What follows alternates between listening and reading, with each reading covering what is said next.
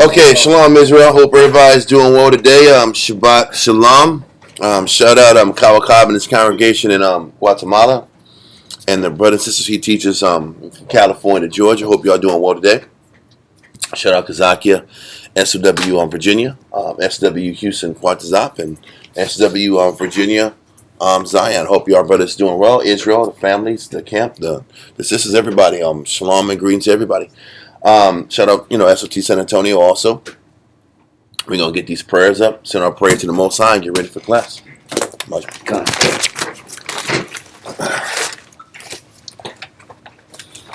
I sent this to him. He'll give us the revisions soon as you can. Barakatay Hawabah Shem Yahshua. Barakatay Hawabah Shem Yahshua. Hahawa. Nothing a war. Zayawam. The water. Aman. Bless you, Yahweh, in the name of Yahweh Shai, that gives to us light this day. Thank you, so be it. Barakatay Hawabah Shem Yahshua. Barakatay Hawabah Shem Yahshua. Hahawa. Nothing Rayak. Nayakacha. The water. Aman. Bless you, Yahweh, in the name of Yahweh Shai, that gives to us the sweet savor and peace. Thank you, so be it. Okay.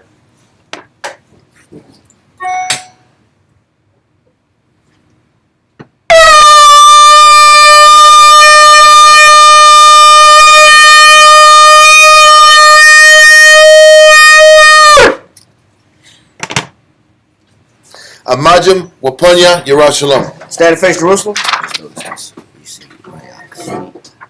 Yeah, I put that in there. Yeah. No, Rayak. Yeah. Rayak. Yeah. Right here, that's sweet savor. That's switched. Right here. See okay. Right there. Yeah. I think I told him that because I underlined that. Oh, okay. I underlined that, and then also 9 o'clock was misspelled. Yeah. There's only 1 o'clock. Yeah. But I'll double check that. Barakatay Hawabah Shem Yahshua. Barakatay Hawabah Shem Yahshua. Hahawa. Nothing Shabbat. Shalom. The water. Aman. Bless you, Yahweh, in the name of Yahweh Shai, that gives to us the Sabbath and peace. Thank you, so be it. Psalms 121. Anasha. Ayanyamya. Ahoya. Ma'aya. Yabu'a. Isaiah. Yabu'a. Ma. Yahweh. Sha'isha. Shemayim. Ra'aratiza. La'a. Yanathan. Lamawat. Regalia. Yala'a. Nawam. Shashamoya. Ana. Yala'a. Nawam. Wala'a. Yashan. Shashamamar. Yasharala, Yahweh, Shemaya, Yahweh, Cezalia, Ayo, Yanyamya, Yad, Hashemash, Yala'a, Hakaya, Bayawam, Wala'a, Halabana, Balayala, Yahweh, Yashemaya, Makol, Rai, Yashemar, Napasha, Yahweh, Yashemar, Kabalakia, Wabu'aya, Ma'itha, Wa'ai, Awalam. Aman. Psalms 121 in English. I will lift up mine eyes into the hills, from whence cometh my help.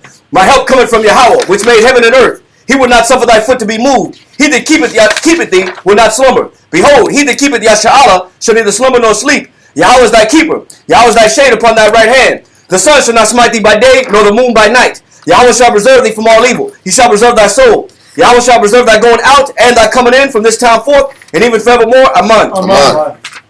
Ooh.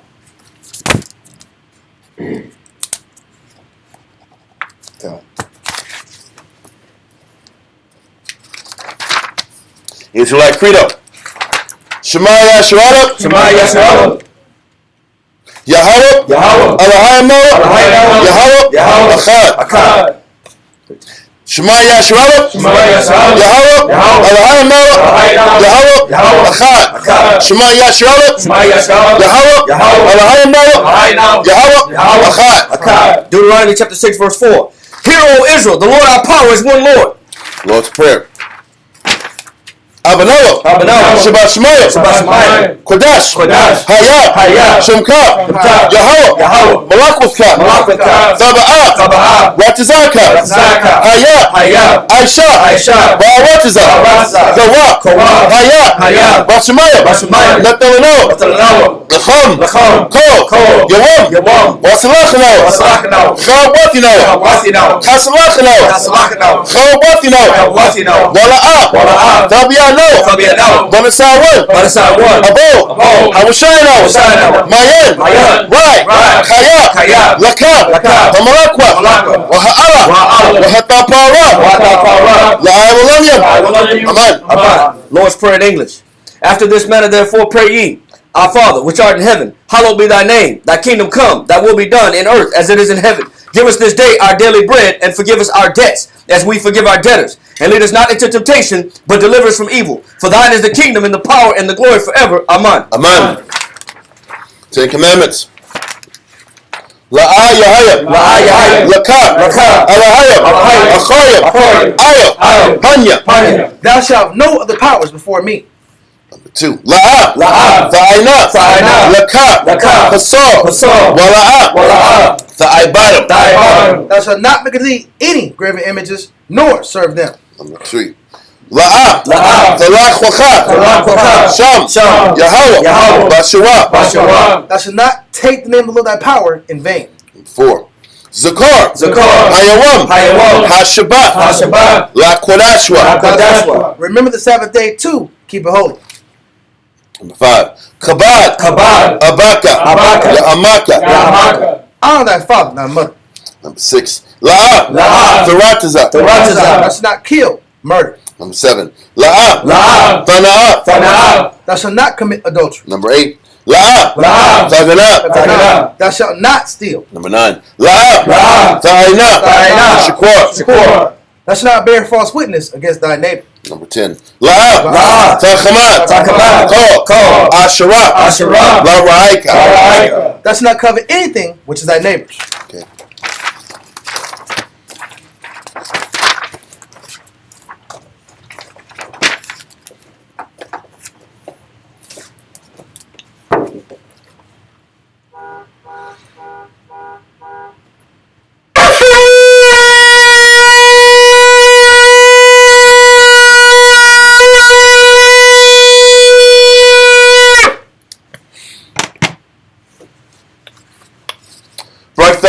Shem Yahshai,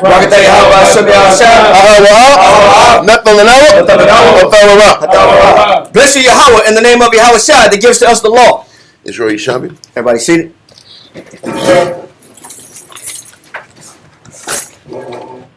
Okay. So, last week we went over. For the last 2 weeks, we've been dealing with all the events leading up to Hanukkah and the restoration of the temple. And a lot of times,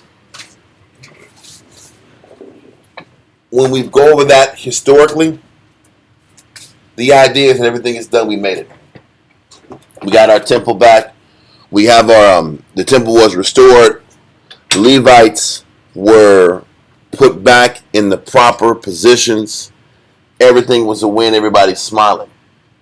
What is not talked about is that even Jerusalem itself wasn't completely removed of negative influences.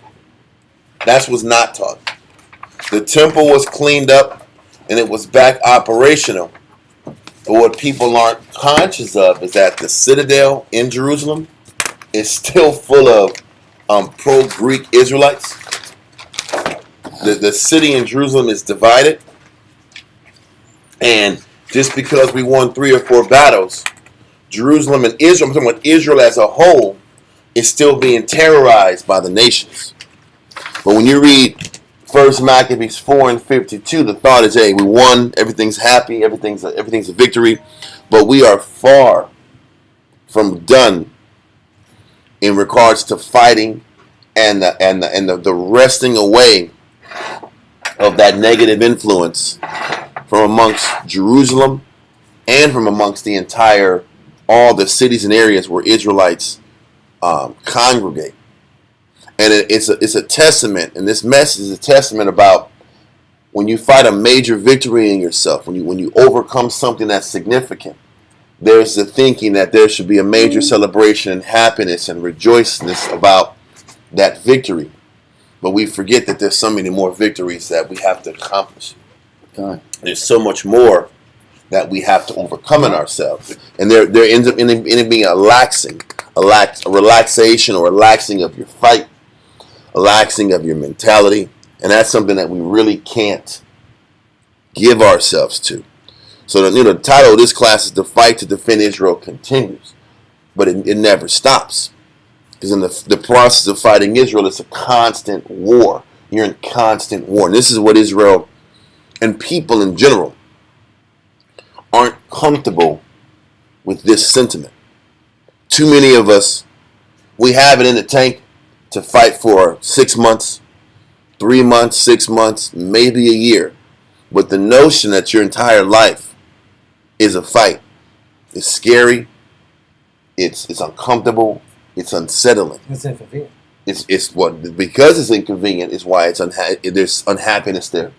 There's a discomfort there, and there could be a possible disparity that comes in your spirit. Yeah. But great men have shown us an example of, hey, for all the sin and all the weakness that the nation had allowed to flow through Jerusalem, the land of Benjamin, and all the outgoing cities amongst Israel, because we allowed this negative and allowed this freedom to fester. Now we have to fight for years to recapture what we've lost. It's kind of like digging yourself into a hole. Similar to debt. But that's the point. But we think, this is what I've noticed amongst Israelites in council, amongst Israelites just every day. We'll sit back here and we'll sin for years. We'll sin for extended periods of time. And then all of a sudden we do good for a month. And we expect the tide to change. And everything to change because we've been good for 2 months. That's true. We still have to fight and break that spirit in us. And that spirit, that fighting spirit, takes years to overcome the level of negative that you've played within your mind. And also the scripture says that the devil leaves for a season. Yep. Meaning he doesn't leave for a permanent period of time. He's not like once you cast out the devil. I can't come back. He's never coming back. The light of Jesus is in this man. Yeah. I can no longer attack him. Yeah, he's impenetrable. That's not true. It said the scripture said the devil leave for a season. That means if you're not on guard, he's gonna come right back in.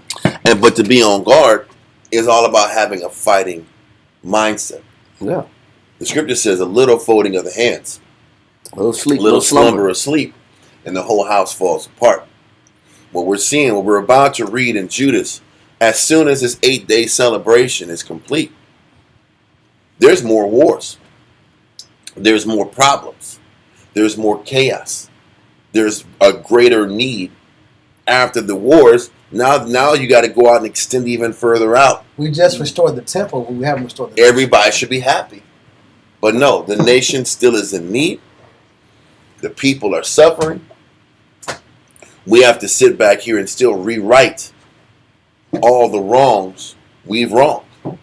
And that's something I don't think we can talk about it on the Judas level, on the Maccabees level, on the Hasmonean level, but I don't think we think about it enough in ourselves.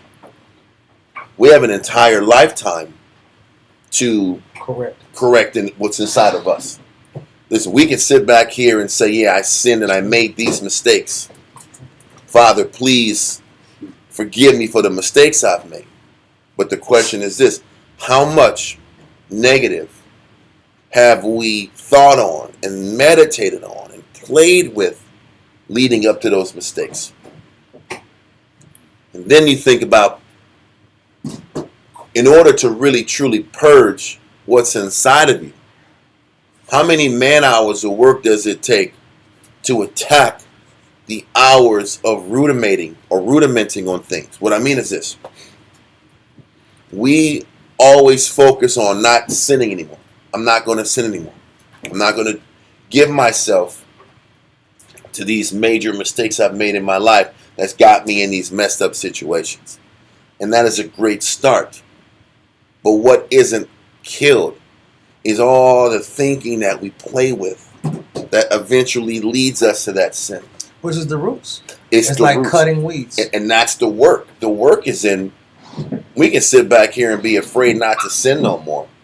But we'll always fall back to it because we don't kill the thoughts.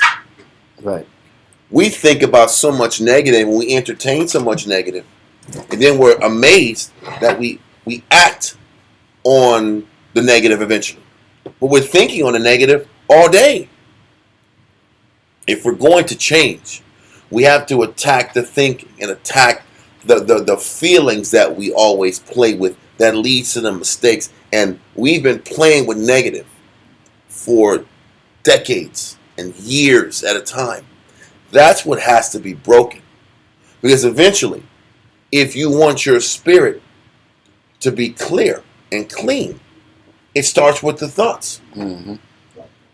We can focus on the mistake and the end result of the playing with negative thoughts. But we have to break the thoughts that keep us going back into these bad habits. Rumination, psychological term.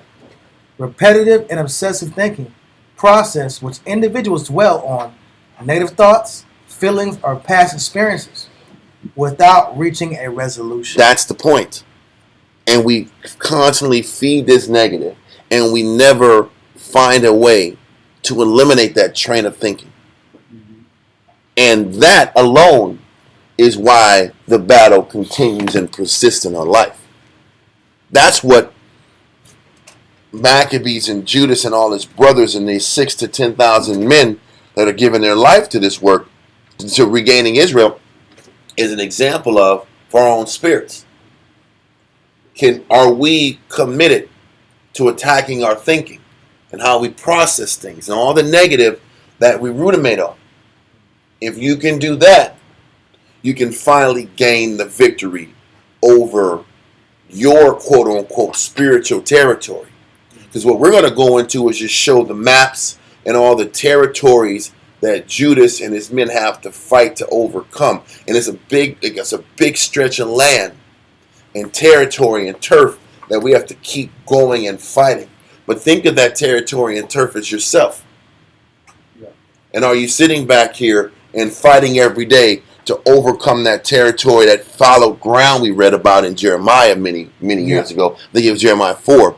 That fallow ground, that ground that's not turned up and cultivated. Mm-hmm.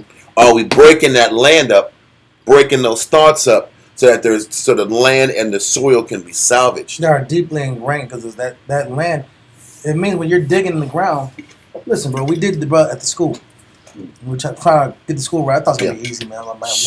Give me layers of dirt. Let's go get some shovels out, and we're gonna go out there and we're gonna dig these trenches out, talking all crazy out. And then you start getting that first layer of dirt, and you just realize, bro, you just scratching the surface, bro. First level was easy. No, the first level, it was easy, but it's that little second layer that's resistant. That's what I'm saying. It's extremely resistant. And you realize you're just scratching dirt. You have to really constantly hit the same spot a whole bunch of times just to get a little deeper. Just to soften it. Just to get deep. Just to get a deep part. And then you have to pull back to try to get a little hole. At least it takes a lot of work just to put a dent in one square. And that was just 2 feet. That was a 2 feet trench. That was what? It was an 18-inch trench. It was 18 inches. Yeah, it was 18 inches. No, it was supposed to be 2 feet. We only went 18. Because it got too. Because that was minimum for regulation. Said it was 18 inches. That was the least you could dig. Is 18. Yeah, they wanted 2 feet. But when you're digging 18 and it's going, how many feet down? We went 70 feet. We did 18 inches. It was supposed to be 24 inches, 70 feet long. Yeah. We ended up doing 18 because it got hard. It was hard, and that was soft soil in comparison to some bad soil. Yeah, that soil was more malleable. It was pretty bad. That's my point. I'm saying you're right. It was hell of a bad, But that's more malleable soil than other soil. Exactly. That's what I'm trying to say. Exactly. And that's how our problems be. Some of our problems be malleable. Yep. And some of them be not so malleable. And you gotta do the same amount of digging. You gotta get the same progress. And if we don't get into the habit of every day attacking what's inside of you, then you're doomed. What can you tell the audience? You said it. I think it was in council yesterday about the person that was like X amount of pounds overweight, and how many years of eating they're ahead. Oh yeah.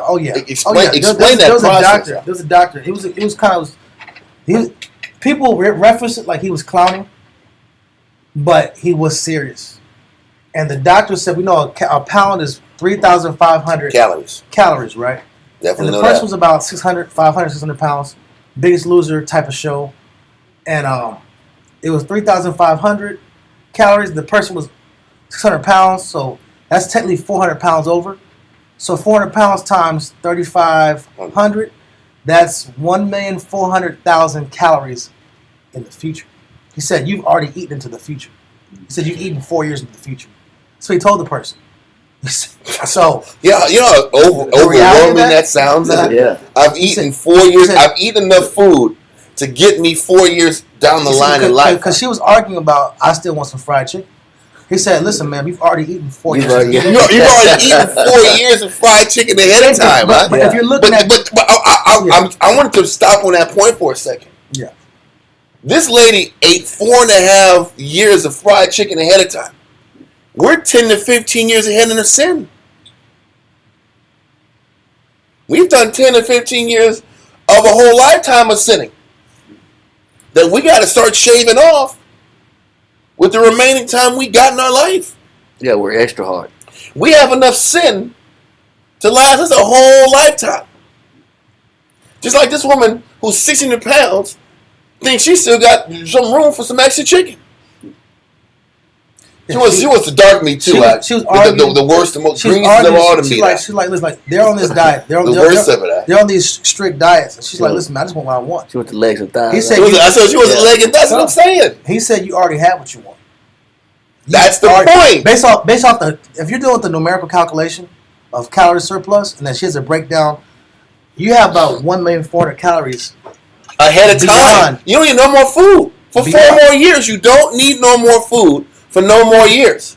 If you're gonna deal with evening out the calories and getting back where she needs to be, that's just to get the baseline. That's just to get to baseline. So a lot of our ingrained negativity, we've hyper fixated, we've indulged to the point where now you might be 5 years behind in your development. You might be 8 years behind in your development. You're 5 or 10 years behind in your negative thinking. We're focusing on I'm gonna stop sinning. Because I was excessive. Our excess has pushed us that much further back. It's no different than debt. I was using debt earlier in the conversation. When you look at debt is, you're sitting here, let's say I'm 18,000 in the hole, but I only make so much per month. If you calculate it, how far are you away from paying off that debt? It might be get paid off in 4 or 5 years. How many years you got to be on the bus and supplement that car note in insurance for bus trips? How many years you got to sit back and save that way? How many years you have to sit back and live on a structured salary to catch up and get back at square one to where now you have to build again? That type of thinking. Yeah. We don't look at in terms of our spiritual deficiencies. Yeah. How much do you owe in arrears for all the sin and all the negative thoughts that you've ruminated on for so many years that you have to shave off? You've already listen for the next 10 years. You can't afford to do more sinning. You can't afford to be doing no more sinning for the next 10 years. All of my sinning coins are gone. I don't have no more sinning coins. Listen, I don't got no more sinning quarters. You know what your sin quarters are? Your family, your liver, your heart, your circulation, your brain health, and your mental perspective. Yeah. Those things, I have burned these things out in the pursuit of whatever I was fighting for. So now if we say we want righteousness, if we say we want the Lord, then are you prepared to fight and deny yourself long enough to make up what you've done in the past. What do you think Paul was talking about? Where he said, listen, man, I'm in debt. I owe Christ everything. I already sat back here and partook in the slaying of prophets. I owe the Most High the rest of my life. Think about this. He was perfect in the law and just followed the Pharisees and the Pharisees killing Stephen. He just held their coats.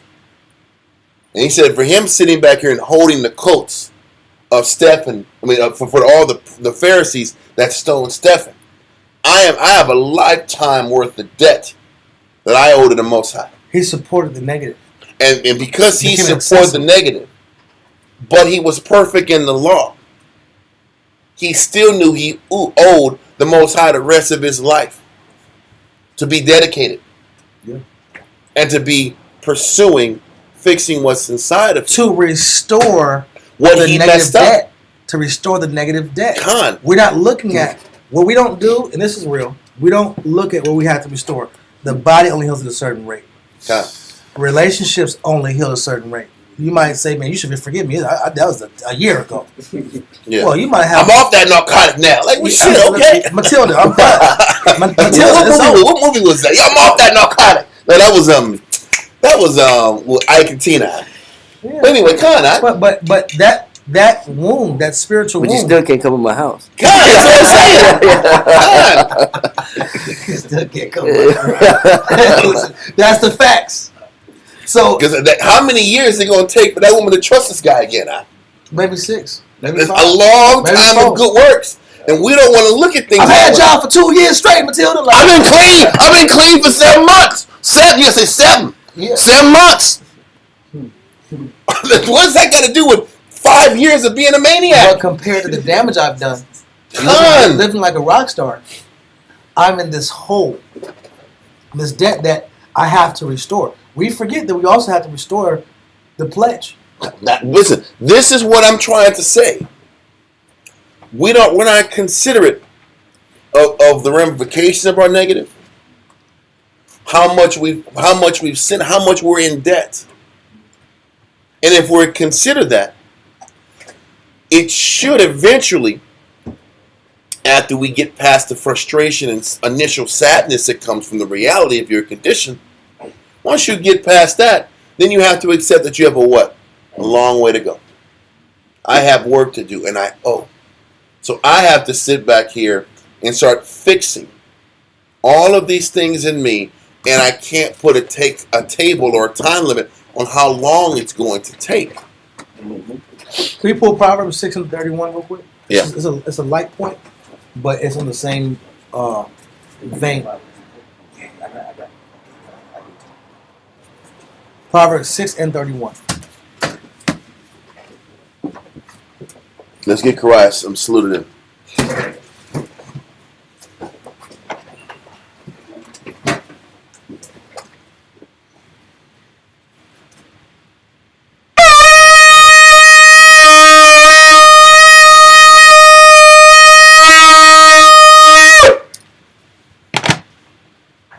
Karaya, Shah Shabbaton, Banashah, Banashala. Kariah, Shah Sabbath, Banashar, Bayashar, Amach.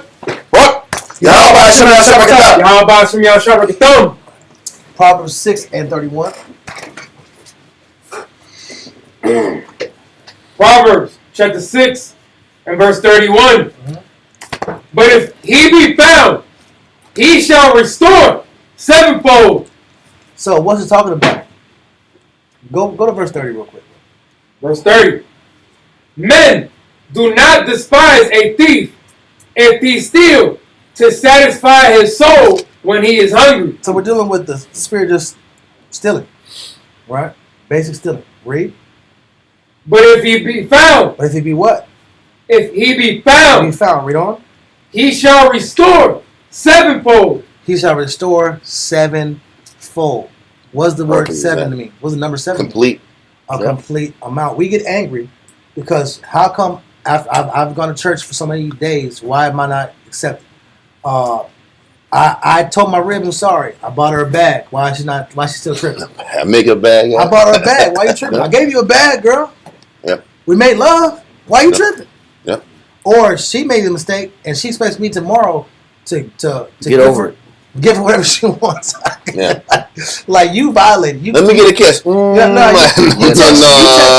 Them lips been somewhere else. You text your ex and you're like, want me to trust you from now on and not look through your phone.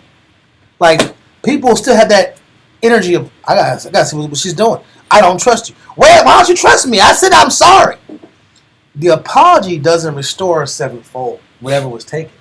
If I took trust, if I took somebody's hope, if I damaged someone, I have to restore the damages sevenfold. That's why when you're in the truth, you might as well get comfortable and make this a lifetime. And we think the Most High is different.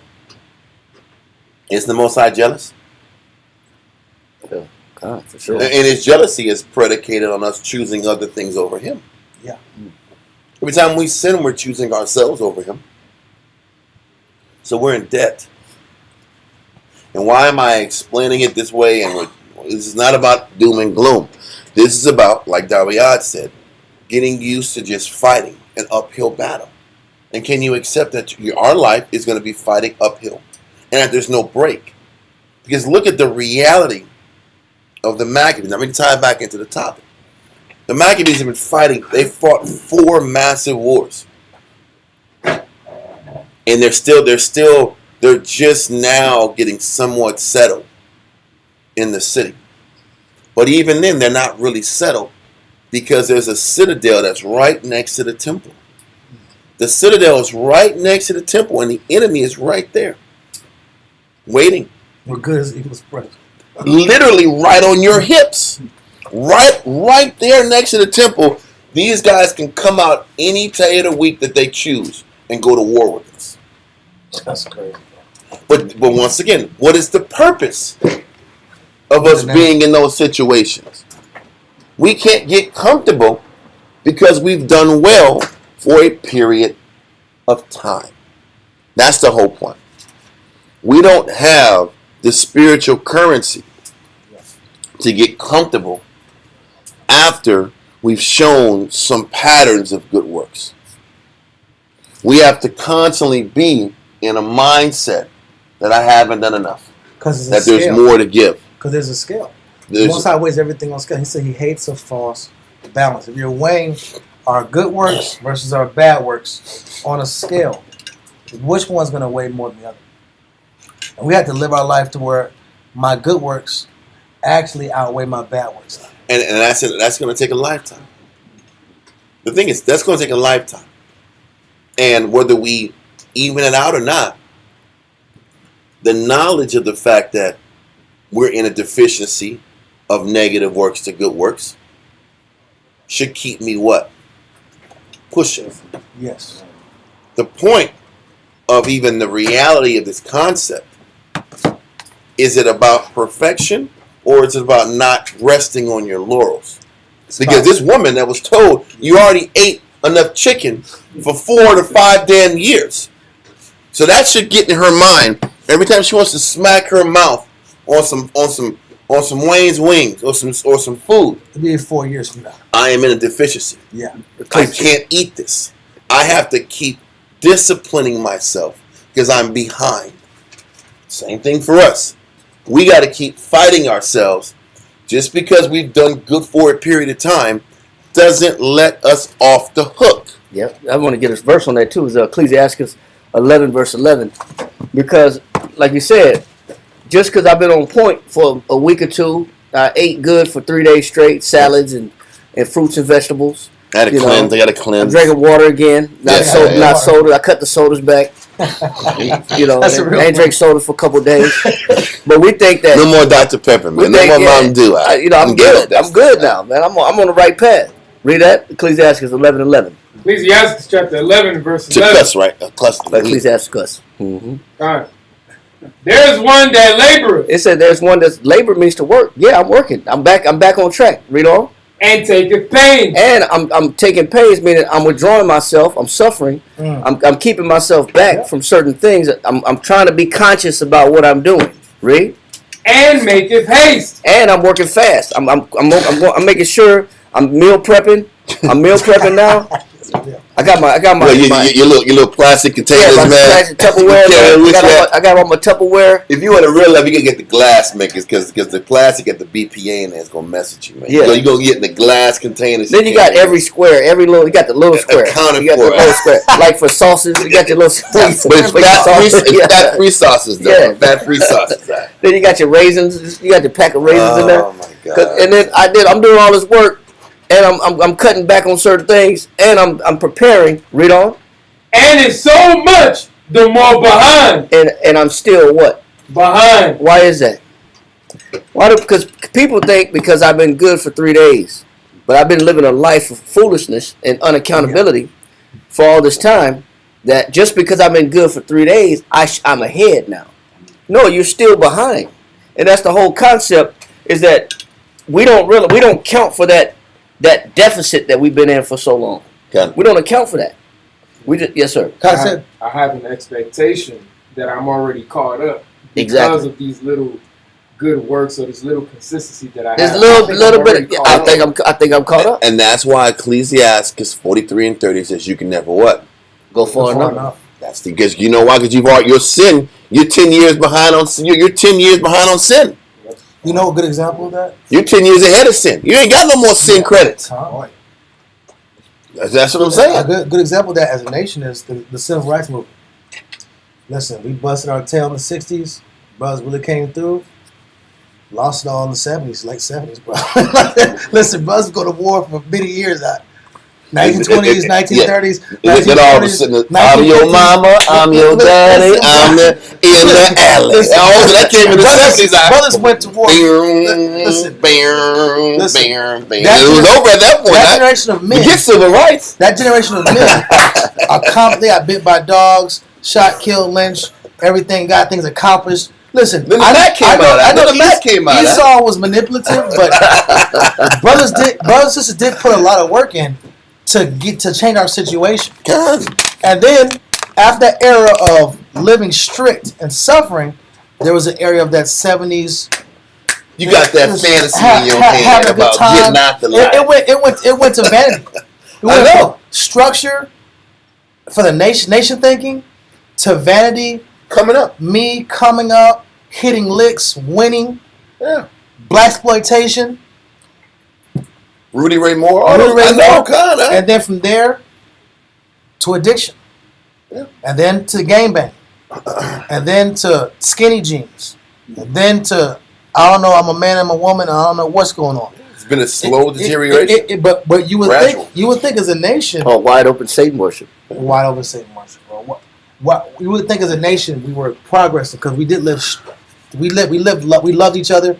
We were spiritual to in a sense. Not maybe we didn't know the laws as much, but we were unified as a nation for a period of time. But look what happened just 5 to 7 years after that. And on your point, this is why it's so hard to bring back the nation now. Because we're sitting back here having to bring back unity that's 50 years removed from us. We're 50 years removed from a nation that actually cares about one another and understands that you got to be selfless as a unit to get where you got to get. As a nation, we're super behind. And on just a nation scenario, this is what Judas and them are facing. We're sitting back here. A lot of our people went to go do them. Now we're suffering as a nation because a lot of us wanted to go Greek. Now we're trying to restore our nation from this Greek mindset, and we're fighting every single day because of it. It's war after war after war after war after war. You would think after we have quote unquote cleaned the temple out, got all the idolatry out of there, it's over. But that's just the beginning. As you keep going down these chapters, it's war after war. The wars don't stop. After Judas dies, there's more wars after that. After all the 4 sons die, it's still a fight to keep everything together. But this is what life is for us. The sister asked a question about don't be righteous over much. Being righteous over much has nothing to do with recognizing that you're at a deficiency with your conduct. Our sins far outweigh our good efforts in righteousness. Then the Most High say our righteousness is as what? Filthy rags.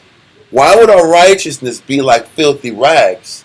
The only reason the Most High would say that is the little times that we try to be inspired to do good don't compare to the times we choose selfishness and hatred and the flesh.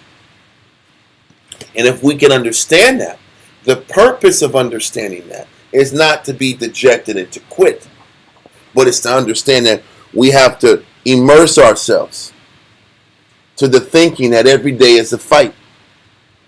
Every day is a fight to break what's inside of you. And if you don't take that mindset of breaking what's inside of you every day, you're going to lax up. And then after you lax up, then what happens after the lax? Then the sin kicks back in. And that is the notion that we have to understand as individuals. And this is what we're about to read in 1 Maccabees chapter 5. So let's get started with that. 1 Maccabees 5 verse 1. All right. 1 Maccabees chapter 5 and verse 1. It says, now, when the nations round about heard that the altar was built. Listen, they heard the altar was built. Hooray. Well, we're sitting back here killing cows and sheep on the altar now. Alcimus, if I'm not mistaken, was made high priest. No, he wasn't. No. The funny thing is, no. Let me take that back. Well, what's not explained here is that Menelaus is still the high priest.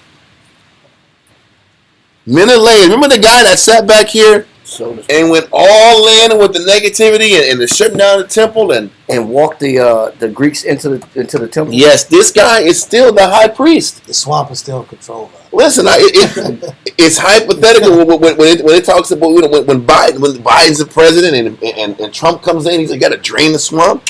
The swamp is full of swamp monsters in there still, huh? Yeah. There's a bunch of creatures from the Black Lagoon that's still in the damn White House. Huh? But it's the same thing in Israel. They just cleaned the temple up, but right next door in the citadel, Menelaus and his goons is still there. The old influence hasn't left. The high priest. Yeah. You think he's showing up to work today? The high priest ain't showing up to work. No. So the city is split in half. That's what we're going to read down the line. I just want to make sure we understand the background. All we think about when we're reading 1 Maccabees 4 is we got that temple. We are united. But were we really united? We weren't. Not as a whole. Not as a nation. A small group of faithful men held it down, and the Most High gave us a temporary reward so that we would understand that there's more to do. So now the temple is restored. Pork isn't offered on the temple, on the altar. But there's still, the city is in chaos.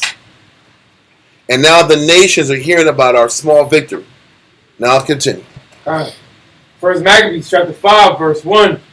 Now, when the nations round about heard that the altar was built and the sanctuary renewed as before, it displeased them very much. Because the nations understand the best way to keep the Jew broken is to get them on the same chase as we're chasing. That's how you break the Jew. Get them pushing the same pursuits as we're pursuing. And you'll keep them broken. Because Israel's too impressionable. All throughout the scriptures, we're like that 13-year-old, 14-year-old child. Yep. And whatever people are doing around us, it's monkey see, monkey do is what your parents should say. I want to try that. I want to experience that. Who's heard monkey see, monkey do? Monkey see, monkey do. Because that's what we do. We're jealous and envious of the wicked. Yep. We want to be like them. That's how you break the Jew. And the way you break the Jew is give a handful of Jews success and prosperity. That's how you break them. Yeah. Give Shaq some money out. Let this nigga push Papa John's. I can make this nigga get all this bread out. give a handful of cats some bread, I did it, so why can't you do it? and then everybody wants to be like them. Yeah. That's how you break them. Because the more they pursue that, then they're not pursuing the Heavenly Father. Because our strength is in serving the Most High. We're more about keeping up with the Joneses than pursuing the Father. So the nations see that we are By nature. reestablishing our strength and our culture. Mhm. They're displeased about it. So let's continue. Verse 2. Wherefore they thought to destroy the generation of Jacob that was among them. And thereupon they began to slay and destroy the people. So now they're like, listen, okay, you got this handful of Jews that are strong, and they're centralized in the mountains, and they're centralized now in Jerusalem. But there's a lot of Jews all around the territories surrounding Jerusalem and the mountains. Let's start ramping up the pressure all around the regions around Jerusalem and the mountain areas and those small little cities that they have control over. Let's put pressure on them and start terrorizing them. Let's start trying to kill them. Okay? Now hold this. Go to 1 Kings chapter 5, verse 3.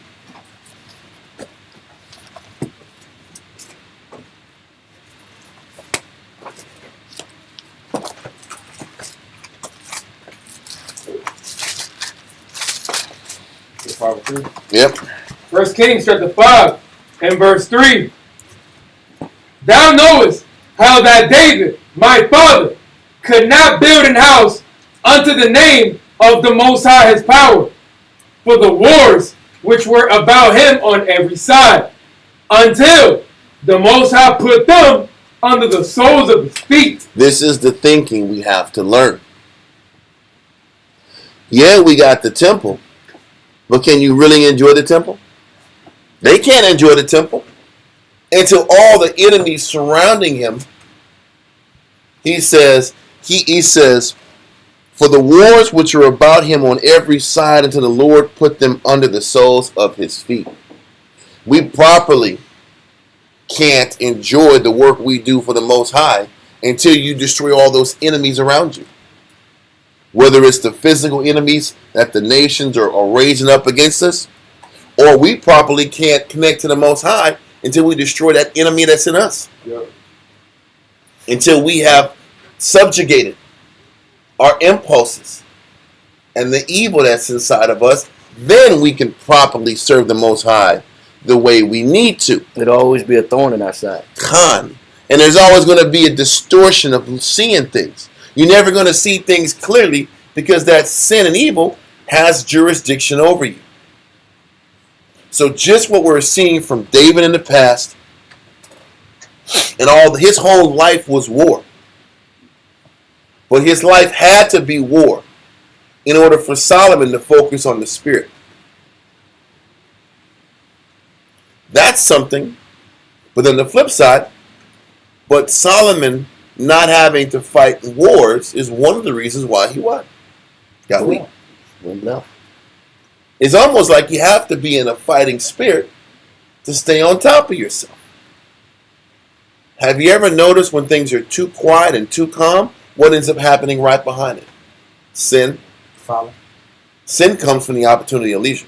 Listen, Scripture says learning comes from leisure. So what also comes with leisure? Sin. Yeah, when David Tarried. He tarried at home, and he didn't go to war with the rest of his men like he always did. Yeah, it says like he was accustomed to do. Now he stayed wear back, his bathrobe, yeah. his letter D bathrobe.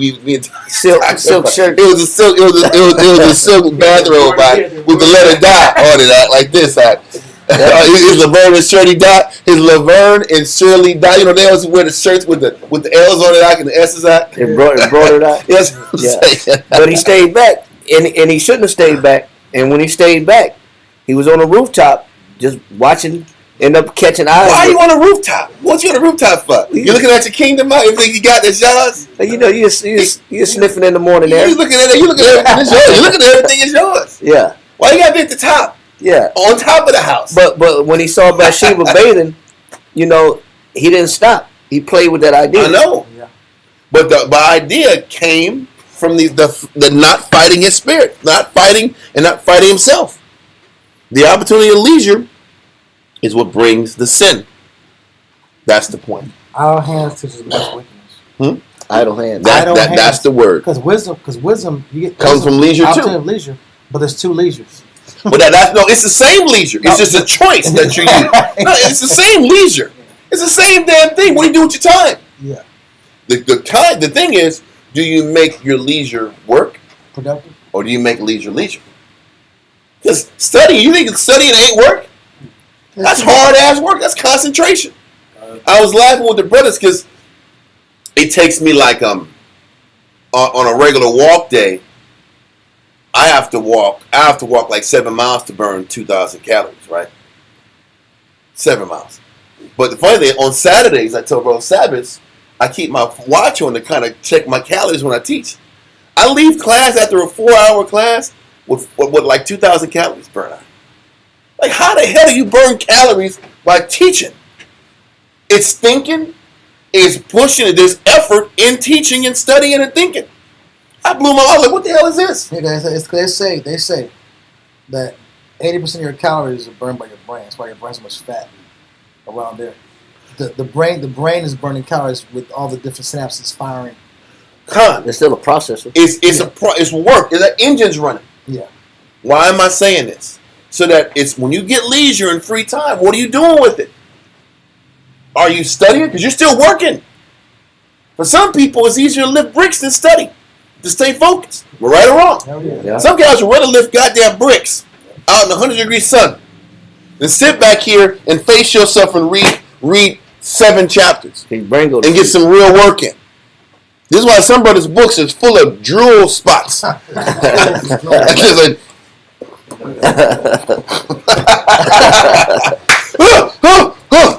gotta go to sleep. I'm tired all of a sudden. What happened? For a long day. It's that sleepy mind that happened. So what are you doing with?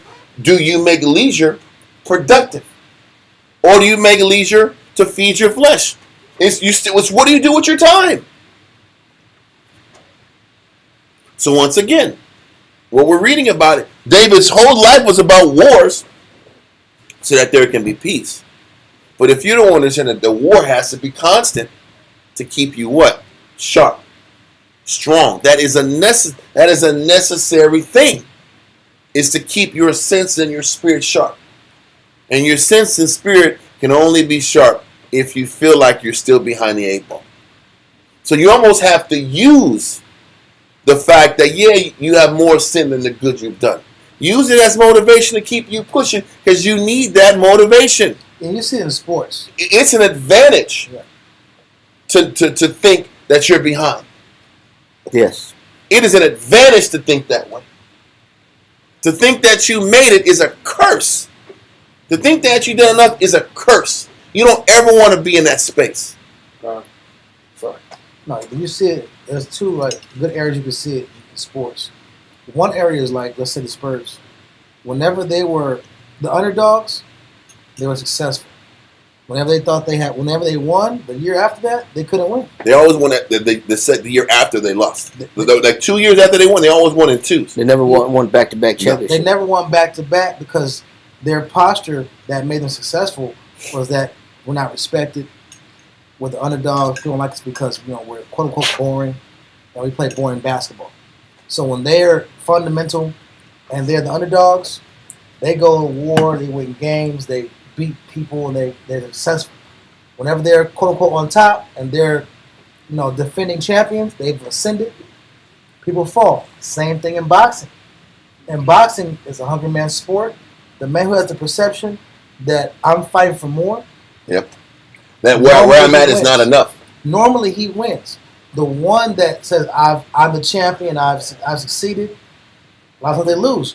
One thing about Mayweather, what he said was, it must not be for the money, because I got money and I'm still grinding like every single day, like I never left. He don't drink, he don't smoke. He gets up at 3 a.m. and runs 5 miles at 3 a.m. Yes. He's in the cryo machine at 4 o'clock in the morning, 5 o'clock in the morning. He's in that cryo machine. But it's this discipline that keeps him sharp. Well, what fuels the discipline? What fuels discipline? The mentality I've won, I succeeded. Or what does the scripture say? I'm behind. What does the scripture say? Love. The only thing that can neutralize the thought that I'm behind is love. Because the thing is this, the problem is because we don't love doing this enough, you have to have fear to motivate you. That's true. Scripture says, we shouldn't fear the Most High, but love Him. True. But what if you don't love Him? Then you gotta what? There you go. It's not like fear is wrong. Fear is just used because you don't have it in you to fight and love doing what you do. I just want to go to hell. So you still, well, there you go. That's a great motivation. I don't want to go to hell. Then you know what? Maybe that'll get you off your ass and study the Bible. The idea that I haven't done enough. Because what are we saying? Me having not done enough makes me think that I'm in danger of not making it. Which is true. And that should keep you going. Now you use that until you love doing it whether you gain or not. Then you don't need the other side. We're all susceptible. Scripture calls Most High calls Israel a backsliding heifer. That's a common term of expression the Most High uses for Israel. And on your point, Luke chapter 7 verse 47, on that it's a great point you just made about your love should be the driving force behind how you look at yourself. Read that. Luke chapter 7 and verse 47. Wherefore I say unto thee, her sins, which are many. It says this woman had many sins. Read. Her sins, which are many, are forgiven. It says, her sins, which are many, are what? Are forgiven. Why is this woman that got a whole lot of sins, why is her many sins forgiven? Read. For she loved much. Because she what? She loved much. What made Christ said this woman who has a multitude of sins are forgiven for all of them? For she loved much. Because look how much love that she showed Christ in retrospect, or to counter the fact that she made so many mistakes. Her love proved that she wanted to change. Her love showed that she wanted to be different. Her love that she showed Christ was the evidence that she didn't want to be the same person. Yeah. And he said because she loved much, even though she has a whole lot of sins in her history, in her life, Christ said, I'm going to forgive all of them because I'm looking at how much love she got. Read. Says, but to whom little is forgiven. It says, but for those that know who aren't forgiven for their multitude of sins, because we all got many sins. Read on. But to whom little is forgiven, the same loveth little. And he says the same loveth what? Little. So for those people that have a little amount of love for Christ, then they better supplement that with fear. Mm-hmm. Those are the guys that need the fear because they don't got a lot of love. So those are the guys that got to live with the doom and gloom on the seat of their pants and on the verge of failure every day. Like if I don't do this, I'm not going to eat today. Yep. If I don't do this, hey, I ain't got no place to stay today. Yep. If I don't do this, then all hell's going to break loose. Those are the people that have to live in fear because they don't have enough love. But if you got enough love, then it gives you mercy. It'll give you mercy. But if you have enough love, you'll have a willingness to fight what's inside of you more too. Exactly. Yeah. And your love will be a driving force to change. Because it's all about motivation. Love will get you to fix things that fear won't be able to do it. Love is a greater motivation than fear. Right, because fear will just say, I'm not going to do this. But love will say, man, I'm going to do this because it's the right thing to do. This brother needs it. This sister needs it. This circumstance needs it. So I'm going to choose this circumstance or what this person needs over what I want. Would it be fair to say that fear would be temporary? Love would be more permanent? Well, it depends on the person. Listen, fear should lead you to love. And because even the fear, the experience, it depends on how traumatic the experience is. You know, if the experience is very traumatic, and you say to yourself, I ain't never going down that path again. I'm not doing that no more. Then if it's that much trauma associated with it, then you may not do it again. But you shouldn't have did it anyway if you really love what you love the Most High in Christ. Yeah. You wouldn't have did it anyway. Yeah. So It's let's like a preservation. It'll preserve you. Yeah. Yes, sir. I was gonna say too, the scripture says charity never fails. So if you got love, that love won't never fail because it just shows how much love you have for what you do. It won't fail others. It won't fail the Most High. It won't fail you. You won't let yourself because down. it still deals with the reason behind it. The It kind of intention. ties into the class we had on Monday about your reason for counseling, your reason for dealing with a person, your reason for going at the person, reason for correction, reason for teaching. What are you trying to extract out of this person when you're dealing with this person? He's looking at your why, and people can't see your why, but the Most High sees your why, and you're judged off of your why. So let's tie back in First Maccabees. So we understand in 1 Kings 5 that David had wars on every side, and it was constant. But that was necessary to reestablish the nation. I'm going to show you a real quick picture of Do I have it? I don't think I have it. I tried to have it. I couldn't find. The image wasn't coming out properly. I want to show an image of King David. Not King David, but the land that we had when King David was in power. We had a large space of land when King David ran it. And let me see. No, that's not the one. That's not the one. We'll get to it later. So let's go back to 1 Maccabees 5 and verse 3 now. God. First Maccabees chapter 5 and verse 3. So what's happening is these nations are attacking Israel in different cities and sections of the nation. And because these nations are attacking us, it's going to pull Judas and his brothers and his people into all different directions to defend these people. Read on. First Maccabees chapter 5 verse 3. Then Judas fought against the children of Esau in Idumea at Arabatim because they besieged Israel. He says, now Judas fought against the children of Esau in Idumea at Arabatim because they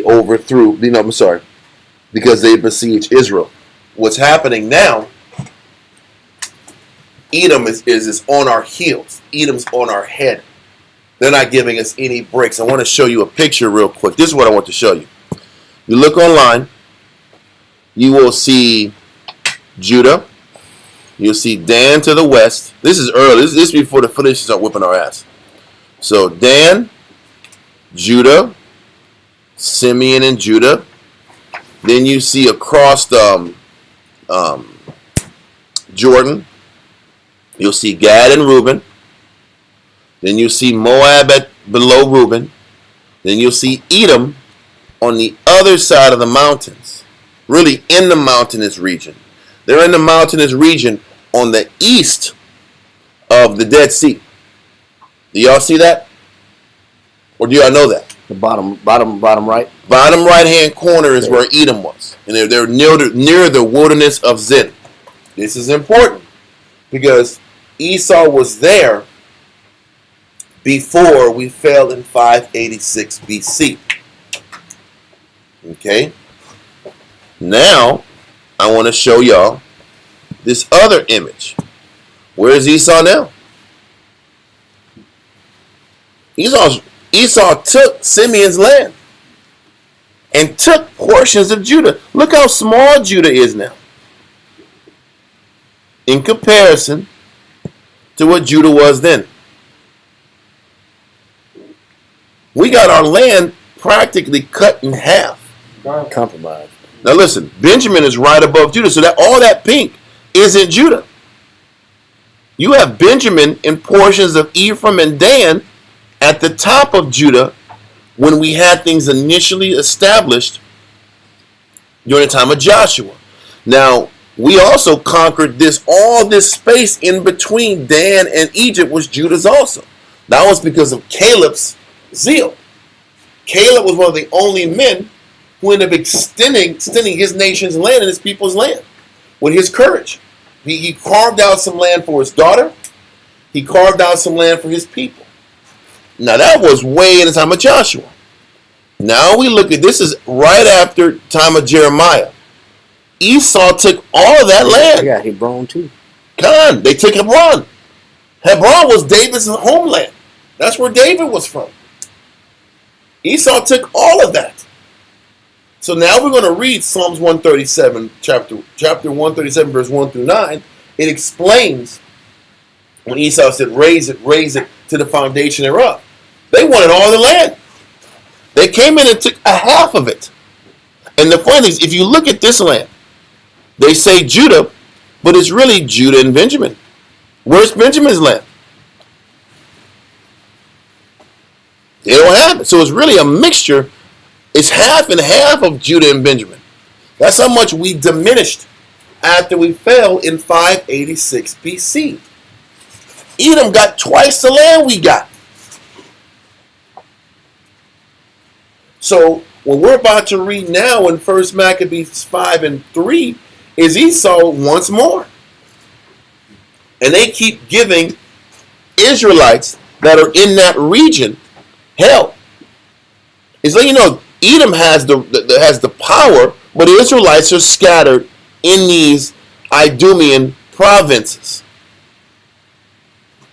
Does that make sense? Because I know for me, I'm like, how the hell did Edom migrate from here, being a nomadic small nation of people, to taking all this territory? In 400 years. Shit, less than that. Oh yeah, 400 years. They took all that. They left from that desert place and went right over here and took half of our land. And they started imposing their pressure even on the Philistines. They took Philistine lands too. Because the Philistines had 5 major cities. I think they might have took one of them. They have Ashdod, Ashkelon, Gaza. They had 5 during the time of David. Now they only have 3 major cities. Anyway, with that being the case, let's go to Psalms chapter 137. And after this cry, you get head up. Right. Psalms chapter 137 and verse 7. No, verse 1 through 7. Oh, 1 through 7. Kind. Psalms chapter 137 and verse 1. By the rivers of Babylon, there we sat down. Yea, we wept when we remembered Zion. We hanged our harps upon the willows in the midst thereof. For there they that carried us away captive required of us a song. That was the Babylonians. They made us sing as we was in chains, walking from Babylon all the way to, walking from Israel to Babylon. Read on. And they that wasted us required of us mirth, saying, sing us one of the songs of Zion. Obviously, we were known for singing songs, known for our joyous music, even back then. Just like when Esau sat back here when they was captain over us, they wanted to sing our songs to them. It's the same thing. Read on. For there, they that carried us away captive required of us a song. You got that. Go to verse 4.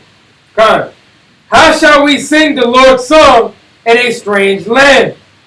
If I forget thee, O Jerusalem, let my right hand forget her cunning. If I do not remember thee, let my tongue cleave to the roof of my mouth. I'm going to say this. Read verse 5 again. Verse 5. If I forget thee, O Jerusalem, let my right hand forget her cunning. Mm-hmm. If I do not remember thee, let my tongue cleave to the roof of my mouth. If I prefer not Jerusalem above my chief joy. So David even understood that Israel has to be his chief priority. His nation has to be his chief priority over himself. Jerusalem's got to be the chief joy. Read on. Not you. Not what you want out the deal. Read on. Verse 7. Remember, O Lord, the children of Edom in the day of Jerusalem, who said, raise it, even to the foundation thereof. Listen, Esau wanted it destroyed and completely abandoned so they can take all the land. That's why they wanted it raised. But what they did, they didn't get it all destroyed, but they got a massive land grab. They got a massive land grab after we fell in 586 BC. They had part of Simeon's land and Judah's fertile land because of our sin. Now we have our enemies closer and closer compacted on top of us with no break. We have Samaria right above us, which hates our guts. We have Judah right below us that hates our guts. We have Ammon and Gilead, which is still controlled by those certain same Ammonites. They hate our guts. Maybe Gilead might have a little bit of a mixture and blend of people. Galilee, they hate our guts in that land. But there's also Israelites scattered all throughout this space.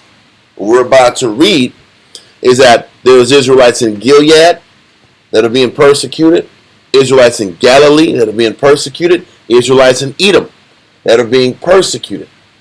So now Judah's got to sit back here with his men and get spread thin all around the different parts of the country to defend Israelites that are in a land that's not theirs,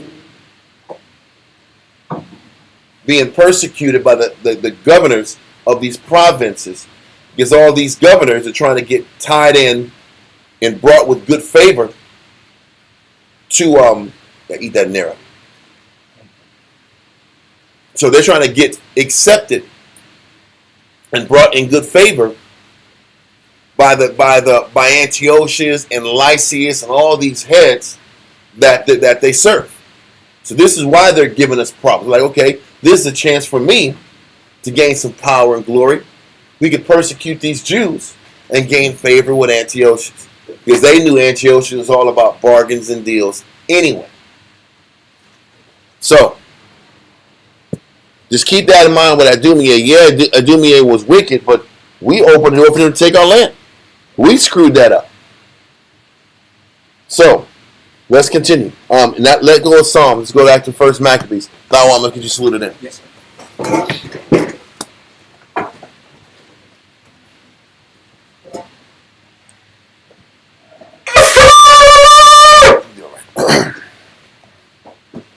Too much here.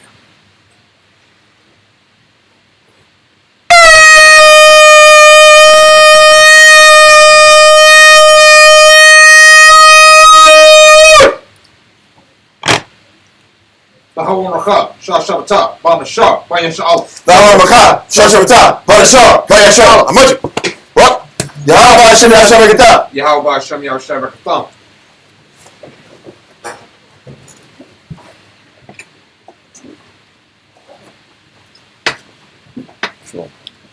Okay, let's read that. We're on verse. Matter of fact, hold that. We're going to go to 2 Maccabees real quick.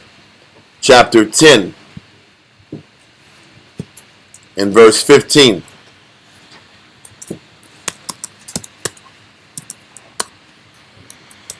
Verse 15 to 18. This deals with Judas and them fighting these Idumeans. 2 Maccabees chapter 10 and verse 15. And therewithal the Idumeans, having gotten into their hands the most commodious holds, kept the Jews occupied, and receiving those that were banished from Jerusalem, they went about to nourish war. So listen, this is what's happening. The Idumeans were, can I get that mark when you get a chance? The Idumeans, you do know. The Idumeans were receiving in all the Jews that got banished for them being what? Wicked, negative, and separatists. And they used them as tools to sit back and fight against us. Read verse 15 again. Verse 15. And therewithal the Idumeans, having gotten into their hand the most commodious holds. Meaning commodious holds, lands, and areas and territory that we should be having. So they have these strongholds, and they're using Jews that are occupied, that got kicked out of Jerusalem, and use them to help fight against us.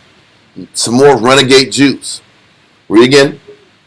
Verse 15. And therewithal the Idumeans, having gotten into their hands the most commodious holds, kept the Jews occupied, and receiving those that were banished from Jerusalem. They received those that were banished from Jerusalem. Who was being banished from Jerusalem? The sellouts. The sellouts, the pro-Greeks, everybody that was pissed off about Judas putting things back in order. They were going straight to Idumea, straight below, right below where Judah is. Show that picture again. So they're literally enemies right at our footsteps. And if you sit back here and look at a lot of the wars, there's this. Idumea is right below us, and a lot of the wars were right at the border in Bethshura. A lot of the wars was right there. Was like 2 or 3 major wars right below us in Idumea. So that location was a significant spot where we constantly fought with these people. And I'll explain that. We already read about Bethshura, but it happened again in that same place. So we're constantly fighting in Idumea, that region. And for those of y'all who don't know, as we've been reading, the Greek soldiers, they go through, matter of fact, let me show you real quick. The Greeks, when they come to fight us, every time they fight us, they go along the Via Maris. The Via Maris is like the King's Highway, or the road that was there for many years. And they go along Tyre and Zidon, and they go up under through Idumea, and they attack Judea from the south, because the south was a weak spot for us. And everybody knew it, but that was a spot where we were vulnerable, and they kept bringing all their tens and thousands of men from the south coming upward towards us. So in a situation with Idumea, we got renegade Israelites, sellout Jews, locking in and doing deals with these Idumeans, and they're using them to nourish war. So read verse 15 one more time. Verse 15. And therewithal the Idumeans, having gotten into their hands the most commodious holds, kept the Jews occupied, and receiving those that were banished from Jerusalem, they went about to nourish war. And this is what's happening. Read on. Then they that were with Maccabeus made supplication, and besought the Most High that he would be their helper. And so they ran with violence upon the strongholds of the Idumeans, and assaulting them strongly, they won the holds, and kept off all that fought upon the wall, and slew all that fell into their hands, and killed no fewer than 20,000. And because certain who were no less than the 9,000 were fled together into 2 very strong castles, having all manner of things convenient to sustain the siege. Hold that. So those verses just explain that we were going down into Idumea, fighting Idumeans because they were constantly causing us trouble. So we had a split Jerusalem, even though the temple was set up. You had Edom from the bottom that's constantly starting wars. You have the handful of renegade Jews that were kicked out of Jerusalem, that they were able to do that. They came and they're part of Edom's forces to fight us from the south. There's no rest. Then you're going to read about more wars and fights spread all throughout the kingdom. Okay? So let's get back to Maccabees. First Maccabees 5 and verse 4 now. First Maccabees. Read verse 3 again, then verse 4. First Maccabees chapter 5 and verse 3. Then Judas fought against the children of Esau in Idumea at Arabatim, because they besieged Israel, and he gave them a great overthrow, and abate their courage, and took their spoil. So this verse 3, can you get a pen real quick? Is connected to 2 Maccabees chapter 10. Chapter 10, 15 through 18. Yes. It doesn't give a lot in this verse, but you got to kind of dig in other parts to kind of get the clarification. So now let's read verse 4. Verse 4.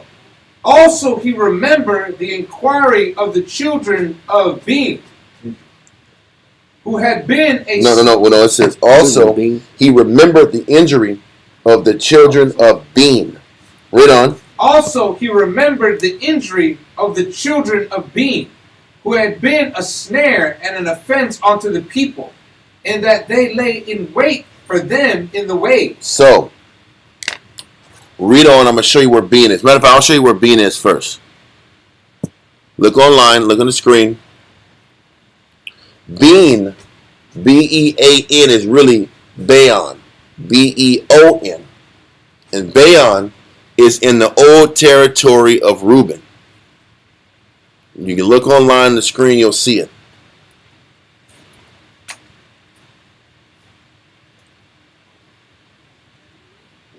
Give me 1 second. I gotta check this real quick.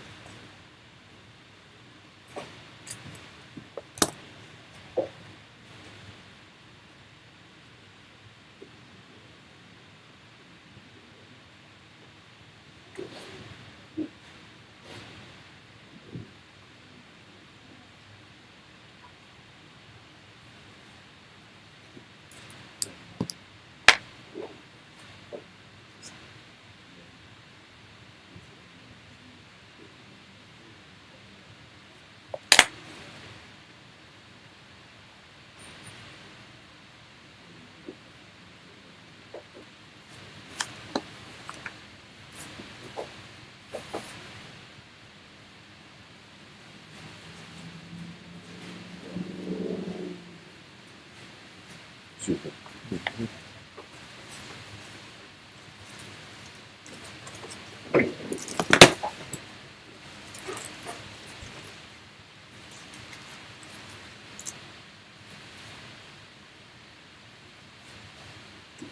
Okay. Sorry. So, do you see it on the screen? You'll see Reuben, you'll see Adaroth, then you see Beon. So in this region, it's still what this proves. What we're about to go into now, what this proves, there's a lot of Israelites still in our Reubenite areas and Gadite areas. Israelites still scattered everywhere. So read verse 4 again. 1 Maccabees chapter 5 and verse 4. Also he remembered the injury of the children of Bean, who had been a snare and an offense unto the people, in that they lay in wait for them in the way. So he's like the people, the nations that have now taken over this region of Reuben. So we see it's old Reuben. It's right next to the Dead Sea. Now we go look at where it is now. That's Moab. Moab is taking that region that was once ours, which was once Reuben's, and they're attacking, and they're giving Israelites that are living in Moab problems. Okay? Do y'all see the correlation with the mapping? I'm going to go back again. Beon and Gilead is right next to the Dead Sea, to the right of it, and it's ancient Reubenite territory. That means all Reuben never left. Not everybody left. Oops, that's not the right one I want. Now we look at Idumea, or not Idumea, and Moab. Moab is where Beon used to be. Okay? So what's happening is the people, Israelites that lived in Beon, were being attacked and terrorized by Moab and the nations that didn't like us in that region. We had enemies everywhere we went. Okay? Let's read verse 5. Verse 5.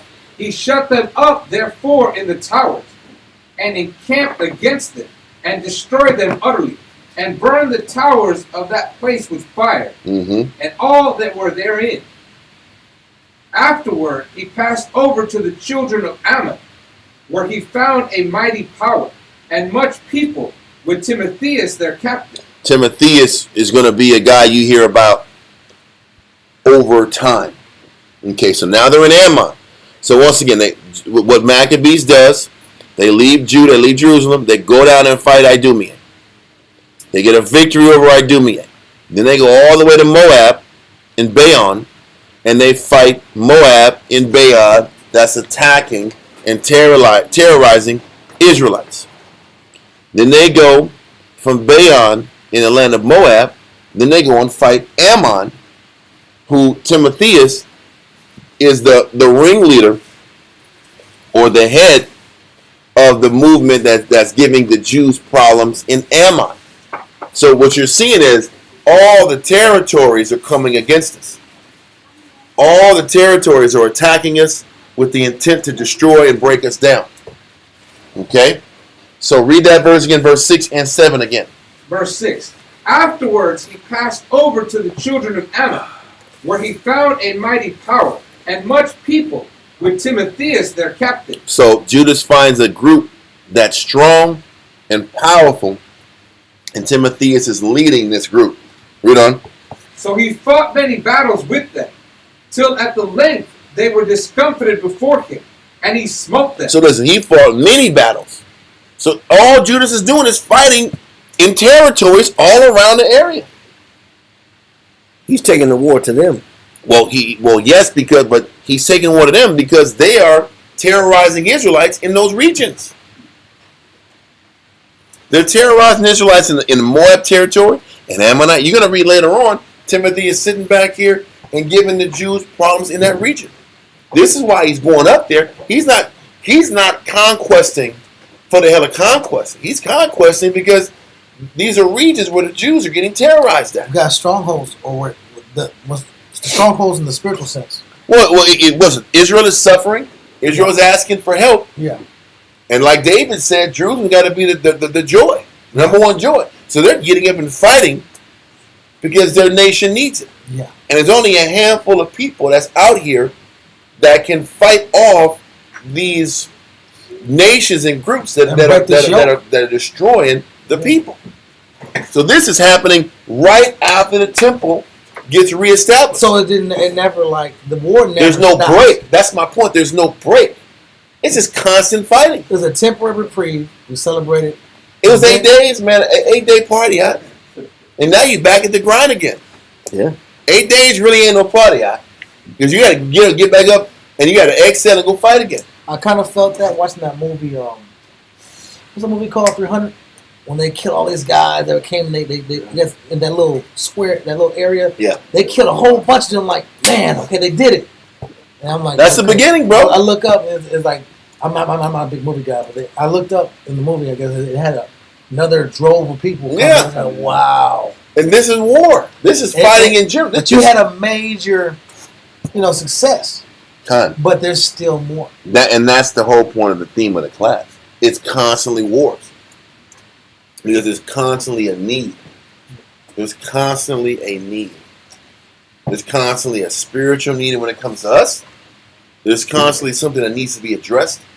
Constantly something that needs to get fixed in yourself. But just like there's always a need in the spirit or in physical to save the people. There's always going to be a need, and can you accept that constant pull that the Most High puts on us? Like the scriptures wanted to pull earlier about the love. She loved much. You got to have love to keep this type of exhaustion, intensity, and exertion going. Because you got to keep giving and keep coming out of yourself. So whether you're Judas who's sitting back here and going to war every week, it's easy to say I fought enough. Where's my treasure? Because at there was no treasure. The only treasure, you know what the treasure was? The temple was restored. That was the victory. But the common man, the common thinker. Yeah, but how much? Listen, the thing is this, and it was, if whoever you beat, you did get the booty afterwards. You got the gold and whatever. Well, you can't enjoy it. Can't enjoy it because you put it on the line next week. You got to put it on the line the week after that. Can you really sit back and enjoy the spoils of the wars?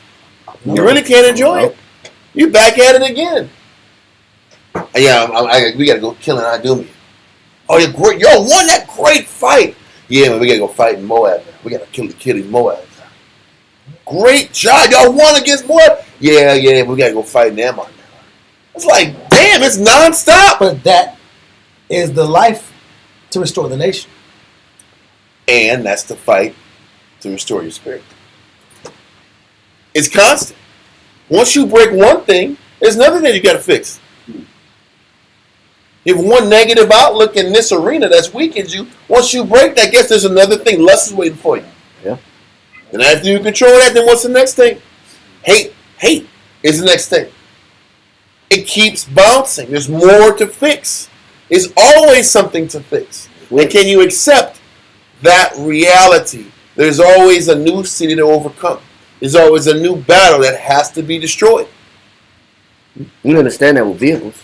Yeah. Just because you change the oil don't mean that the car's good.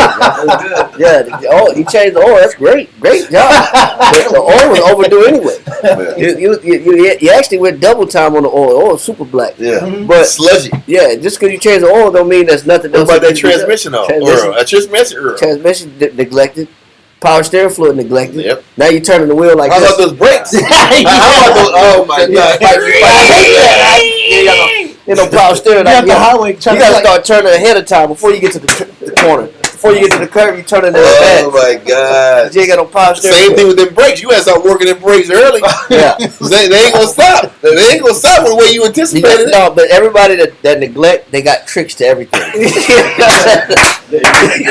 You gotta start It's like playing. you gotta put that brake. It's like doing this. Like, why is the car doing this when you stop it? Yeah. Why is it doing this? Why is it moving like your whole this? body- put your whole body- Yeah. That is not natural. You gotta shake it like this, huh? You gotta pump the brakes to pump the brake. You know what I'm saying? You gotta start pumping the brake in advance. You gotta prime it.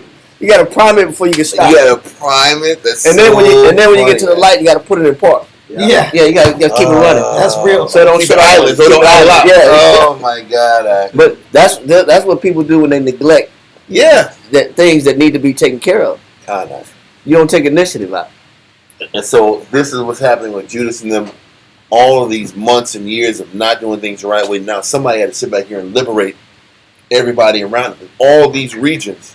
There's Israelite there. There's Israelite there, and they're being exploited and they're being taken advantage of. And somebody has to step up and inconvenience themselves so that the rest of the people can be taken care of. It's a non-stop fight. Low. Yeah, there we go. We're just in First Maccabees 4. There's a lot more Maccabees to read. And there's all wars. And then when it stops, there's still more wars after that. We're in First Maccabees. We got to 15, 16. It's all fighting. We had 12 more chapters of fighting. And they're lengthy chapters. These are like 60 verses per. Now it wants to be sick. Anyway, I'm just trying to set the tone for what we're dealing with so there's no confusion. So, where are we at in the verses? We have just finished 7. Okay, let's get verse 8, sir. First Maccabees chapter 5 and verse 8. And when he had taken Jazar with the towns belonging thereto, he returned unto Judea. Jazar is still in that region. Let me see. Let me find that page. Jazar is right there. Okay, they took Jazar, and Jazar is, you see Gilead in the red, it's on east of Jordan. Then you'll see Bostra, which we're going to read about later, Pella, Gerasa, and Jesser. So they're saying we're working our way up. We read earlier that we took over Beon. Beon is below Jessar. Beon is to the right of the Dead Sea. We work our way up. Jezer is in the land of Ammon. And we're going to read later on this chapter. Then he starts to go up in Gilead. And he does major battles up in Gilead. But before he gets to Gilead, he takes out Jezer because it was Israelites being manhandled and mistreated there. He was down in Beon. So after he takes Jezreel, he goes back home to Jerusalem. Just kind of setting the tone for how much consistent fighting he's enduring throughout this process. So he clears out the east of Jordan in Jezreel. Now let's get verse 9. Verse 9.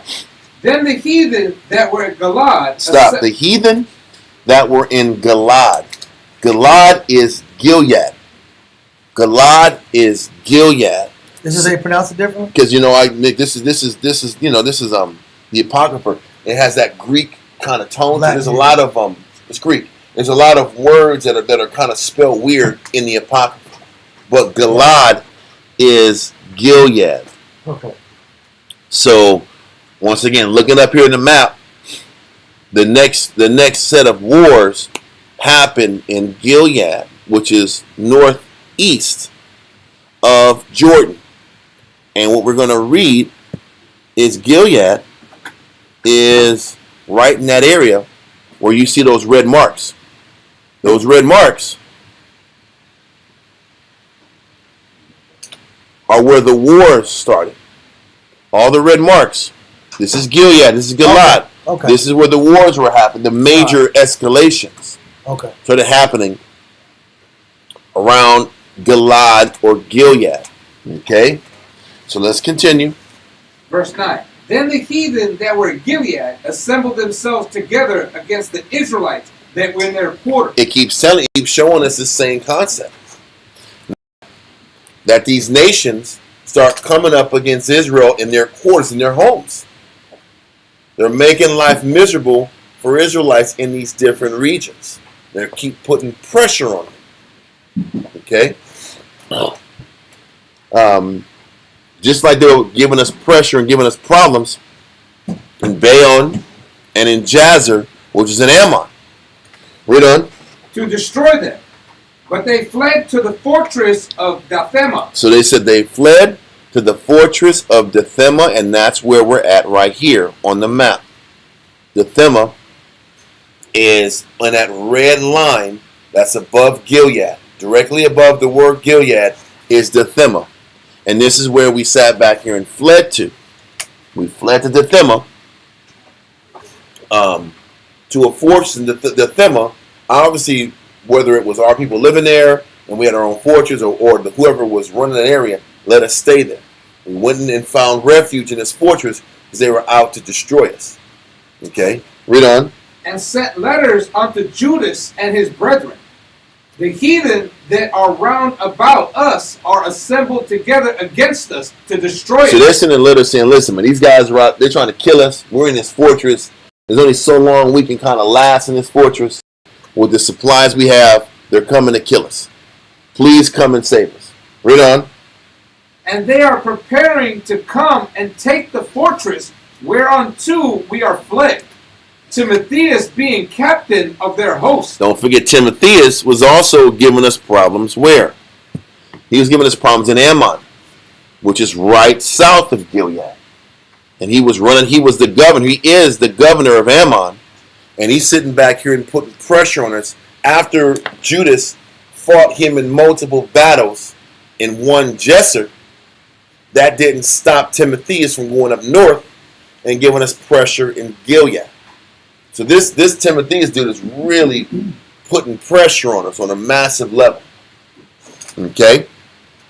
And once again, this is how life is. You think you sit back here and overcome one battle, the battle comes up. Another adversary comes up. Another challenge comes up. More pressure and more stress continues to build. There's no getting around it.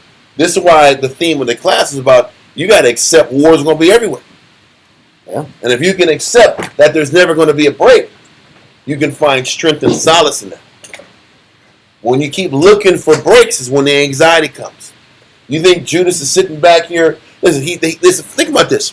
He just came home from fighting in what? In Jazer.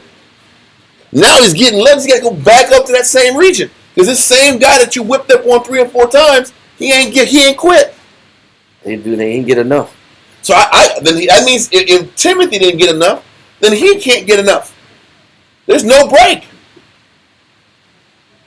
He just got home, went back to Jerusalem, smiling because they won 3 or 4 battles. No, he won like 6 battles. He beat Idumea. He sat back and beat Moab in Bayonne. Then he sat back here and fought multiple battles in Jazer. Came home. Now he's getting letters. Can you come back to Gilead? Because they're after us. And part of the element is you have to maintain your will, because the part of going to war is will versus will. And that's why I said, think Timothy but will is has a based strong upon will? what? Love. Love. Yeah. Timothy wants bread. He wants accolades. He wants them. He's not fighting Because if he takes out these Jews, he gets praise and rewards from Antiochus Epiphanes. Antiochus is in Persia right now, trying to get bread to get a bigger army to take us out. So Timothy, like, if Lysias and Gorgias and the Cantor, they didn't win, and I win, I can I get get the promoted prize. and take Lysia's spot. It's not fighting for nothing. You have a question? Yeah, I have a question. I know the overall hate, my question is the overall hate that these nations had of Israelites. I understood they wanted to keep us from following our God because they knew we were powerful. But my question is, did they know that our God was more real and more powerful than their God? That's why the hate I was don't think great. so. That's the case. I don't think they knew. I think they believed in what they believed in. And Timothy cared about promotion. Don't forget, Antiochus' kingdom was based upon what? What's the word? Bribes. Flatteries. Right. And the flatteries is what fed the bribes. And the promotions for anybody who operated like Antiochus Epiphanes. So Timothy is out here causing hell and wreaking havoc east of the Jordan with the Israelites who are east of the Jordan. So my big question is, who are these people that fled to the stronghold of what's that city's name? They fled to Dathema. Who are these people that's fleeing to Dathema? Who are these people living in Baal? Reuben and Gad. And just to answer your question, if you read Psalms 96 and 2, it says 3. It says, sing unto the Lord, bless His name. It says, show forth His salvation from day to day. It says, declare His glory among the heathen, His wonders among all people. He says Israel's job, part of our job, is to praise the Most High, because they don't have a respect for the Most High the way we do, and that's why it says declare His glory among the heathen, His wonders among the people. It says for the Lord is great and greatly to be praised. He is to be feared above all gods. It says for all the gods of the nations are idols. It says but the Lord made the heavens. So the nations don't fear the Lord like we do. They don't have a relationship with the Most High like we do. But so they don't have the same idea of notion of His power that we have. So that's why they don't look at Him the same way. So they discredit the Most High's power. But they'll give power to an idol though. They'll worship a stone. Look at Mecca, for example. How many people make a trip to Mecca every year? And just to follow a meteorite and bow down to a meteorite. But they'll do that all day long. Yep. So this is what's happening. Timotheus is sitting back here and giving us hell. The land, the region area that we're at is Dathema. It's in Gilad or Gilead. So now the letter was sent from Gilead to Judas asking for help. They're stuck in a fortress and they're besieging it as we speak. Timothy is besieging Dathema as we speak. But let's continue. Verse 12. 1 Maccabees chapter 5 and verse 12. Come now therefore and deliver us from their hands, for many of us are slain. So a lot of people were killed leading up even to that point. Okay, read on. Yea, all our brethren that were in the places of Tobai, and put to death. Their Are wives, put to death, yes. are put to death, their wives and their children also. They have carried them away captives, and borne away their stuff, and they have destroyed there about 1,000 men. So 1,000 men were killed. Women and children were put in slavery. And only a handful, only so many were allowed to escape or were escaped and got to this fortress for protection. Gad and Reuben were getting attacked and punished on a major level. We might have had some Judah spread around there, but now we're just scattered people. Now we're just scattered people living and citizens in other people's countries. We've been completely reduced at this point, weakened. Let's continue. Verse 14. While these letters were yet reading. So while Judas is reading this bad news on one side, read on. Behold, there came other messengers from Galilee with their clothes rent, who reported on this wise. So now you got people in Galilee. Let's take this map again. Now you got cats in Galilee, which is west of the Jordan River.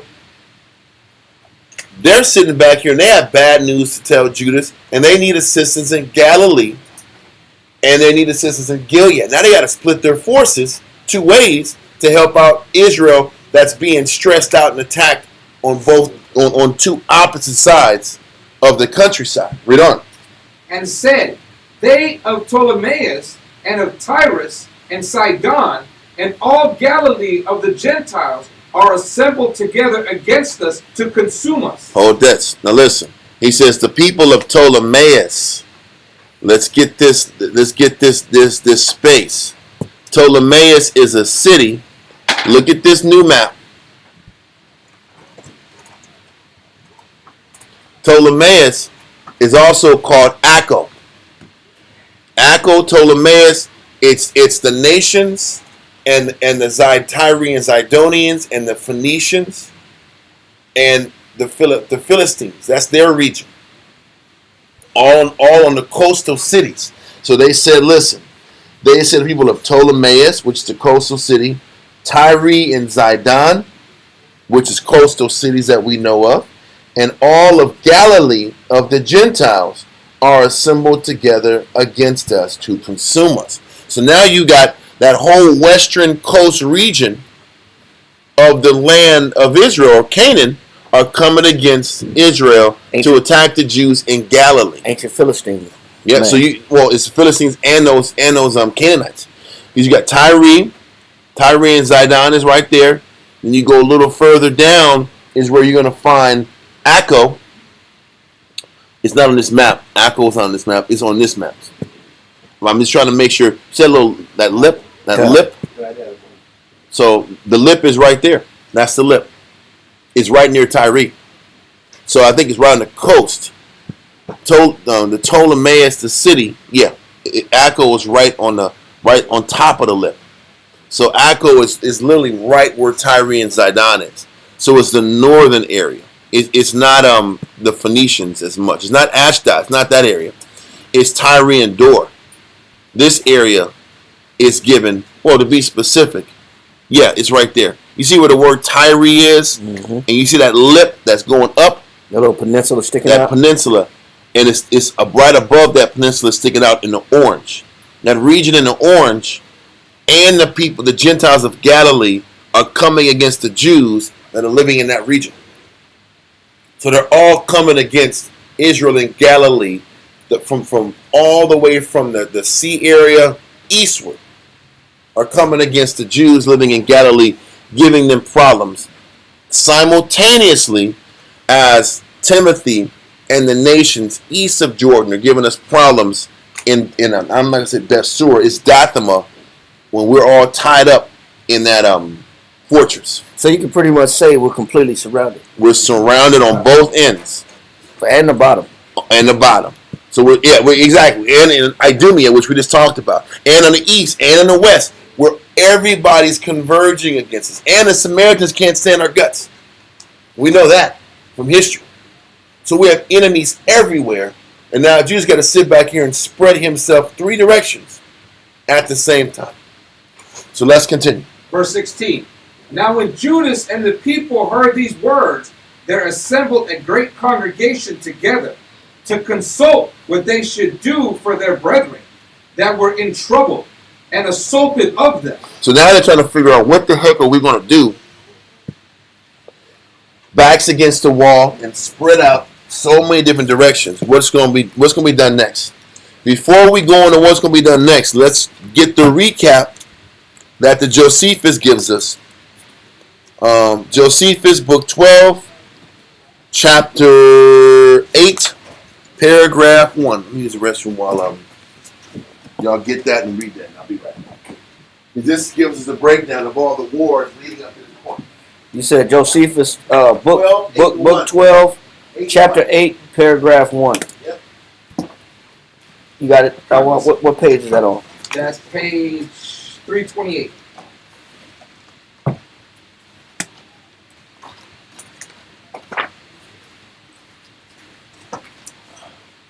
Can I get a book, sir? 327. Yes. Sorry about that. Page 328. 328. 328. Gotcha.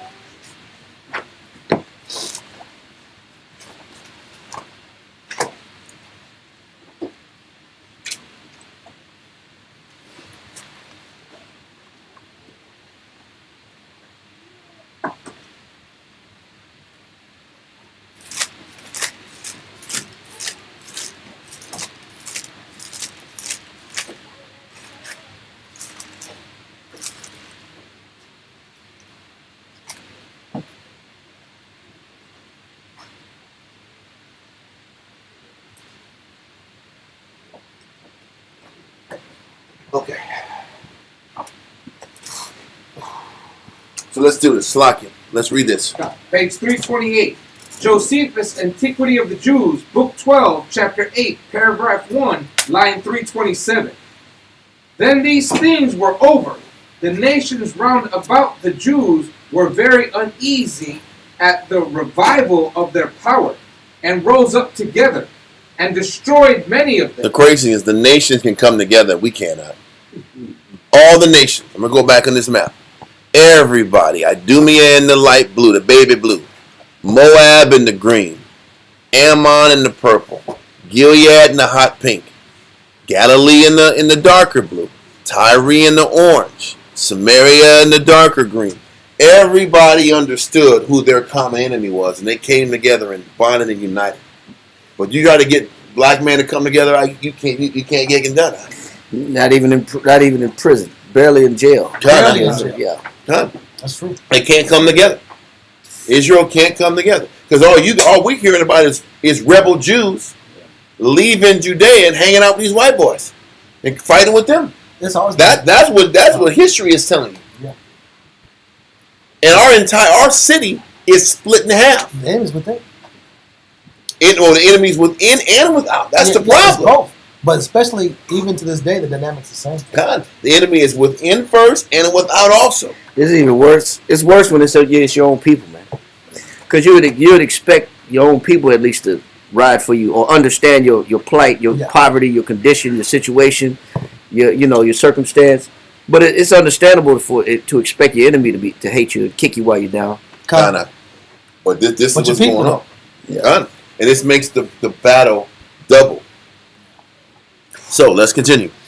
And destroyed many of them, as gaining advantage over them by laying snares for them. So they're sitting back here and purposely killing the Jews that are citizens in these cities. It's not like they're not citizens. They're Hebrews, but they're citizens in these different countries, and they're all colluding one another to lay snares and traps to kill them and entrap them. Read on. And making secret conspiracies against them. Judas made perpetual expeditions against these men, and endeavored to restrain them from those incursions, and to prevent the mischief they did to the Jews. So he fell upon the Idumeans, the posterity of Esau, at Acrabatim, and slew a great many of them, and took their spoils. He also shut up the sons. He's taking their spoils, he's killing them, because they're plotting against other Israelites. And the Edomites have other Israelites to help plot against Israelites in general. So they're trying to stop all these fires and these coups and these rebellions against Israel. And it's a non-stop fight. Read on. He also shut up the sons of Baalim that laid wait for the Jews. In the east country. East of Jordan. Read on. And he sat down about them, and besieged them, and burnt their towers, and destroyed the men that were in them. After this, he went thence in haste against the Amorites, who had a great Ammonites. He went thence in haste against the Ammonites, who had a great and numerous army, of which Timotheus was the commander. He was the commander, and he was also the political leader of the region of Ammon and Gilad, which is Gilead. Read on. And when he had subdued them, he seized on the city Jazer, and took their wives and their children captives, and burnt the city, and then returned into Judea. But when the neighboring nations understood that he was returned, they got together in great numbers in the land of Gilead. It's almost like when you punch these guys in the mouth, they're coming back. It ain't like cartoons and TV shows. You karate chop and they just fall down and they play dead. No, bro, you punch these guys. These guys is killers. They're coming back. Like, Judas is gone. We're gonna keep pressing these Jews in. You'll keep gathering armies. God, this is nonstop. Can you imagine? Like Judas, I can't get a break. I can't stop and rest for 5 minutes. These guys is constantly attacking our people. Read on. And came against those Jews that were at their borders, who then fled to the garrisons of Dothamah, and sent to Judas to inform him that Timotheus was endeavoring to take the place whither they were fled. And as these epistles were reading, they came other messengers out of Galilee, who informed him that the inhabitants of Ptolemais... The reason they call that area Ptolemais because that was a major port city for the Greek navy. Okay, so Ptolemais, Tyre, and Zidon was where they were coming to break us at, alongside with what? Alongside with the Gentiles in Galilee were encircling us and trying to kill us. Read on. Who informed him that the inhabitants of Ptolemais and of Tyre and Zidon and strangers of Galilee were gotten together. So hold this. Now we're going to get back. Verse 17. And let's continue with what's happening. 1 Maccabees chapter 5 and verse 17. Then said Judas unto Simon his brother, Choose thee out men, and go and deliver thy brethren that are in Galilee. He said, now we're going to have to split our forces. He said, Simon, take your men. You go northwest and take out these fools in Galilee. I'm going to take my men and go take out these guys in Gilead. We're going to have to split forces to get this done. And we're going to have to keep a separate group of men that are going to stay in Jerusalem, because you know you got Menelaus and his army in Jerusalem ready to take us out. And we also have Idumeans from the south that might try to come and invade Jerusalem when we're gone. Read on. For I and Jonathan my brother will go into the country of Gilead. So he left Joseph, the son of Zacharias, and Azarias, captains of the people, with the remnant of the host in Judea to keep it. So he said, listen, Joseph, the son of Zacharias, and Azarias, they're not of the line of the Hasmoneans. They're not Levites. They're a different group of different families that came together, and he chose them to be over Judea. He said, listen, man, you have to keep the home front locked in while we're out, because they might try to try us when me, Jonathan, and Simon are out running and fighting. So it was an important responsibility to keep and hold Jerusalem down also, because you still got Menelaus, the high priest, which is wicked, and all of his army. Don't forget, remember when Jason came into Jerusalem, it was Menelaus' army versus Jason's army. So it's not like Menelaus didn't have soldiers in Jerusalem that could have came and attacked Jerusalem at any time of the day. So, let's continue. Verse 19. Unto whom he gave commandment, saying, Take ye the charge of this people, and see that ye make not war against the heathen until the time that we come again. So he says, he also gave Joshua. It was not Joshua. It was Joseph. Okay. Read verse 19 again. Read it again. Verse 19. Unto whom he gave commandment, saying, Take ye the charge of this people, and see that ye make not war against the heathen until the time that we come again. So he says, I don't want you focusing on proactively attacking anybody. Don't go to Idumea and fight Idumea. Don't go to Ashdod and fight the Philistines. Don't go up north and fight the Samaritans. Hold the land that's ours and keep it together. Keep the land we got together. Keep it stabilized. We have enough enemies in Jerusalem. We don't have to come back to Jerusalem and go to war with the Jews in Jerusalem again. So just stay in the city and hold your position. This is very important. When you're reading it, I was like, why is he saying it like this? Why is he saying stay back? Because first of all, he's foreshadowing. Right. He's foreshadowing. And he's given a commandment, and he's trying to reiterate a strong point. When you're given an order, when somebody gives you an order, they slow things down so you can understand it. Yeah. They make sure you're not missing any points. Yeah. I'm giving you a direct order. This is what I need you to do. Repeat the statement, Joseph. Yeah. What am I saying? What am I saying? So I ain't supposed to go out and fight nobody. don't fight. Thank you, sir. You only do that when you see some rebellion in a person, or you see something that makes you question whether they got what you said or not. Then you got to make sure. Did you hear what I said? Did you repeat what I said one more time? You know, but our people need that, man. Our people need that a lot. So, this is what's happening, and he's trying to repeat these. He's trying to repeat the message because obviously this guy's new. Yeah. He's giving them some orders. He's new on the block. I got to send my guys to go fight. Hopefully this guy locks in, right? Let's continue. What verse we at? Verse 20. Okay. Now unto Simon were given 3,000 men to go into Galilee, and unto Judas 8,000 men for the country of Gilead. Listen, he had to go 8,000 because Timothy had a trained army, and their forces were larger than the force that were in Gilead. So he's splitting this thing up the right way.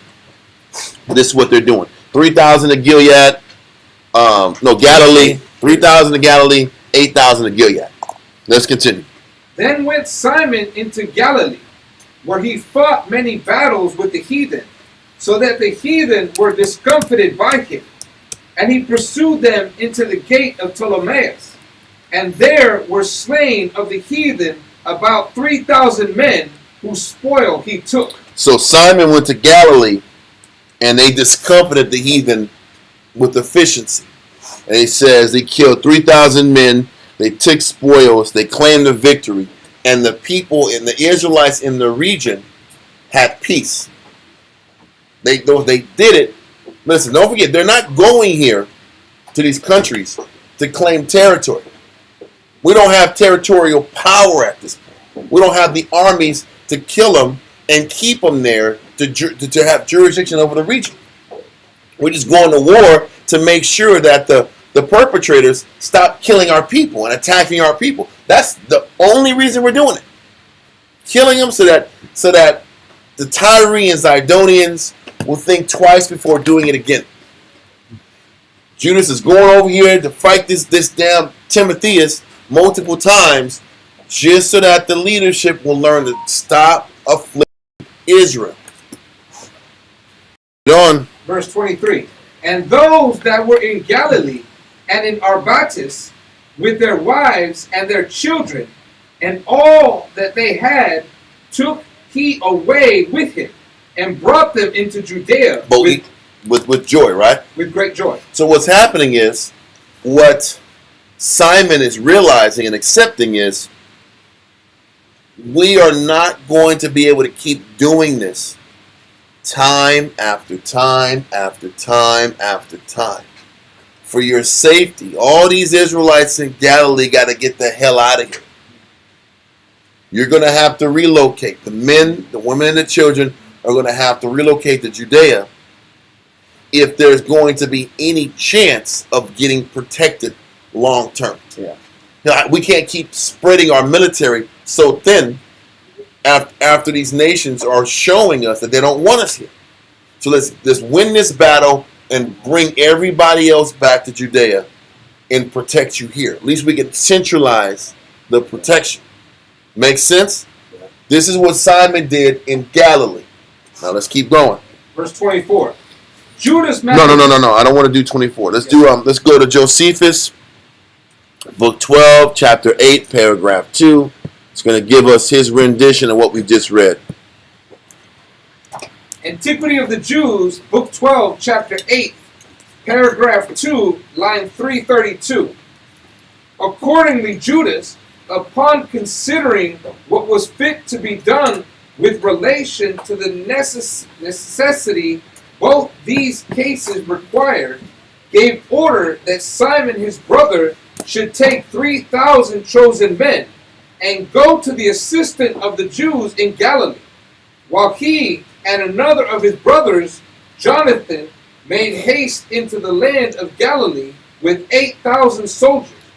And he left Joseph, the son of Zacharias, and Azarias to be over the rest of the forces, and charged them to keep Judea very carefully, and to fight no battles with any persons whomsoever until his return. He said, don't fight nobody. Clear Just statement. stay at home and protect the city. Read on. Accordingly, Simon went into Galilee and fought the enemy and put them to flight and pursued them to the very gates of Ptolemais. That means they pursued their enemies all the way down to the coast, because that's where Ptolemais is. So that means what Simon did. He sat back and started fighting in Galilee and worked his way all the way to the coast to eliminate the threat. But he also understood that, you know what, this threat is going to always come back and fight us. So let's get all of our people that are in Galilee and bring them down to Judea to protect them and save them. Okay? Let's continue. And slew about 3,000 of them, and took the spoils of those that were slain, and those Jews whom they had made captives with their baggage, and then returned home. So what happened was, the reason they went up there is that these Ptolemaians and these Tyrians, Sidonians actually had our people in captivity. He said they rescued the captives. They were literally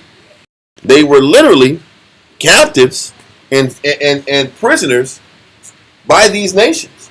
They were either killing them, or you can get more. You can get more out of them if you put them in slavery. Yeah. You can get some money out of them. And that was going on anyway, because remember last week we talked about Yeah. They brought all those guys down. Brought the gold, the wealth. Yeah, they brought the money, the bag, to sit back and buy 3 for 1. And the That was kind of like the deal. Yeah. You can get 3 for 1. Huh? Yeah, and chains to go with it. They, Yeah. they was already ready to put them in shackles. Yeah, They were waiting. yeah. When they lose, we're gonna lock them all in, throw them in chains, and make my money. That's like bringing your kids to the front row of a boxing fight and you lose. You know, the kids watch you get beat up. It Exactly. didn't work out the way you expected. And that one dude, that one MMA fighter, where he beat up Israel Sanya, whatever his name is. Yeah. And the kid laughed at him, and Israel saw that. And years later, the kid was back fighting his dad. He knocked his dad out, and then he Played dead. Huh? he played dead, and the kid started crying and traumatized him. But he was laughing at when he got Israel, yeah. He's like that sometimes. So we're done with that chapter, right? Yeah. Let's go back. That paragraph. Let's go back and get verse 24 now. First Maccabees chapter 5 and verse 24. Judas Maccabeus also and his brother Jonathan went over Jordan and traveled 3 days' journey in the wilderness. So listen, he's traveling 3 days in the desert. Remember we went over that class? Wilderness is not woods and forests and you're seeing all kind of jungle tigers. No, bro, you in the damn desert for 3 days. Yeah. So that's a monster walk. It's barren land. That's barren land. You're out there for 3 days just to go fight. Read on. Where they met with the Nabathites, Nabathites are the Nabateans. Read on. who came unto them in a peaceable manner, Okay. and told them everything that had happened to their brethren in the land of Gilead. So they're saying, hey, they're giving a report. They were peaceable to Judas, and they said, hey, this is what's happened to Israel out there. This is what's happened. They're over here. They chose to fight at this time. So the Nabateans are giving, which is Ishmael. They're giving Judas all the intel of what's happening. Read on. And how that many of them were shut up in Basra and Mazor and Alema. Hold on a second. I think I have these maps. I don't know. But the whole region is talking about, it's this entire region up north. Dathema, Raphon, Bostra. This is where they're all tied up at, and this is where they're being led captives at. Okay? Let's keep going. And Alema, Caspor, Makid, and Karnaim. All these cities are strong and great. So they're all caught up and tied up in these regions, hiding. Okay? Read on. And that they were shut up in the rest of the cities of the country of Gilead. And that against tomorrow they had appointed to bring their host against the forts. So this says in all these regions, where they are like posted up. All these little strongholds where there's Bosra, Balsar, Alama, Cosfor, Maked, and Carmane, and Dathema. They said tomorrow, Timotheus is going to have all these regions encircled and besieged. And they're going to sit back here and wipe out all of the Jews in all of these regions. This is what the Nabateans are explaining. Let's continue.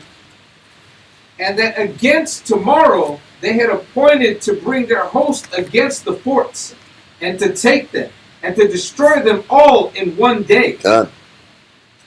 Hereupon Judas and his host turned Hold suddenly. on. Thank you. I'm glad I had it a verse. Bozer. Just want to make sure we get Bozer first, because that's the one I was able to find. Go to Deuteronomy chapter 4 and 43. 4 and 43. Deuteronomy.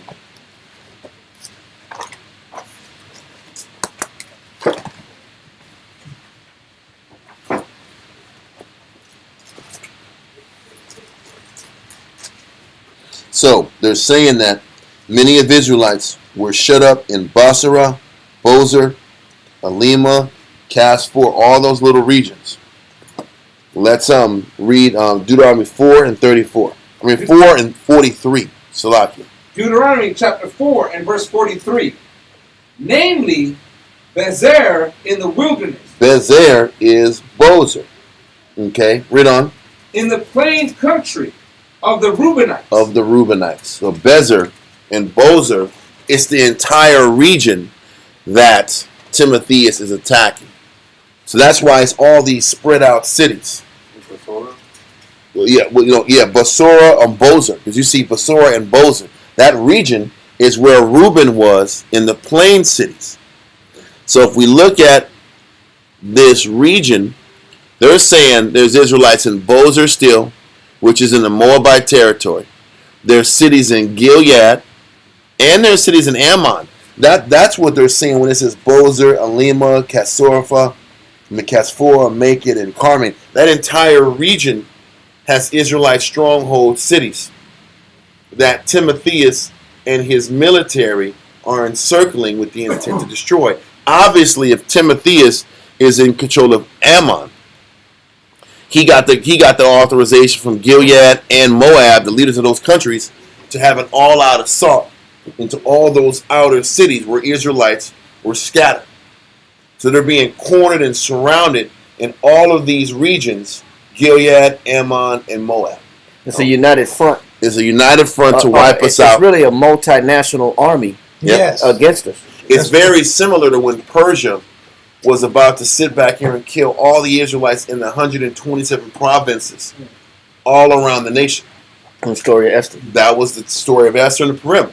All they had to do was sit back here, and when that day hit, all the military in all those regions were just going to execute. It's similar to what's going on here, just on a smaller scale, that in Ammon, Moab, and in Gilead, they were going to sit back here and wipe us out off the map in one day. Okay? So the magnitude of these battles are serious. You might not have the numbers of people that get destroyed, but the seriousness is at a high level. Yeah. Okay? So, let's continue. Matter of fact, let's go back. Let's do verse 28. First Maccabees chapter 5 and verse 28. Hereupon Judas and his host turned suddenly by the way of the wilderness unto Bozrah. And when he had won the city... Because he started at Bozer, because that was the closest, once you cross over to Jordan and you get through the wilderness, Bozer's first. Because it's on the southernmost aspect of where you're going. If you're in Judah and you cross over the wilderness, here's first. In Bozer, in that that Dead Sea region. Then you work your way north to Ammon. Then you work your way even further north to Gilead. He just started from the south and worked his way up. Okay? So read on. And when he had won the city, he slew all the males with the edge of the sword, and took all their spoils, and burn the city with fire. That'll slow them down. Kill all the males and burn the city. Now it's going to take some time. They're going to reel from that. They got to decide how far do they want to pursue these Jews after him making a move like that. And this is why he had to have 8,000 men in comparison to 3,000 with Simon. He had a larger task at stake. Read on. From whence he removed by night and went till he came to the fortress. So there was no stopping at that point. They took out Basra or Bosra and they kept going north. Okay? Read on. And betimes in the morning they looked up, and behold, there was an innumerable people bearing ladders and other engines of war to take the fortress, and they assaulted them. So they said as they were getting up there with no sleep, they see that the nations were surrounding this other city, and they had their war engines. Their war engines are just ways to sit back and either with heavy materials that break in the walls, or they're sitting back here in their engines that they bring these devices up to the wall and they just climb. And they climb over the wall and they besiege them. Yeah, it's like these, like the Romans was known for Mm-hmm. building those scaffolds that had wheels on them. Yep. That was protected around the outside, where you could just roll it up to the wall, and then you could shoot arrows over the wall, or you could shoot stones, And then eventually cross over and get through. Mm-hmm. So they're either doing it that way, or they're going to sit back and try to break down the wall to weaken it to get through that way. It's just different engines that they're using to besiege the city. And then Judas comes up right behind them and sees them and engages in war with them as they're trying to besiege the city. And the Romans were known for building those tortoises, and just building those shielded wooden structures that you push up against the wall, and then you start digging under the wall, and then you could compromise the wall from underneath. So this is what's happening, and Judas comes in at the nick of time, and they start fighting. Read on. Verse 31. When Judas therefore saw that the battle was begun, and that the cry of the city went up to heaven with trumpets and a great sound, he said unto his host, Fight this day for your brethren. Listen, Judas could have been comfortable and just stayed in Jerusalem and worried about himself. He's sticking his neck out on the line for everybody else. He's risking his life for everybody else. He already somewhat cleared out his region. I think it's no different than what Israel did when we first had the opportunity to clear out Jerusalem and Israel completely. We stopped and got comfortable. Yep. We could have wiped out all the enemy and had the entire region to ourselves. But we were slothful and lazy and didn't finish. He's doing the opposite. He is pursuing as far as he can to salvage as many of his people as he can. Okay, so these are also the reasons why there wasn't a lot of Israelites in Jerusalem, and how Galilee and all these regions were full of other nations. So when you read about Christ being in Galilee, it wasn't just Jews in Galilee. It was all kind of nations in Galilee. It was Edomites, it was Samaritans, all type of folks was in Galilee and Samaria. It wasn't just the Jew. You see why it's so important to kind of understand and read leading up to one, so you have a context of what's happening when you read about Christ and the 12 disciples in Israel. You only had small pockets where it was Jewish only. Everywhere else was nations mixed with Jews, and you just don't know who's who. So, let's continue. Verse 33. So he went forth behind them in 3 companies, who sounded their trumpets and cried with prayer. Then the host of Timotheus, knowing that it was Maccabeus, fled from him. Wherefore he smote them with a great slaughter, so that there were killed of them that day about 8,000 men. So Timothy, when he found out it was Maccabees, he got the hell out of there. But they still were able to manage killing 8,000 men and giving the people that were besieging that city a breather. Read on. This done, Judas turned aside to Moscow. Because now you had to keep going up. There was multiple cities that were being besieged simultaneously. This is just non-stop fight now. You can't take a break. But it was we brought it upon ourselves. And that's the point.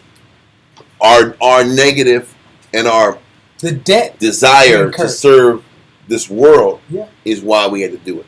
So we were, as a nation, we were in debt. We just like America. America is in debt. Yeah. So it affects the dollar. There's inflation. Well, Israel was also in spiritual debt. It affects our spiritual currency. It expects how long you have to fight. It explains how long the fights last. Why there was so many fights. That's what I was trying to set the tone in the beginning of class. All the fights we got to fight is because we sat back here and built so much negative that we're in debt. We have to sit back here and fight and keep fighting because we have lived a life of indulgence. Yeah. When you keep fueling the flesh, that means you got to put that much more work in to fight back and fix it. You owe that. And I'm gonna be honest, a lot of men disagree. But It doesn't matter what. another term for wicked is also disagree. There you go. So Yes. anytime I disagree with what the Most High requires, That's why you're wicked. What does that make? Disagreeable. It makes it, Or it makes you wicked. Or it makes it wicked. Another term for wicked is ra, which means sad. So when I'm sad, it's because I disagree. I disagree Because I'm wicked. it's because I'm wicked. It But guess what? Whether I agree or disagree, I'm still in still debt. doesn't make it right. I'm still in debt. Yes, you're still in debt. I just haven't. It just depends on, do you keep building more debt Yes. or do you keep working to get out of debt? For a perfect example would be, what's that brother's name in the scriptures? Manasseh. Okay. Manasseh incurred a lot of debt for the whole nation. Yep. He got right in the end. But it's not a debt. His debt was passed down for the next 3 to 4 generations, bro. Actually, the final straw was on his shoulders. You know, but the Most High explained this. Go to Judges, Judges chapter 2, and read verse 20.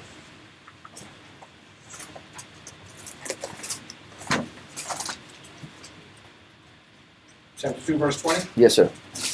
Judges chapter 2 and verse 20. And the anger of the Lord was hot against Israel. When we live a lifestyle that pisses the Most High off and angers the Most High has a wonderful solution. He has a phenomenal solution when we piss him off and he's angry. What is the Most High solution that he said in Judges? Read. And he said, because that this people had transgressed my covenant, which I commanded their fathers, and have not hearkened unto my voice, I also will not henceforth drive out any from before them of the nations which Joshua left when he died. So the Most High has a remedy for rebellion. The remedy for rebellion, and that the Most High has, and his response is no problem. You don't. I don't know if y'all watch it on YouTube. No problem.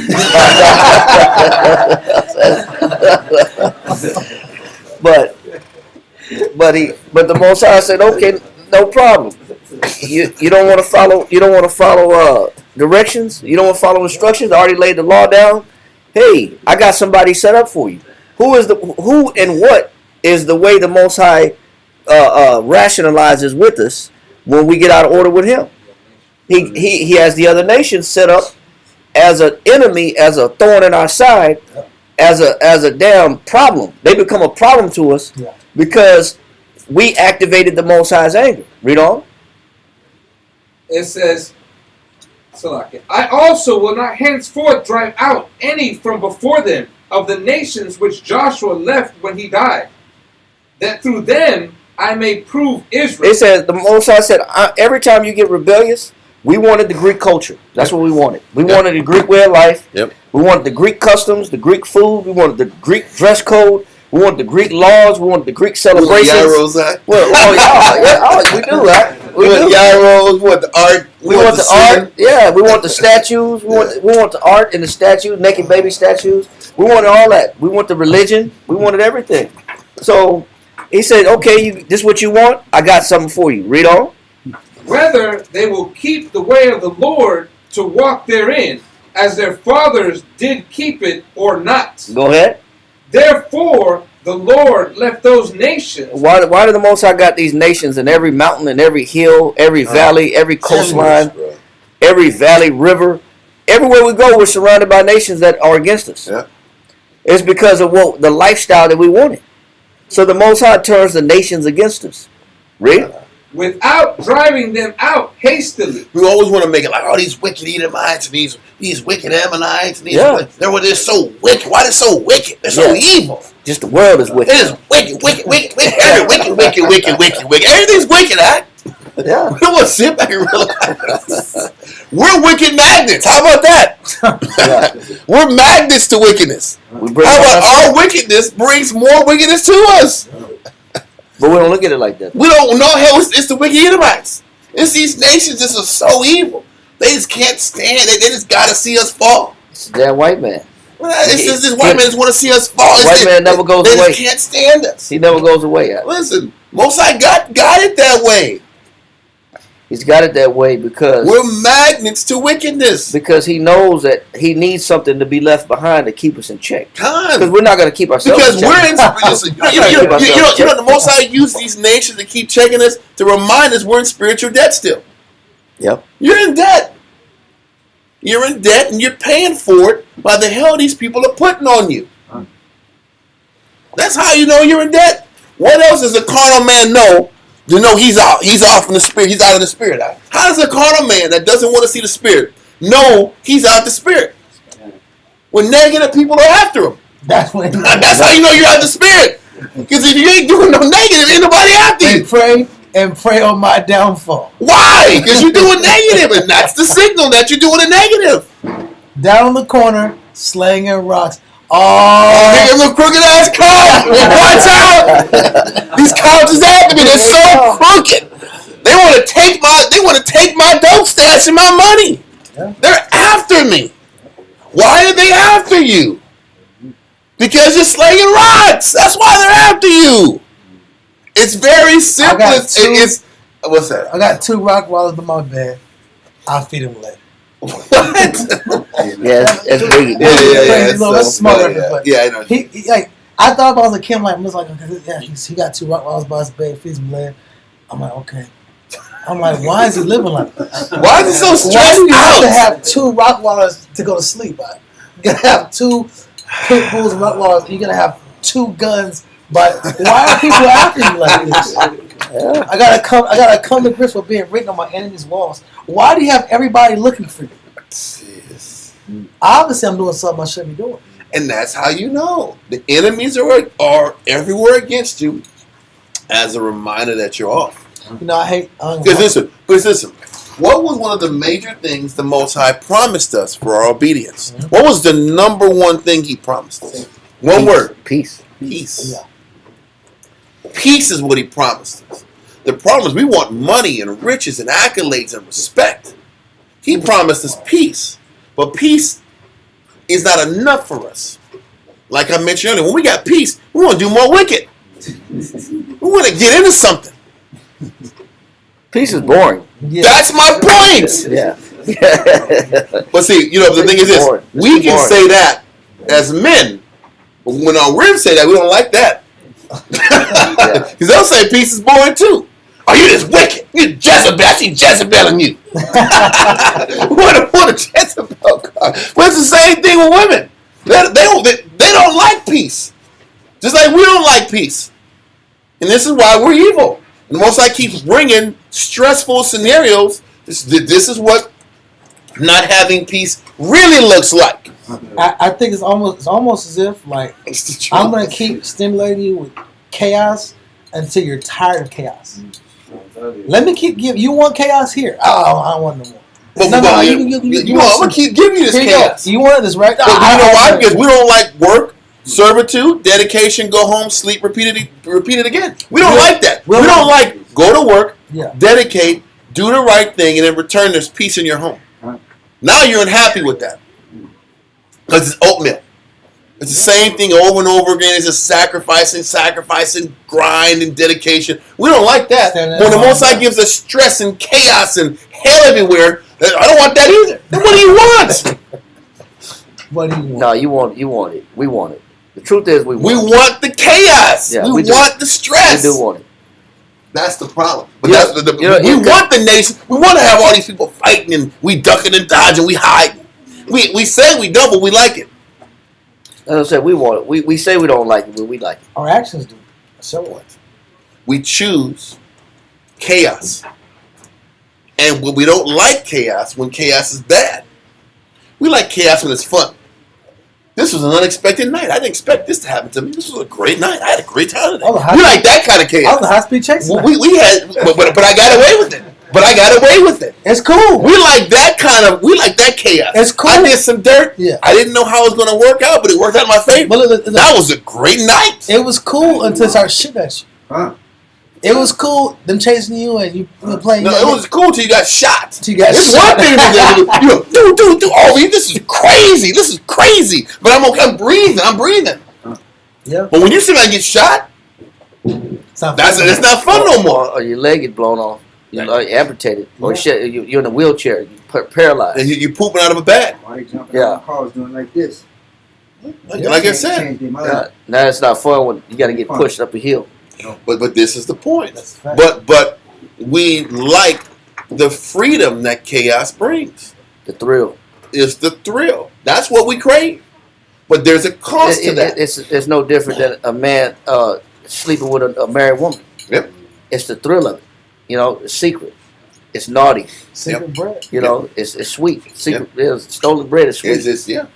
So, you that's know, what it is. So it's the fact that nobody knows what's going on. I'm smooth. Yep. We're getting away with it. Yep. You know, I got it like that. Until it happens to you.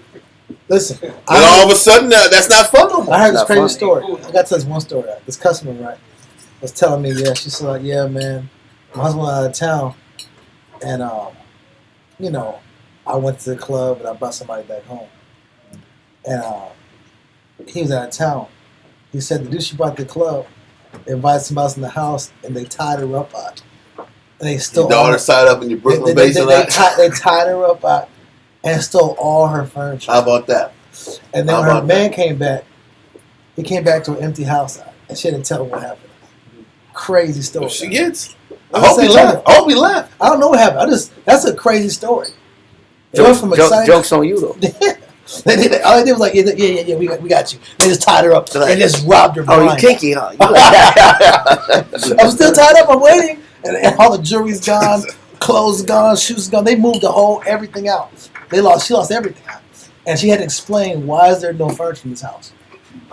I was trying to have fun. I had a good time. I didn't like peace. I didn't like peace. I wanted chaos. Yeah. That's what chaos ends up turning into. And this is how the Most High lets us know when we're in the Spirit or when we're out of the Spirit. If we're in the Spirit, there's peace. Yeah. There's serenity in your life. consistency. But people don't like consistency. Listen, when we were vassals to the Ptolemies, we were very successful. There was peace in the empire. The only problem was peace. And the funny thing, there was peace, and they said it was prosperity. But the question is this: how much prosperity can you get being a vassal? Not that much. That's my point. So this is like you're like a little bit over. You have a little bit to breathe. That's peace and prosperity when you're a vassal. Now we had a little bit more leverage when we had our own nation and our own power. Well, it might have been like this, but that still wasn't enough. So now he gives us this, and we hate it. We want to get on top. It's never. But that's the We've point. had times in our history we've been on top, and it wasn't enough. We always want more. If you're on top, that's why the flesh, yeah. whether it's the neck, you're here or you're here, it's still not enough for the flesh.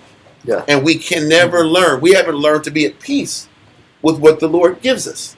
Because if we learn that, then we won't be allured to trying to get more and find unhappiness and sadness because we just can't accept what peace looks like. We hate what peace looks. Peace and serenity is no stress. So I'm gonna ask obvious question for clarity, I guess. So when we don't have the ability to find contentment, then we're breeding wars. Come. You're breeding wars, and then you live with regret. Yep. Because then you always look back and say, man, if I knew then what I know now, I would have made different decisions. That's fact. I would have just been happy with where I was at, and I wouldn't have wished for nothing more enthusiastic or fun or looking for more, just entertainment. Greater options. It's Yeah. always in our head, there's always a better way. There's always another path that will give me more than what I have, and my life will be better. And in that pursuit of not appreciating what you got, when the Most High sends enemies from foreign and domestic all around you to keep you in such an uncomfortable state until you make a decision that the peace was better suited for me. But now when you try to pursue the peace, you have a longer road to get that peace. Why is it taking longer to get the peace? Because the Most High says wisdom will take you through what? So the crooked path. You're not going to be comfortable going back to the right. You got to put more in because He don't trust you. Right. The Spirit of wisdom don't trust you because now I say I'm better. I'm off that bullshit. That ain't enough. Well, He knows that what's in us is the propensity to go backwards. Yeah. Because He said, like a true proverb, the dog returned to his vomit. Con. So the dog will always throw up and then go back to the same nasty food And eat the food again. Eat it again. He'll eat what he threw up. That's what a dog will eat what he throws up. I'm sick. Ah, And it's making me sick. I still smell something. I smell something There's familiar. something in there. Something familiar. Well, there's hot dog in there. We go back to the vomit and eat it. Yep. So the Most High is like, He's going to take you through crooked paths and work triply and quadruply hard so that you what? Appreciate it again. Well, so we all never these wars Judas and the Hasmoneans are doing, and everybody that's joining them, they're Most High is making us reinvest back into our people. We always come back with some crazy stories. Yeah. Man, you ain't gonna believe what happened. You You ain't gonna believe this story. We always got some like out of this world Tails. tales and stories. Yeah. But those tales and stories come from rebellion. Yeah. Very fast. And then the question is, do you reinvest back in the work? It's one thing to want to be back in the work. But do you reinvest back in the work to where you value it now? Because you only value what you what? What you invest in. So what is the Most High doing with Maccabees? We keep talking about all the wars and wars and wars and wars. You can look at all the countless wars and hours that He's putting in, or you can look at it that Israel is reinvesting back into serving Him. I want to slow this point again. I just want to make this point clear. Is it the Most High is making you go through all these battles and making you uncomfortable, or are you reinvesting back into fighting against yourself again? We're reinvesting. You're reinvesting back into Him. But how do you reinvest back into Him but to fight these wars? Because the more you reinvest back in Him and more you fight these wars, you'll be less apt to do what? Repeat the Quit again. And deviate. That's the point. You have to invest. The more you invest into something, the less you're willing to quit. That's with the wife. That's with the husband. That's with the family. The more you put into something, the less you're apt to quit it. That makes a lot of sense. So He gives you wars. He gives you opponents. And He gives you wars that you have to fight. But in our day time, we're not fighting actual physical wars, but the wars is court, it's lawsuits, prison time, Yep. it's homelessness, it's bad health, getting bad diagnosis from a doctor, bad news from losing family members. I'm gonna use weight. Listen, I'm busting my tail walking 5 miles a damn day, and it's tiring. So you know what happened? I'm doing good. Stan, brother, gives me he says, listen, man, I went to Wayne's Wings. Yeah. They gave me a whole plate for free. You want it? The devil pop. And I said, hell no. And I looked at it. That was 8 delicious pieces of chicken looking at me right in the face. And it probably had that honey with that.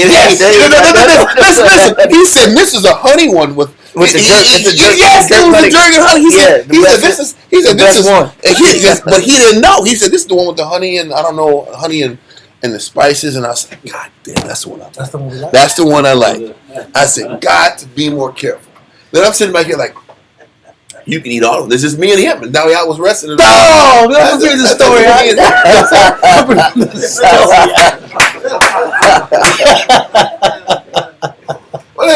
is about me. I'm not going to talk. See, you trolling yourself. I wasn't going to sit back here. What I was trying to say was, You arrested. I eat this off of I eat all 8 of them. See, you told me that you came out. Oh, I did it. I ate a lot of them. You told me I was not even going that direction. All I was saying is the plate was giving me first.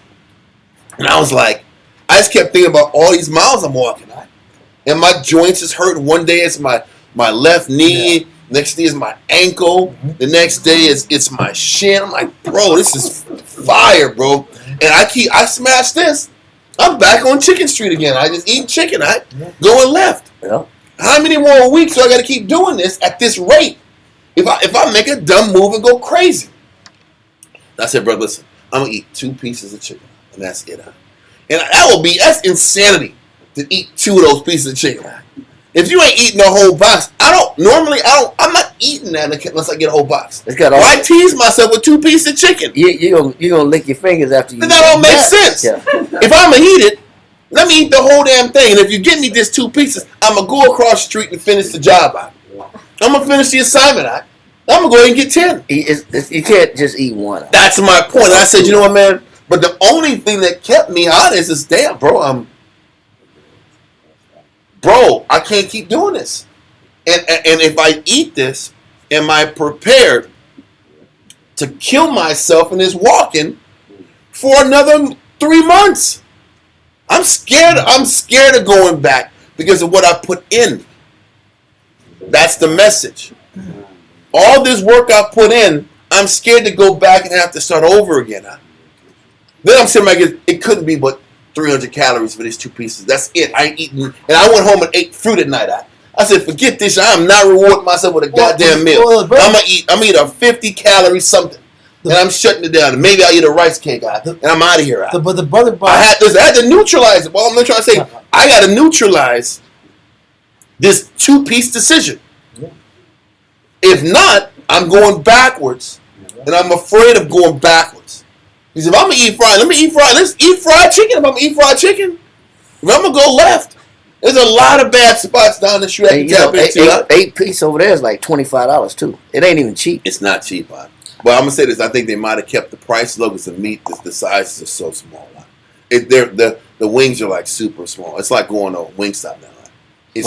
They've lost their edge. If the pieces are like this, the pieces used to be huge. They're not the same anymore. It's like getting 2 pieces of chicken. That's my point. But how about the brother brought in 2 boxes yesterday in my class teaching on Friday? He bought 2 whole boxes of wings out. He bought like 45 to 50 pieces out. Who did that?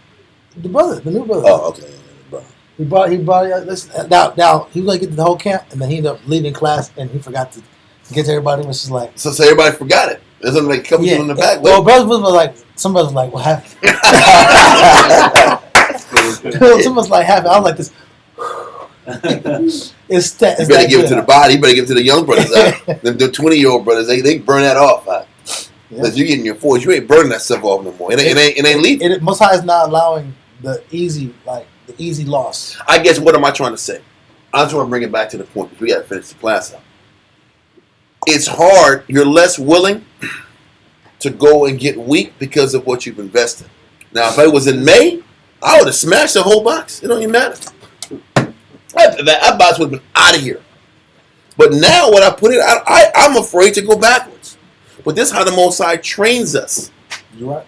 This is why Judas is fighting all these wars and all these wars. They'll be damned if they let wickedness creep back in. And this is why the Hasmonean dynasty was referred to as a dynasty. It was a succession of family members that kept this thing going along because of what this family had to take on and invest to help recapture Israel's dignity. But it shows you the only way you can get back on track with the Most High is based upon what you're willing to recommit and give on a daily basis. But it's through, like you said in the beginning of the class, it's through negligence and not fighting that causes you. Eventually, you get overwhelmed. Yep. You know, it's like if you don't wash clothes when you see that first load start piling up, Yep. and you wait a week or two, man, you can't even. You're never gonna. You only go. You got 8 loads of clothes. It takes 30 minutes to wash one load, maybe 2. It'll take you 6 hours to do them clothes. Well, the problem with the problem with washing clothes isn't the washing. It's the folding. It's the folding and separating is the monster, right? I can throw blues with blues and colors with colors and whites with whites. That's light work. It's getting it out and separating socks. You still gotta, you gotta put them in the dryer. You gotta switch loads. Yeah. Then you forget them in laundry for a little while. You know what I'm saying? Next thing you Then it know, gets mildew and stinky. mildew, they wet. Then you gotta wash them again because you forgot them. But that's just from neglect. Yeah. I saw 2 fleas on my dog and I let it go. And then I walked in. This was like a month ago. I walked in the backyard 2 days ago and I had 50 fleas on me. Oh man. And they were like literally like all over my legs. Just from 2, I saw 2 fleas. I didn't do nothing about it. And then now You had a bunch of reasons why you had a bunch of justifiable reasons not to deal with that situation that day. There's a lot of reasons I didn't do it. For one, it's hot outside. Hell yeah. That's number one. It's hot outside. For 2, I had other things going on. But I could have came back to it. But I saw the 2 fleas, but I didn't do nothing. I watched them. Then what I didn't realize after doing now I'm on this Hercules flea removal mode right now, is that a flea could lay 20,000 eggs or something like that. One flea could lay ridiculous amount of eggs.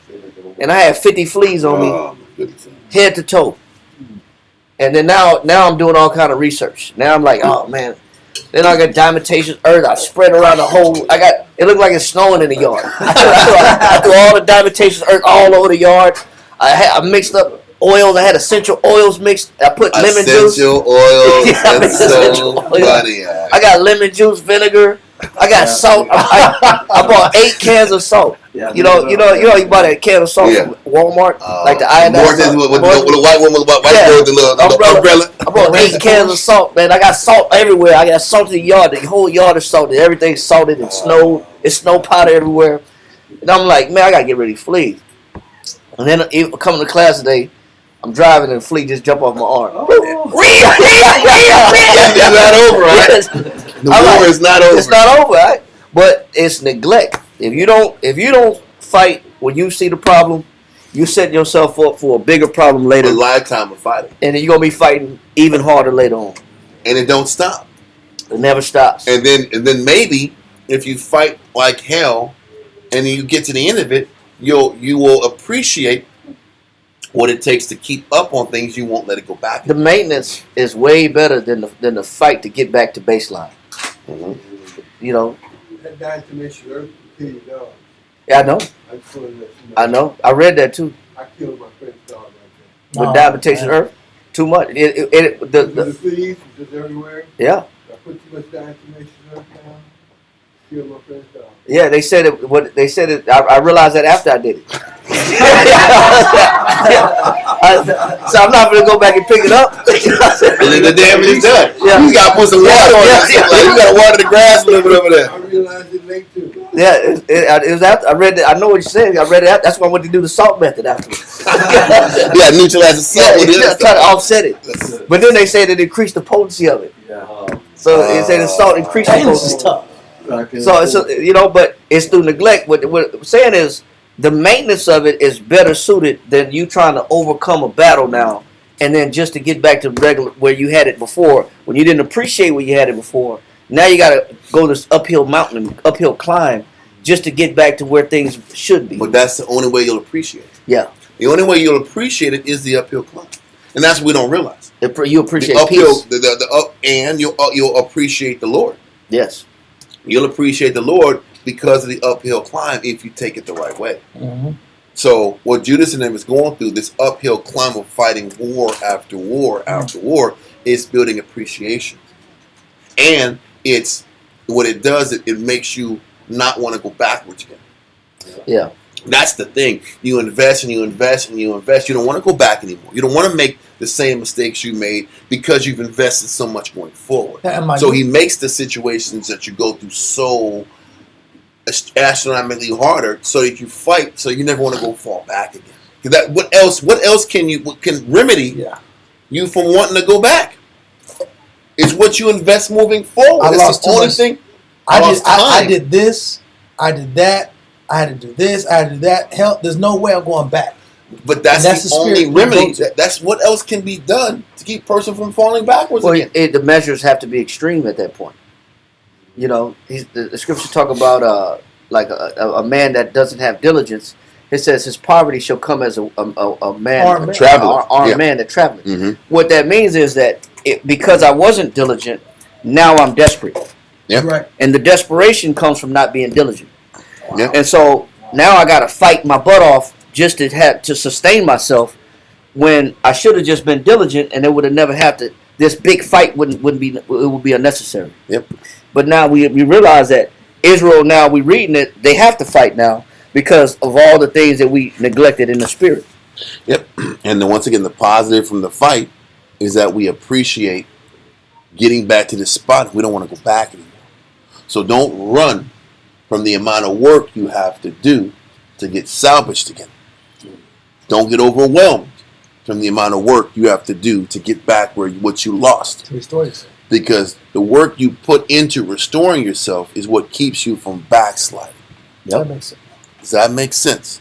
We're trying to explain this process so we can continue moving forward and not getting overwhelmed with what we have to fix to get restored. Because that's the problem. And then you have to live with the fact that because you backslid, there's a lot of time wasted, opportunities wasted, situations that didn't go as planned, people that that were willing to help don't help no more. Mm-hmm. Now you got to live with the fact that you have regrets about what you lost along the way, Right. and that's another dynamic you got to fight on top of that. Yep.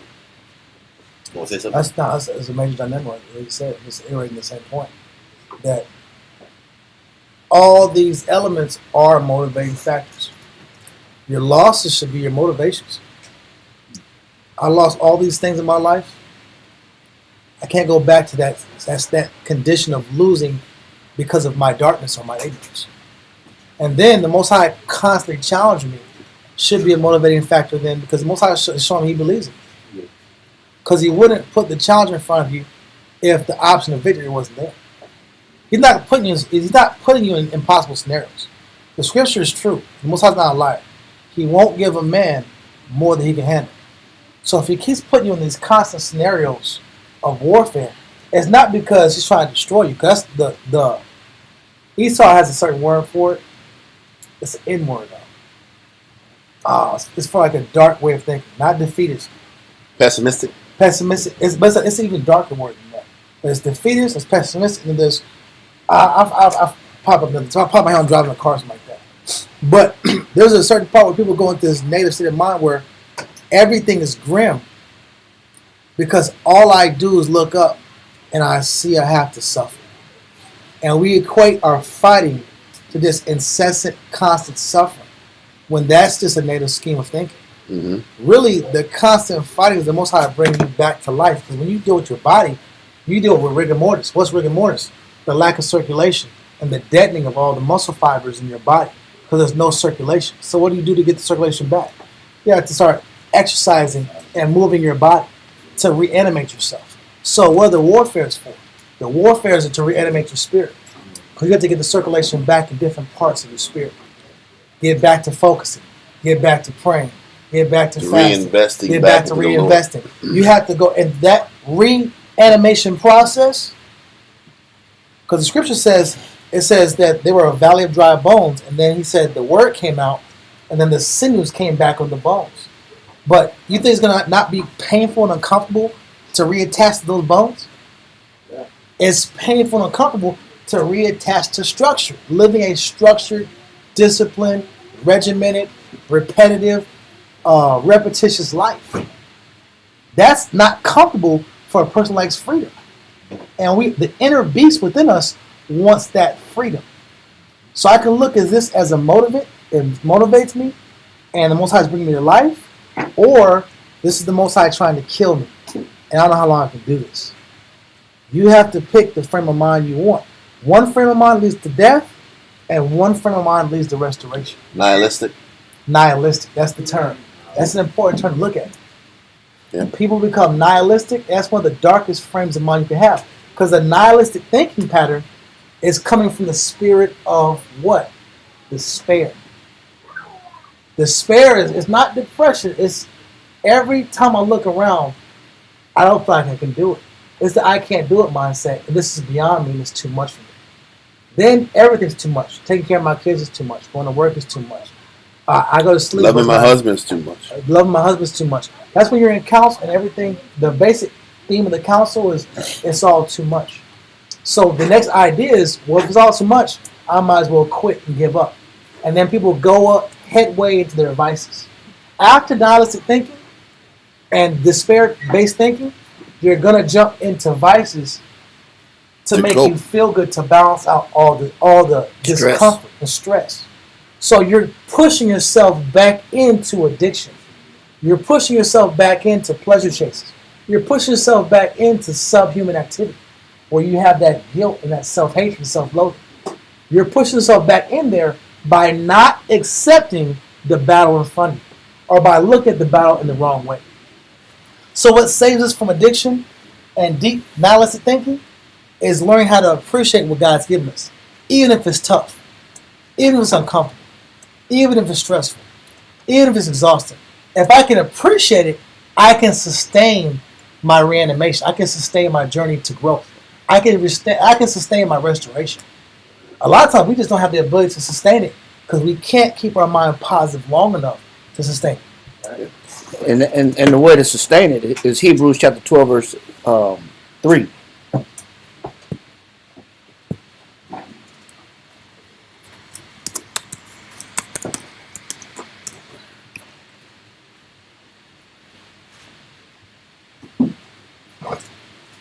Start at verse 2.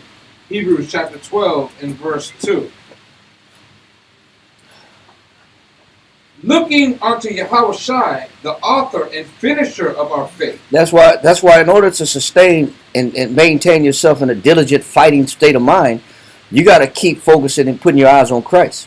The Christ is the prize. Christ is the author, meaning he wrote the book of salvation, how to finish strong. Yep. He wrote the book on finishing strong. His example is the best example to follow. Read on. Who for the joy that was set before him endured the cross. It says he endured the cross. The cross represents what? Mm-hmm. Crucifixion. So how do I endure crucifixion? How do I endure the most uncomfortable things that could be done to me in this earth? So when you got to keep Christ as the template of overcoming all things that are uncomfortable. Read on. Despising the shame, and is set down. That shame is that guilt of feeling bad that I'm a loser. Mm-hmm. I can never do right. I'm not good enough. I'm not good enough. I can never overcome my situation. I don't know. I've been doing this for a long time. I've been suffering. I've been failing for a long time. It's too late for me. Yep. I can never get right. Yep. Never going to overcome this. That's that shame that we get in our heads that it's too late. Maybe if I tell you, maybe the Lord will save you versus me. Or I'm not meant to do this. Yeah. I'm not meant to fight this. I can't fight like this person fights. Yeah. It's easier for you than it is for me. Because of what happened to me. Because you don't understand what happened to me. Yep. What happened to me is so horrible. I can never overcome the situation. I can never let it go. Mm-hmm. But Christ said he despised the shame. Read on. And is set down at the right hand of the throne of the Most High. Read on. But listen, don't forget, Christ sinned not, right? And that was one of the major reasons why he made the throne and was on the right hand of the Most High. He's letting you know, because one of the reasons he made it to the throne is because he didn't feel shame. That wasn't part of his thinking. Because if you play with shame too much, shame leads to additional sin. Shame leads to carelessness and giving up. But it's additional sin. Because when I give up, I just go back into my vices. Because I tell myself I'm not good enough, and I've made so many mistakes. There's no turning back from me. So he's letting you know, in order to get to the right hand of the Father, you gotta be able to attack and hate that part of you that tells yourself you're not good enough. or that these thoughts I have in myself are unfixable. That negative thinking and seeing the worst in yourself can't be a part of the equation if you're going to last to the end. Every other thing that, I'm telling you, someone was perfect, but that despising the shame is one of the key components you need to finish strong. I can't count on my hand how many people, when you're counseling them and they tell themselves they're a piece of or they're no good, or there's no good in them, or they fail too much. It's hard to get a person to believe in themselves.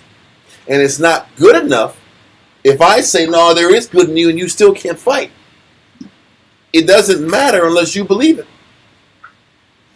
You got to believe that there's more hope in you. You got to believe that you can fight. You got to believe that you got it in you. And that is a major aspect of faith, because we all have to evolve from feeding off of somebody else's confidence and fueling and feeding off of trust in these words. Because if Christ is saying that he despised shame, then you telling me Christ didn't have shameful thoughts? Didn't have thoughts to make him think that he couldn't do the job? That he couldn't finish it? That he was going to sin, he was going to get weak? And that he didn't, part of him didn't think he could make it himself? What do you think despising shame means? He had the same thoughts that popped in his head like we do, just like it talks about in Hebrews 2:16, where it says it behooved him to be like unto his brother. 2:16 and 17. So he said, in every way that we get weak, he got weak. And where we get weak the most is that condemnation that in ourselves. That we know what's right for us, and because we've made mistakes, or that the thought that we don't have enough to finish, that tips us over the edge on the left-hand side. It's too late for me. Because you know what the crazy thing is?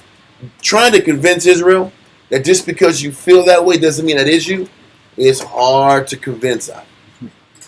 Just because you have those thoughts, just because those thoughts are strong in you, doesn't make it true.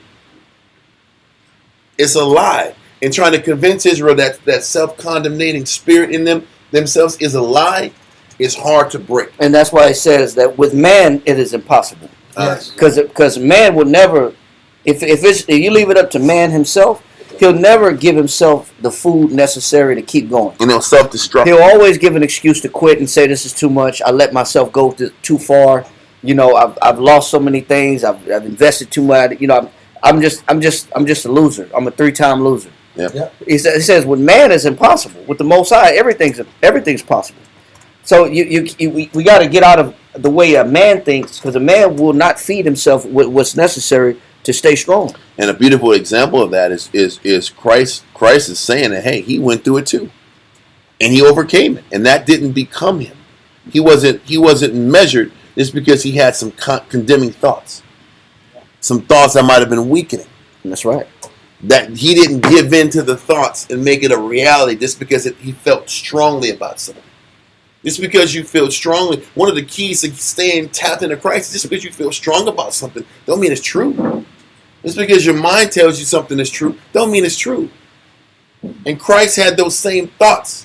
Or because other people say you ain't worth nothing. That is true either. Kinda. Because we feed off of what friends and family say too. Kinda. Or we'll never get right. You always be this way. And then you start believing your own lie.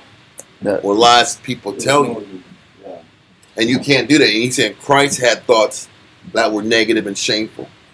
And thoughts that made him think he couldn't finish, and he didn't listen to them. And because he didn't fuel that, he made the right side of the kingdom and was on the Most High's right side. Yep. Read verse 3. Verse 3. Hebrews chapter 2 and verse 3. 12. Sorry. Hebrews chapter 12 and verse 3. For consider him. And that's why, in order to not be nihilistic, like Dawiyat said, you got to keep considering Christ. It says, for consider him. Read on. That endured such contradictions of sinners. Think about it. It's sinners. The contradiction is, it's sinners who are guilty that's crucifying him for guilt. but who is without sin. He is. I'm saying it's sinners, guilty individuals Mm-hmm. are crucifying Christ, who's guiltless for sins he didn't commit. Yeah, but that he didn't do. This is false. All of it. The whole trial was false. The whole crucifixion was false. The whole narrative was false. But he's saying, consider him, and consider what he had to go through. We deserve some of the things that we go through because we're not guiltless. We're sinners. Yes, sir. Oh, I don't want to budge in. I just want to kind of say something on the contradiction of sinners. We all endure the contradiction of sinners. What I mean by that, when you have to sit back here and be subject to ranking men above you, when wives have to be subject to their husbands, we all sit back here and see the contradictions of sinners. And because we see imperfection in leadership,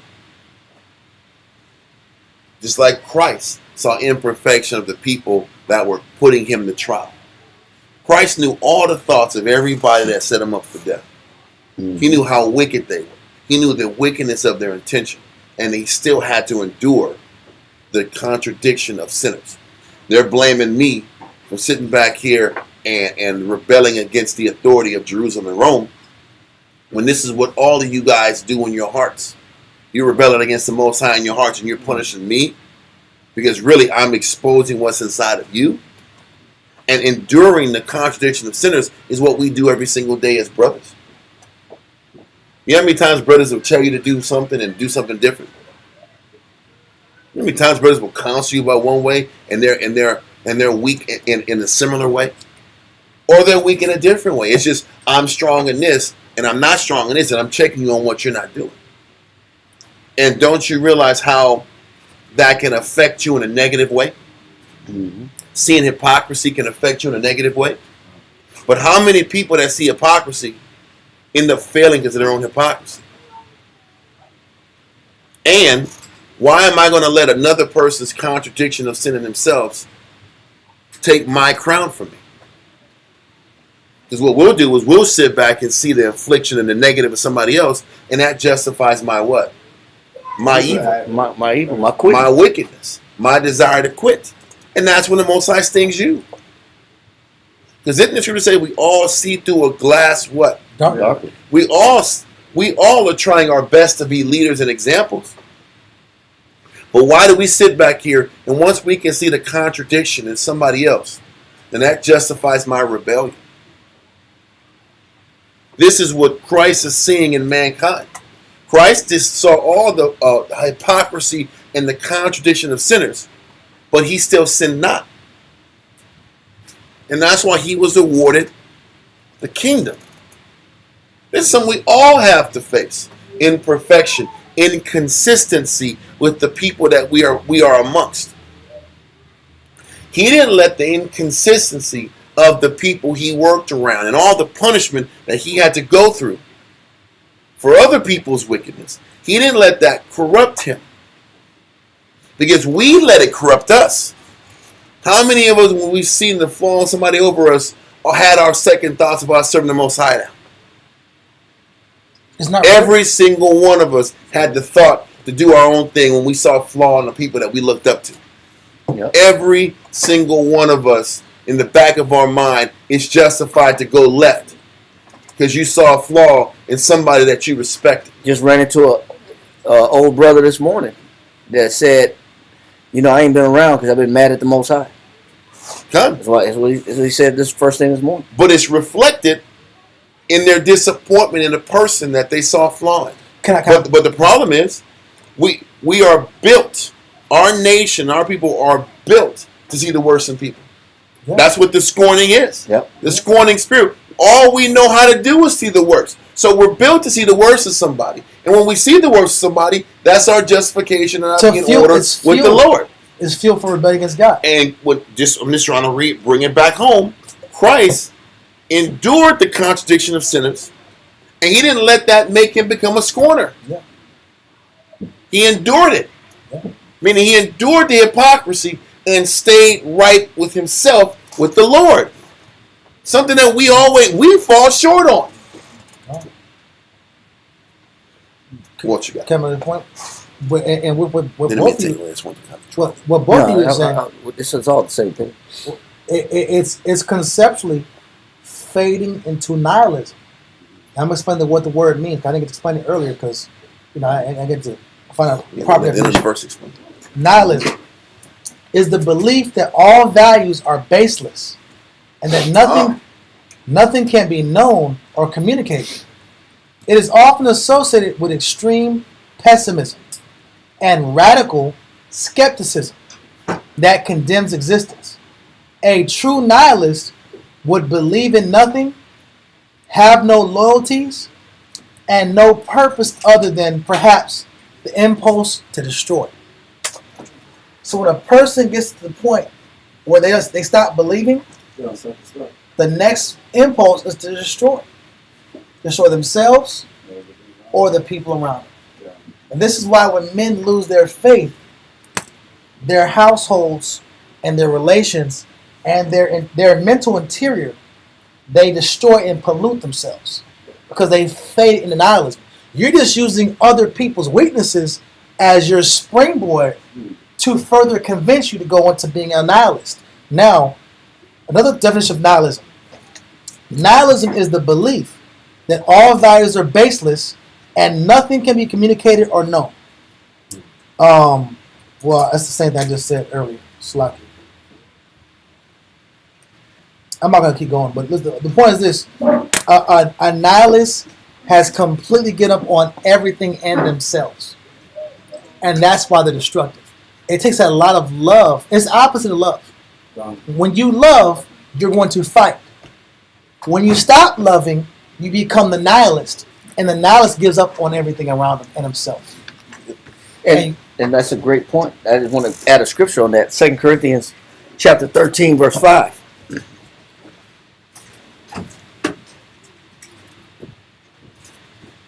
Because that definition has a scriptural, pair to it. Read that. 2 Corinthians chapter 13 and verse 5. Examine yourself. That's why it says you got to examine yourself. Go ahead. Whether ye be in the faith. Read. Prove your own selves. Go ahead. Know ye not your own selves? Go ahead. How that Yahushua or Jesus Christ is in you, except ye be reprobate. Except you be what? Reprobate. He said that's why you got to constantly examine yourself. What the white man called nihilistic, the Bible calls a reprobate. Mm-hmm. Because it's the same thing. Yeah. In the definition that Dawi had explained, in the definition of reprobate, it means abandoned in sin, lost to virtue or grace. So if I became a quitter, if I became what you call it, a radical skeptic, with no loyalties, that feels that all values are baseless.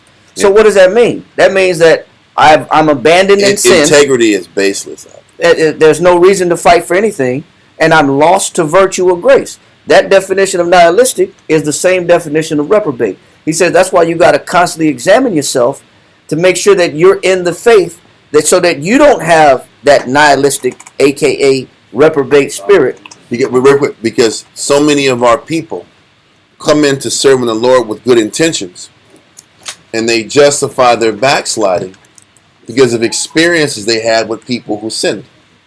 And they'll sit back and use the experience of other people letting them down to justify their own corruption, to justify their own self-destruction. I mean, I like to say we all have done this. I'm a number one candidate, the contradiction of sinners. And the first thing, it starts in the mind, the worry of the mind, man. You're jacked up, effed up, and then your mind faints. Mm-hmm. You start to be like, man. Then let me do me. Then it's let me do me. The end result is because I see flaw in you, that fuels my reason to live the life I want to live. And what we do is we tie in and connect our desire to change with somebody else's flaw. That's what we do. They're completely tied together. If I see an imperfection with you, which you're going to see anyway, you look at somebody long enough, you're going to see a flaw. I don't give a damn who you are. If I study you and I look at you and I study you, you're going to see a flaw. What ends up happening is, and you'll use that flaw and offense to justify your abandonment of pleasing the Most High. This is how we're wired.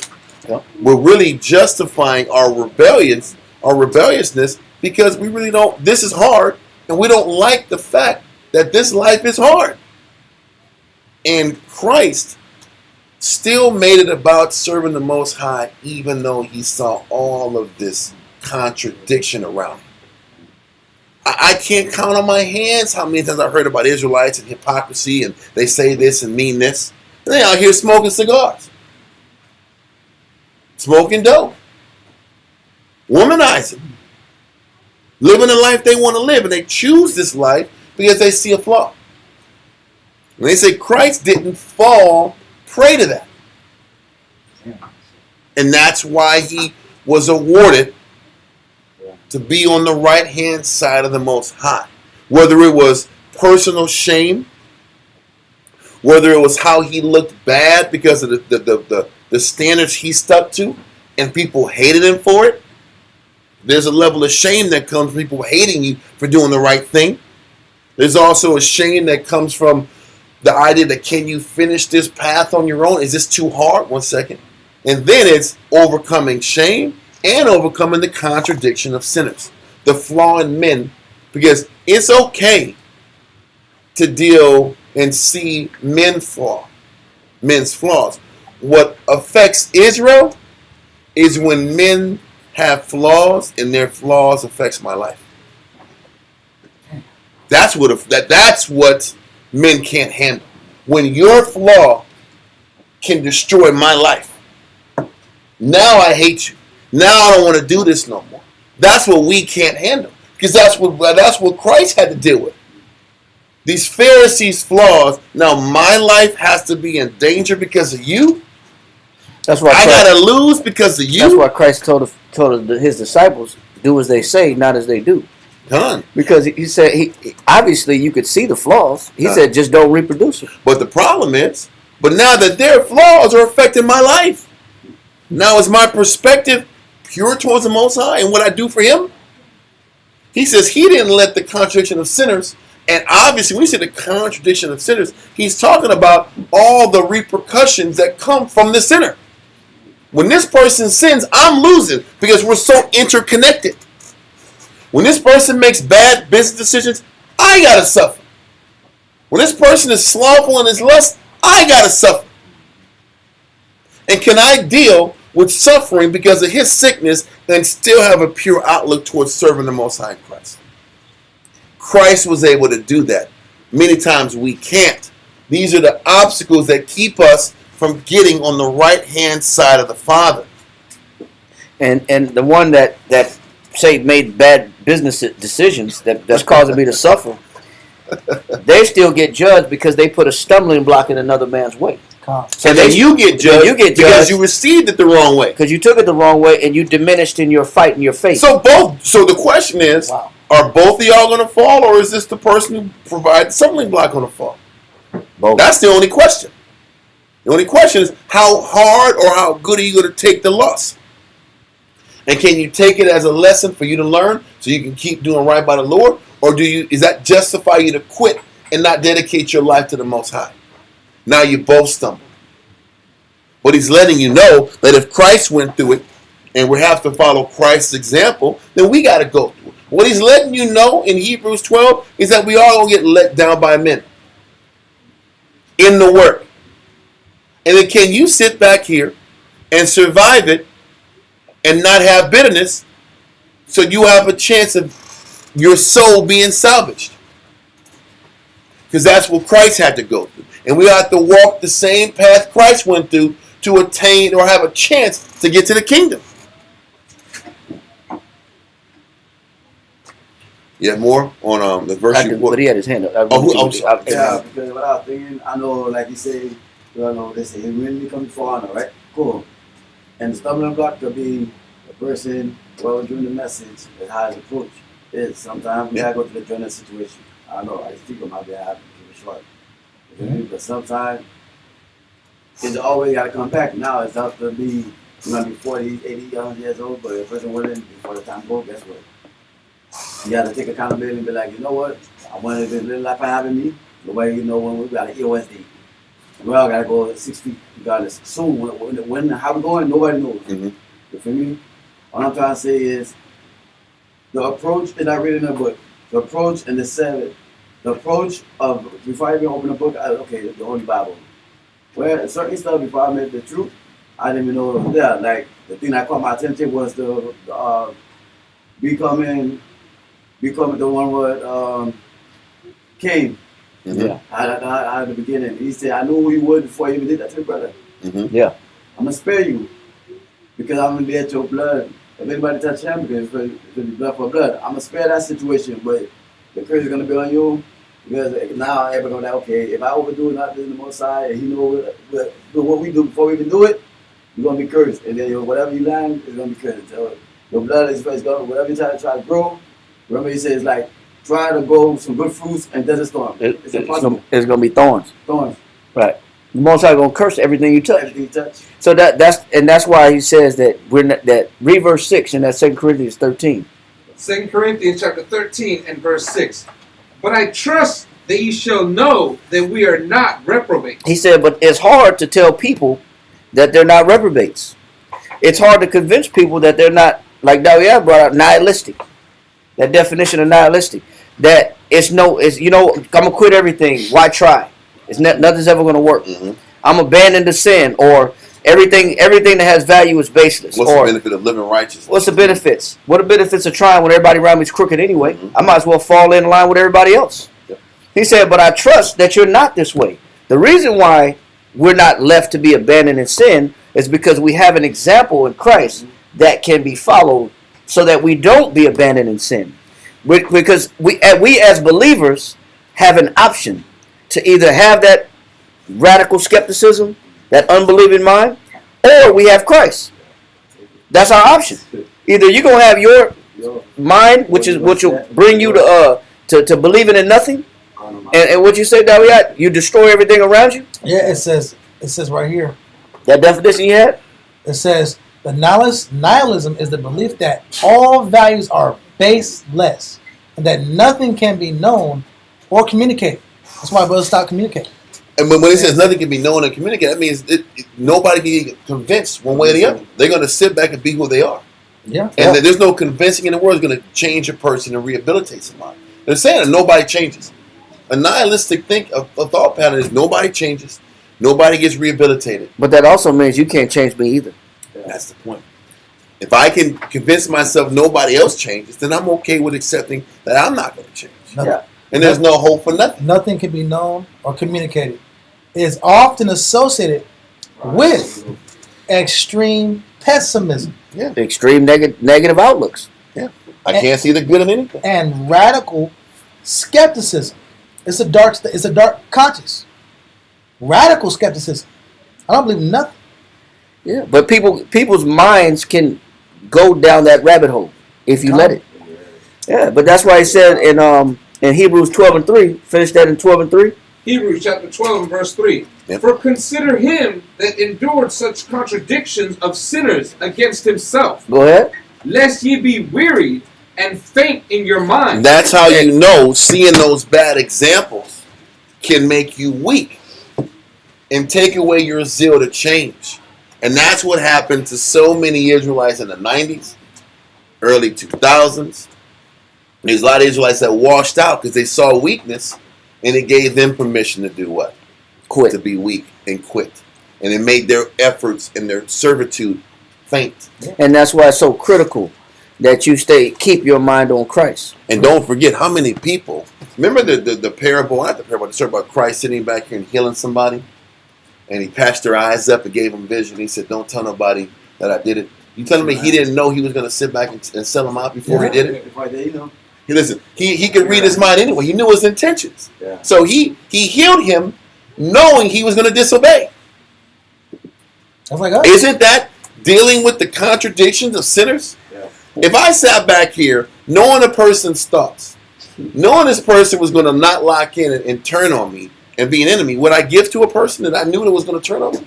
Would I do it knowing that a person was full of crap? It's called something. It's called turn the other cheek. And meekness. Because if they smite you on the right, turn to them your left. That means I still give them another opportunity, knowing that I know That's the that point.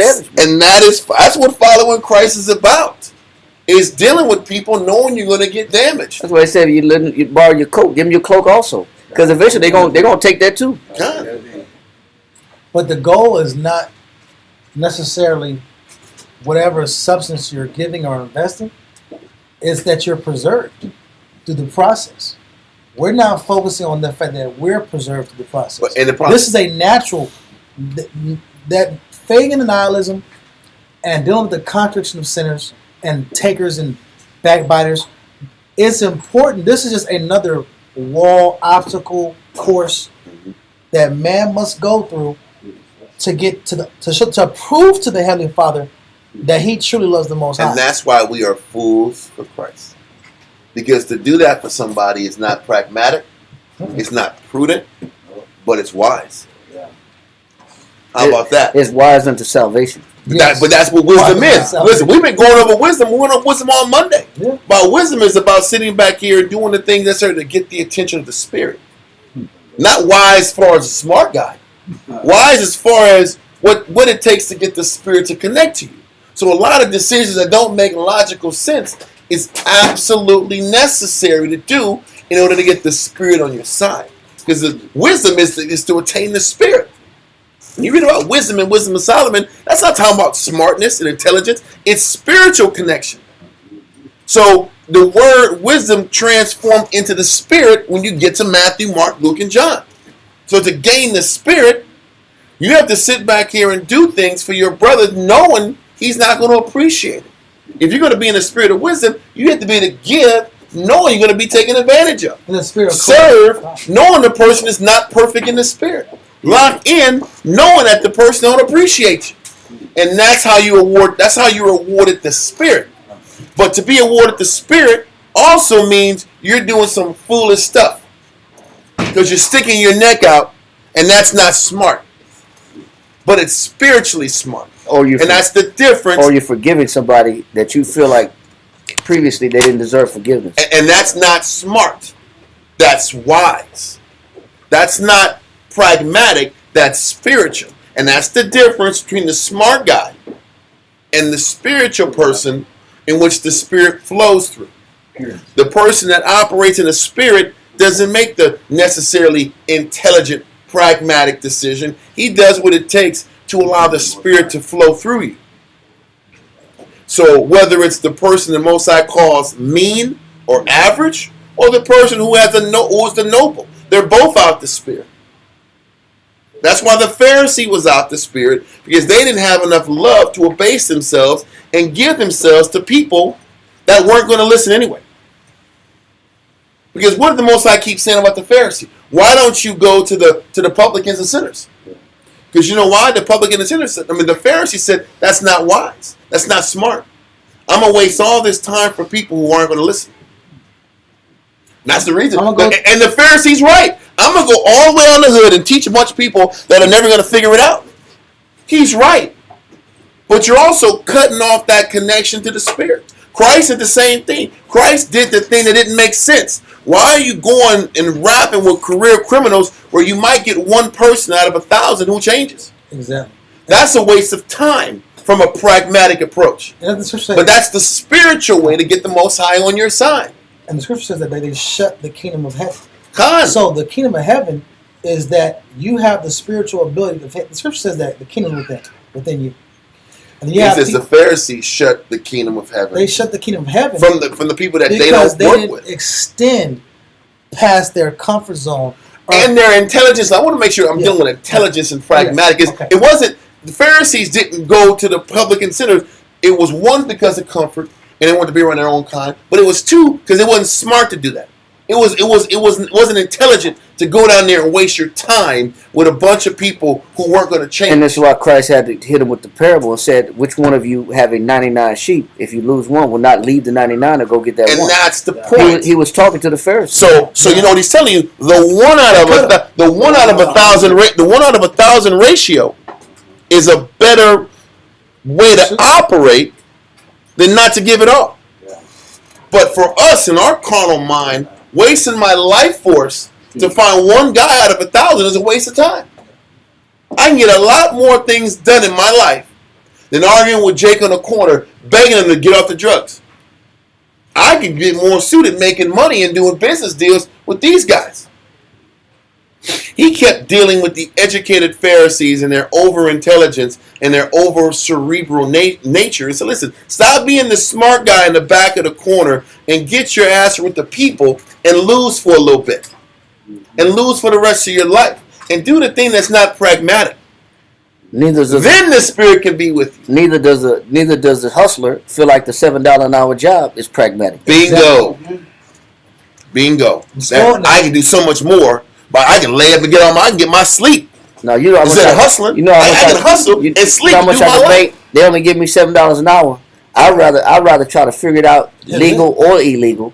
Yeah. You know what I'm saying? And then get to keep this $7 an hour. No, I gotta say $7. That was the '90s, the pay scale act. $7. Hey, That was like '94, man, '93, man. Well, I don't even Minimum know. wage was $7. That's what I'm saying. I'm just joking. Hey. I think minimum wage is higher than that now, There's a huh? lot of hustlers though. 15, 17. No, It used to be 7. I remember when it was 7. I remember those times, but it's more than 7 now. I think we getting 7 now. Shit, yeah, when you had ours up, I think we getting 7 hour now. yeah. I was gonna say this: when you start calculating, for example, for women, start calculating, do I work a regular square gig where I can go here at night, dance a little bit, and get 200 in 2 hours? What's right? Hour. What's the smarter decision, quote unquote?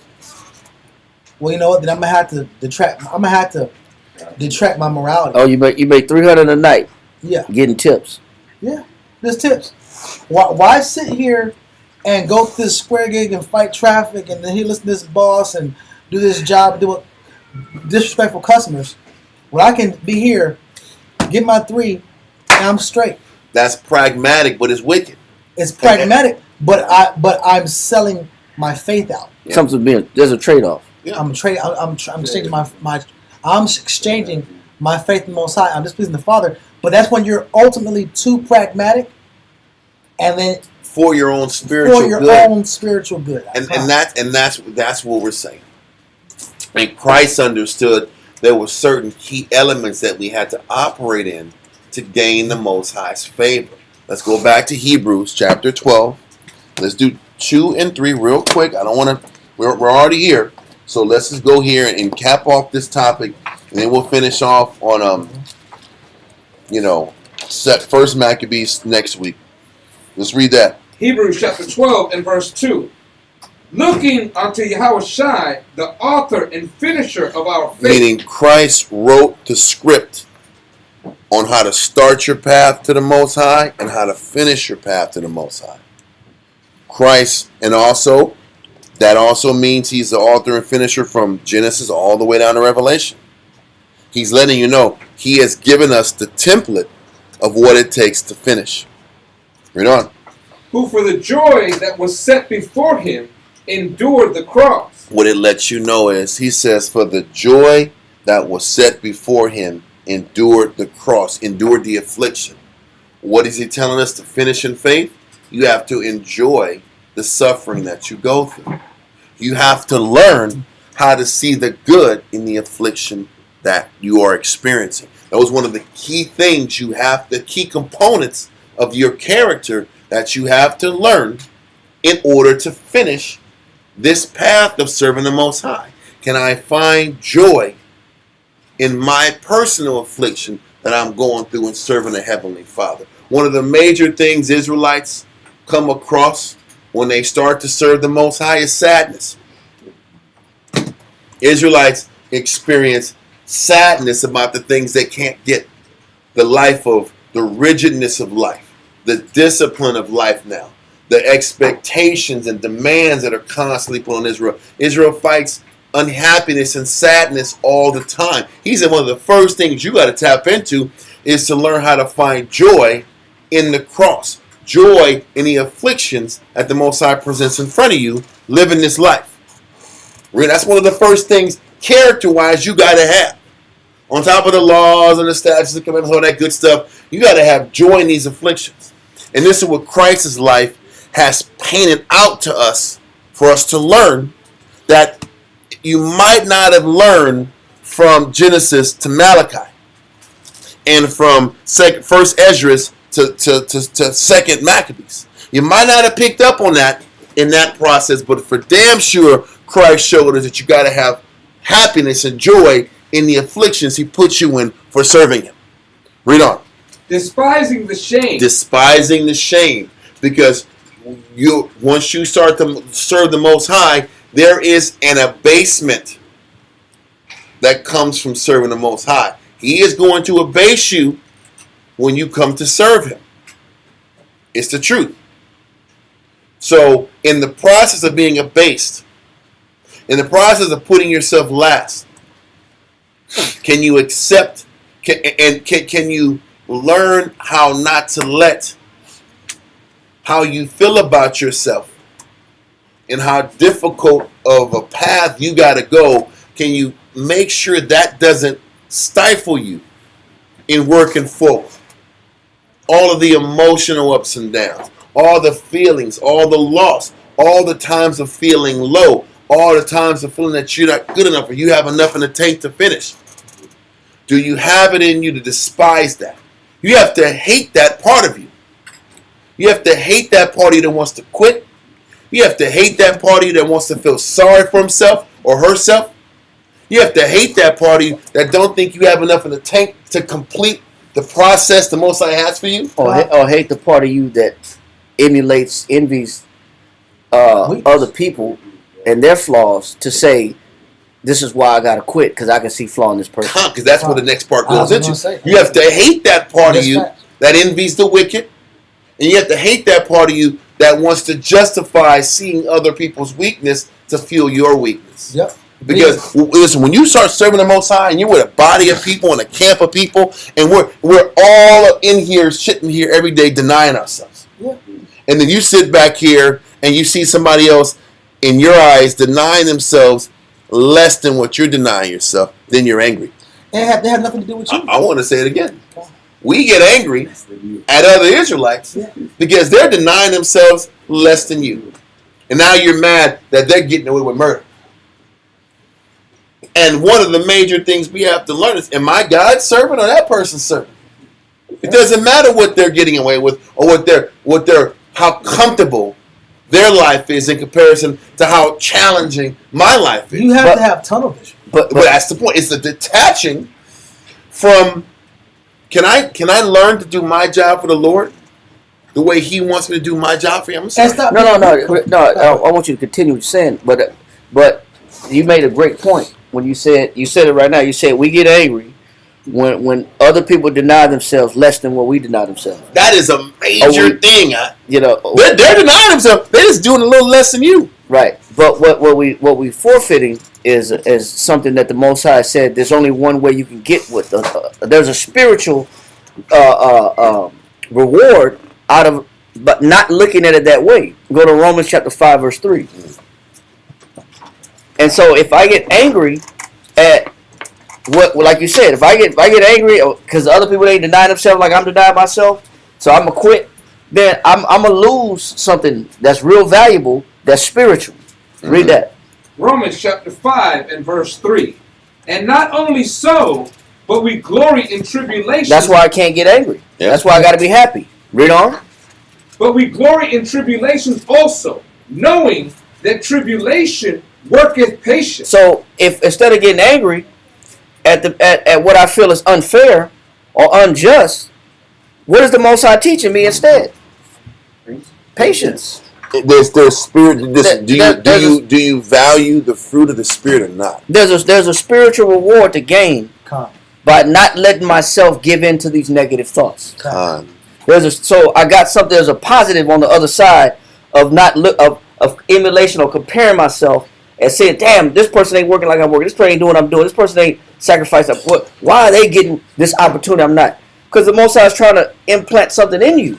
And the only way the Most High can get you to push for the fruit of the Spirit and dig deeper into you is to see other people not doing it that way. That dynamic forces you to dig deeper into you or break and give in. Most I said everything is set together two against two, meaning one against the other. Yeah, one against one. Yeah. So if this person is over here living their life and being comfortable, now you got a choice. Am I going to feed my desire to be comfortable, or am I going to cleave to wisdom? Cleave to the Most High. Because cleaving to the Most High is cleaving to wisdom. But what is cleaving to wisdom? It's cleaving to the Spirit of Christ. And if I'm cleaving to the Spirit of Christ, then I understand what Romans 5:3 talks about. It's seeing the joy in the tribulation. It's sitting back here and learning, valuing patience, joy, hope, long-suffering. Either I'm going to cleave to the spirit of wisdom, or I'm going to cleave to freedom and sin and my pleasure. But you need these obstacles in your life to force you to a decision. But so many times we see the flaws and people getting over murder because that's what and then we feed that because that's what we want anyway. So the Most High, when we sit back and fuel and choose ourselves in the flesh, and like in verse 3, we sit back here and we don't endure the contradiction of sinners. When we fail to endure the contradiction of sinners, that means we're choosing the flesh. But when we endure the contradiction of sinners, that means we are cleaving more to the spiritual lesson. And David was one of the perfect examples of enduring, Psalm 73. Other than Christ, enduring the contradiction of sinners. Listen, you're sitting here living in caves and slime pits out and fighting Philistines and smelling bad out. You're smelling bad. In caves. You're eating. You're going through extreme weather. You're living in mountains and caves and rocks. He said, I almost slipped. Yeah. He said, I almost, when he's saying it, him almost slipping is almost not being able to endure the contradiction of Saul. Yeah. Because Saul, sitting here, plush, palace, glory, and children, and I know his mind is off. I know he entertains a lot of envy and jealousy. I know he's breaking laws. He tried to kill me and he's alive. I know he wants to kick it with Doax. Yeah. Now I have nihilistic thoughts. I know he ain't committed. Now I have nihilistic thoughts. Yeah. What's the purpose of righteousness?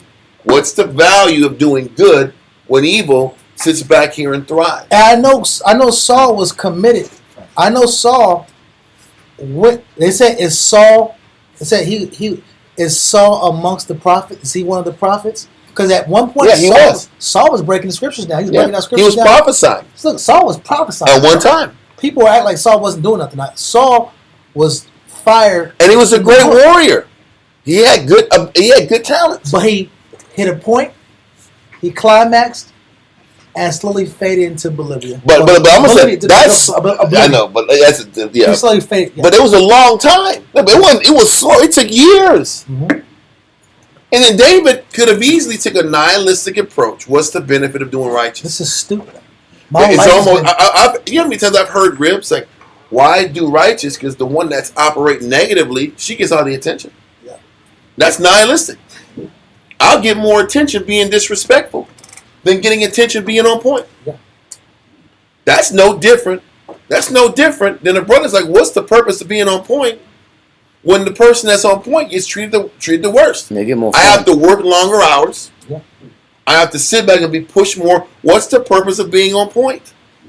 And that's what happens when people are not able to endure the contradiction of sinners. David said, I almost fell. I almost said, forget doing righteousness. Forget staying on point. I'm going to sit back and live my life and do dirt like Saul's doing dirt. Let me just kill Saul. Because that would have been him not enduring the contradiction of the sinner. Like Most High makes all of us face. That's the point. He makes all of us face the contradiction of the sinner. That's the spiritual path. And because you have to choose, once you endure the contradiction of the sinner, am I in it for the Most High, in Christ, or in it for man? The reward. Because people say, this is the funny thing. People sit back here, endure the contradiction of the sinners, and then leave the truth and say, I'm not in it for man. But actually, because you left, you're in it for man. Got him! Yeah. Got him! Bang, bang, bang! Because that's the truth. Because man defined your faith. Because of man's sin, you follow men. When in actuality, when you saw the sin and the contradiction of sinners, you should have chose cleaving to the Most High and staying in order. And focusing on, okay, despite this man's contradiction and this person's contradiction, what is the spiritual lesson the Most High has me to endure through their contradiction of sin? And can I do things spiritually and stay in order spiritually while this person is obviously a sinner and obviously contradiction? He's saying one thing but doing something else. Like Shamshawan said, do as they say, not as they do. So that means I got to listen to their funky words, endure their hypocrisy, and not use what they do to justify what I really want to do. In the flesh. And the reward of that is patience. And the reward of that are spiritual gifts. But it's very important. Read on. Because he said the reward of that is patience. I'm excited right now. Read. This is good stuff. Knowing that tribulation worketh patience. Now I look at the contradiction, and I still submit myself to it because I learned something out the back end. I learned how to be patient out the back end. But then the reward of patience, read on. And patience, experience. Go ahead. And experience, hope. And so what is the reward of having patience? That regardless of, I'm not going to quit, even though I see contradiction. Mm-hmm. I'm still not going to quit. So I get the reward I get, I'm going to still be happy and undergo and submit myself to the situation. I get patience from it. And then from the patience, it evolves into something greater. Read. And experience hope. Go ahead. And hope maketh not ashamed. And what gives me the notion to undergo and submit myself to people that I feel are never going to change? But yet I still have to be under them and be judged by them and be affected by them and still have to put myself in that condition. And then that hope maketh not what? Ashamed. So when we read Hebrews chapter 12 about Christ despising the shame, the reason why Christ was able to despise the shame because he had the spirit of patience. And the reason why he had the spirit of patience because he had the spirit of joy during the tribulation. He didn't let the tribulation bother him. So that you're able to gain certain abilities that you need on the spiritual side. You're right. To be able to submit yourself to a situation that looks foolish. Oh, I got to go to this verse. Hold with that and go to Wisdom of Solomon chapter 7. Because it ties back into Wisdom of Solomon 7 and verse 22. And it explains the attributes of being in the spirit of wisdom. When you read about being in the spirit of wisdom, just know that the spirit of wisdom is just the spirit of Christ. That same spirit that you read about in St. John 15, St. John 16. And when it says the Comforter comes down to tap into you, this is what it's talking about. So because you endure the affliction, the tribulation, you learn patience, you learn hope, and hope maketh a man not ashamed. Then you sit back here and take that concept. I'm just going to read it partially. For wisdom, which is the worker of all things, has taught me. Then it goes into, it teaches you to not be subject to hurt. So how does the Spirit teach you not to be subject to hurt? How does the Spirit teach you that? By being hurt and looking for the spiritual lesson in the hurt. That's how you learn not to be subject to hurt. The only way you learn not to be subject to hurt, by what? By the contradiction of sinners. The only way you're not hurt by the contradiction of sinners is if the Spirit's with you. The only way the Spirit gets with you is if as you're getting hurt, you learn and focus on the lesson. Where's the patience in this? What's the Most High teaching me? That's how you learn not to be subject to hurt. And then but you actually have to be hurt to learn not to be subject to hurt. You have to be subject to those tribulation, those contradictions of sinners. The tribulation that comes with sinners. Yes. Because that's what brings the tribulation. So it's not about this nigga in the street shot me. Yeah, they're sinners. He's talking about you got to endure the contradiction of sinners that are in this work, and go through the hurt that comes from dealing with sinners to learn not to be subject to hurt, because you've learned as you got hurt what was the real lesson. What's the Most High teaching? The real lesson was patience. Yes, and then patience was teaching me Thank experience. you. Experience is I've been in this situation before, and the Most High is going to elevate me out of it in due time. And now, I'm not subject to hurt. And now, because I got hope and I got patience, now I know with my hope, I got faith now that I can go through this and put myself in, and that's what Scripture says, we fools for Christ. I can put myself in a situation that seems foolish. Yep. And still know that the Most High is going to save me out of it anyway. And now I'm not subject to hurt. Now it doesn't bother me. And so now much. I'm in the spirit. Now I'm not. Because I don't let outside forces affect me. Now I'm not a reprobate. I don't have a reprobate. Because now I know how to stay spiritual even when people have hurt me. I can see the lesson, and I can see that this hurt and pain is temporary, and the Spirit's going to gather me through because I've already experienced being under this situation before. I will be okay, and I know how to see things spiritually. And when you learn how to see things spiritually, now the Spirit of Christ flows through you. And now I can turn the other cheek. Now I understand how to do it. So now, once again, that's my. Because it doesn't matter. It doesn't bother me. That's the point. That's why the Spirit. That's overcome evil. But that's why the Spirit is free flowing. It flows in and out based upon what? Where your mind is at. Your pure. How pure your outlook is. Then it says, not subject to hurt, loving the thing that is good. How does a person love the thing that is good unless they are compassed with evil and they choose the good when all evil is around you?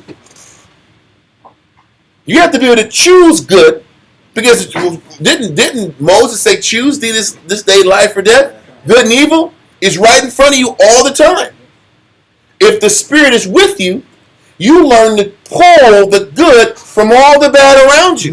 That's how you know the Spirit is with you, when you can choose the good, even though there's nothing but filth and abandonment and sabotage around takers. you. Or takers.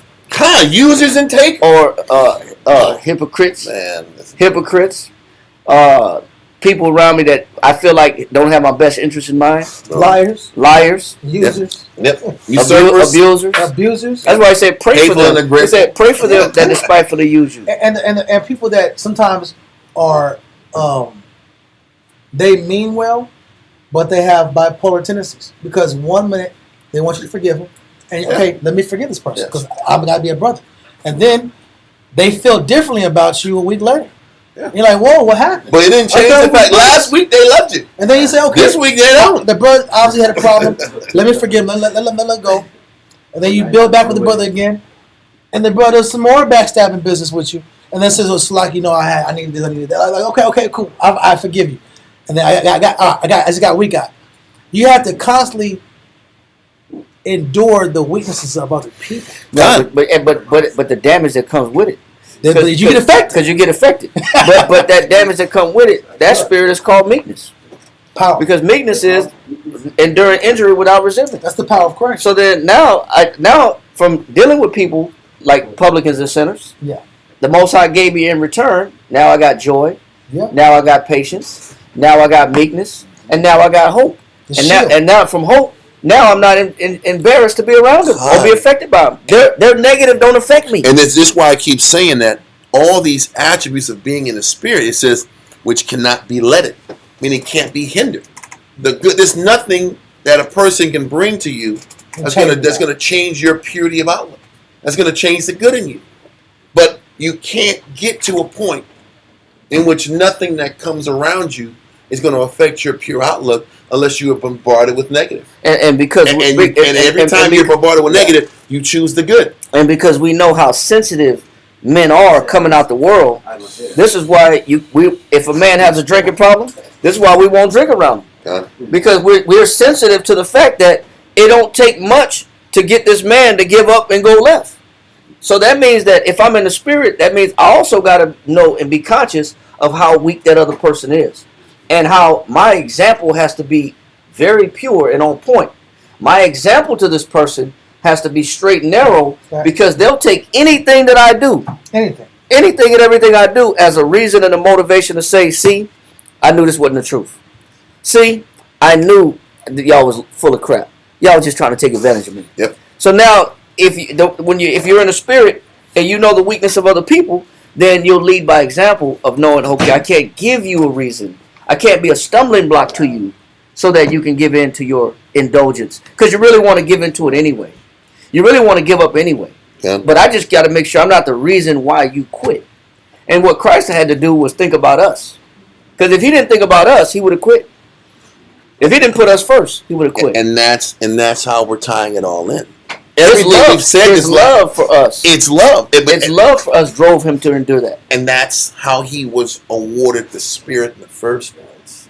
Because don't forget, the Spirit descended on him when he was 30. So everything that he experienced from his youth to 30 years old is what awarded him the Spirit. Once he was awarded the Spirit, then all the message came to the table. He overcame the flesh.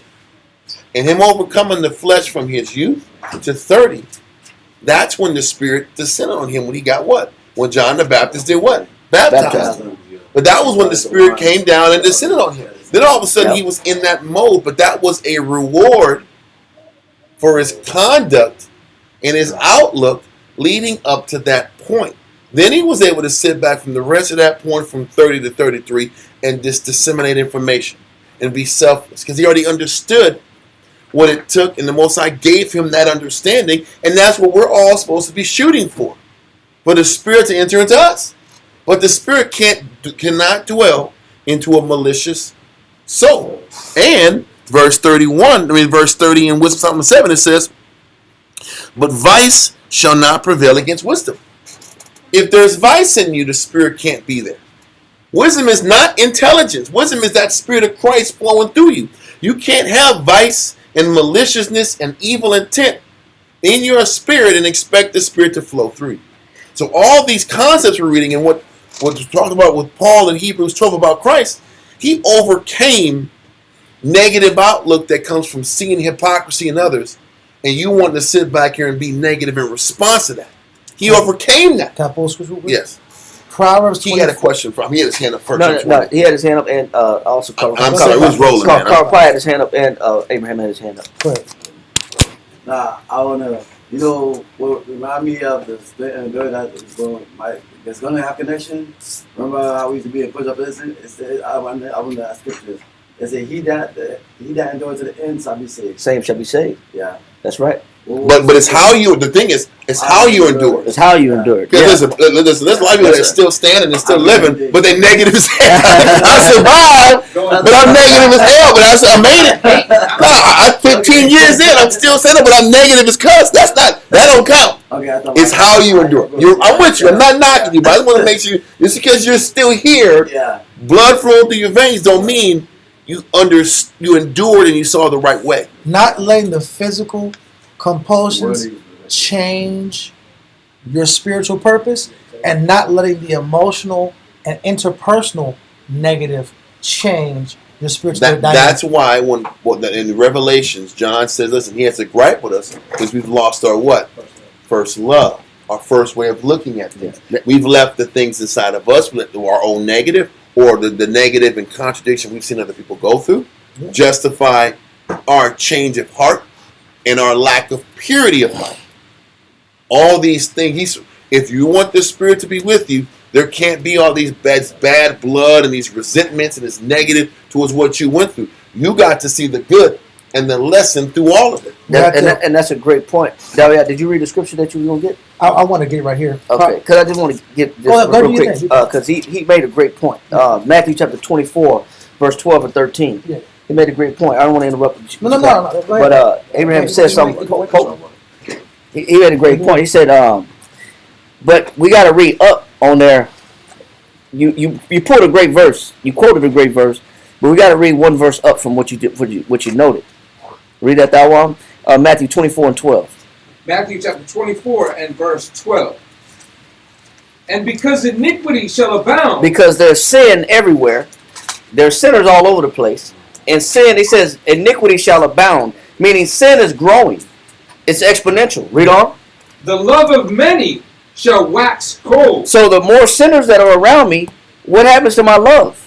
Waxes cold. What does that mean?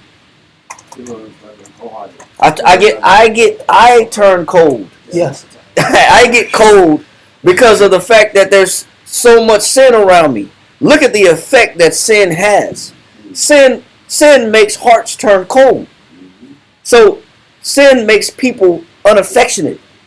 They're not sensitive to you anymore. They don't care about you the same, and they're willing to quit on you in a heartbeat at the drop of a dime. It was like the word he had used. That person that they just gave up on life. Yeah. They just accepted it. Man, it is what it is. Reprobate nihilism. Yeah. What it's called? Being a nihilist. A nihilist. Yeah, but sin will do that. Sin on earth will cause a lot of people to become nihilistic. Everybody will be nihilistic. He says, especially the later in time that we get, he says, in the last days, we know the love of many shall wax cold, right? 2 Timothy 3, right? Come. He said, men shall be lovers of themselves more than lovers of God. Yes. More lovers of pleasure. So they're not going to be affectionate no more. Sin has that effect. So the only way to offset that effect that sin has, read again. Matthew chapter 24 and verse 12. And because iniquity shall abound, the love of many shall wax cold. Yeah, there's going to be a lot of cold-hearted people that just feel like it ain't worth investing. People aren't worth investing into anymore. I don't want to fool with people no more. It's better that I stay by myself rather than fool with people. Or I'll stay with the people that I'm cool with than to deal with people. It's better that way. Because I don't want to endure these people. I have no stamina for bull crap. You right? I have no endurance for bull crap. Yes, sir. Is that what Solomon was going through King Solomon? At the end. Yeah, Solomon, at the end, When he was talking about, he tried everything. All his vanity. He realized all his vanity. He had a nihilistic vibe to him. Yeah. He had a nihilistic vibe, but what was he doing also? To give his kingdom to his children, because his children would take care of it right. Yeah, he said, why be faithful and just to leave it to a generation that will lose it? But the funny thing is, he was about to lose it. How about he was about to lose it at the end of his kingdom? He had wars and people were rising up against him, Edomites and Egyptians, because he had served him because he was wicked. And the thing is, there was a period of time when he was potent and strong. Then he started sitting back here after the temple was built. He started tapping into idolatry. I went into it last night, partially part of the conclusion of the class because I didn't have more time. Was he had 700 wives, 300 concubines, princesses. What happens is people get so infatuated with maintaining external pursuits. The scripture says his heart was not fully with the Lord as his father David. The word fully means complete. But we don't understand you only have 24 hours a day. And when you consume your day with external pursuits and not spiritual pursuits, you start to decline spiritually because you're only feeding the spirit maybe 2 hours a day, 1 hour a day, 30 minutes a day, 15 minutes a day. And all of a sudden, you have two people within you. You have the carnal being and you have the spiritual being. And the one that you feed, the Native American proverb is, there's two wolves. Which one lives, the black wolf or the white wolf? They say the wolf that you feed. Solomon stopped feeding his spirit because of obsession with excess in women and maintaining all those relationships and maintaining all their external needs. Then his thinking changed. Then you don't have the time to invest in the Father, because this is what happens partially when people work too damn much. Now listen, I don't have a problem with work. I love working. I work all damn day. But if you're working and you're not studying, bro, you don't balance out your work life for study life, you start becoming just a work man. That's it. You become a company man. That's it. You become a man of just labor, and that's it. But you didn't feed your spirit. And now you decline from God, because now all your energy and your spirit and your vitality went to the corporation or went to the business. The best of you. The best of you went to the business. It didn't go to the Most High. Solomon had a similar scenario.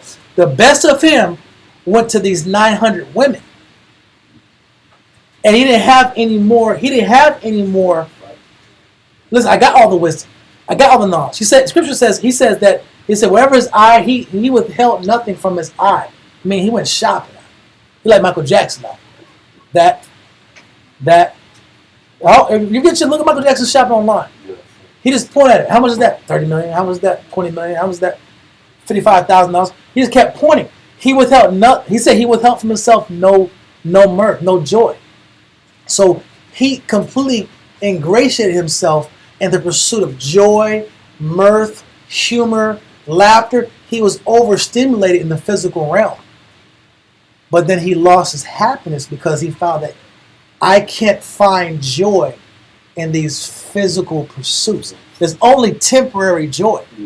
The long-term joy is from the pursuit of the Most High. And if you don't train your mind to find joy in the pursuit of Christ, which is the topic we're going over right now, which is finding that ability to get through the negative around you, because to not let the negative affect you. not to drown and be overwhelmed by the negative around you, that you can maintain your purity. Solomon lost purity because of excess. Excess took his conscience from the Father.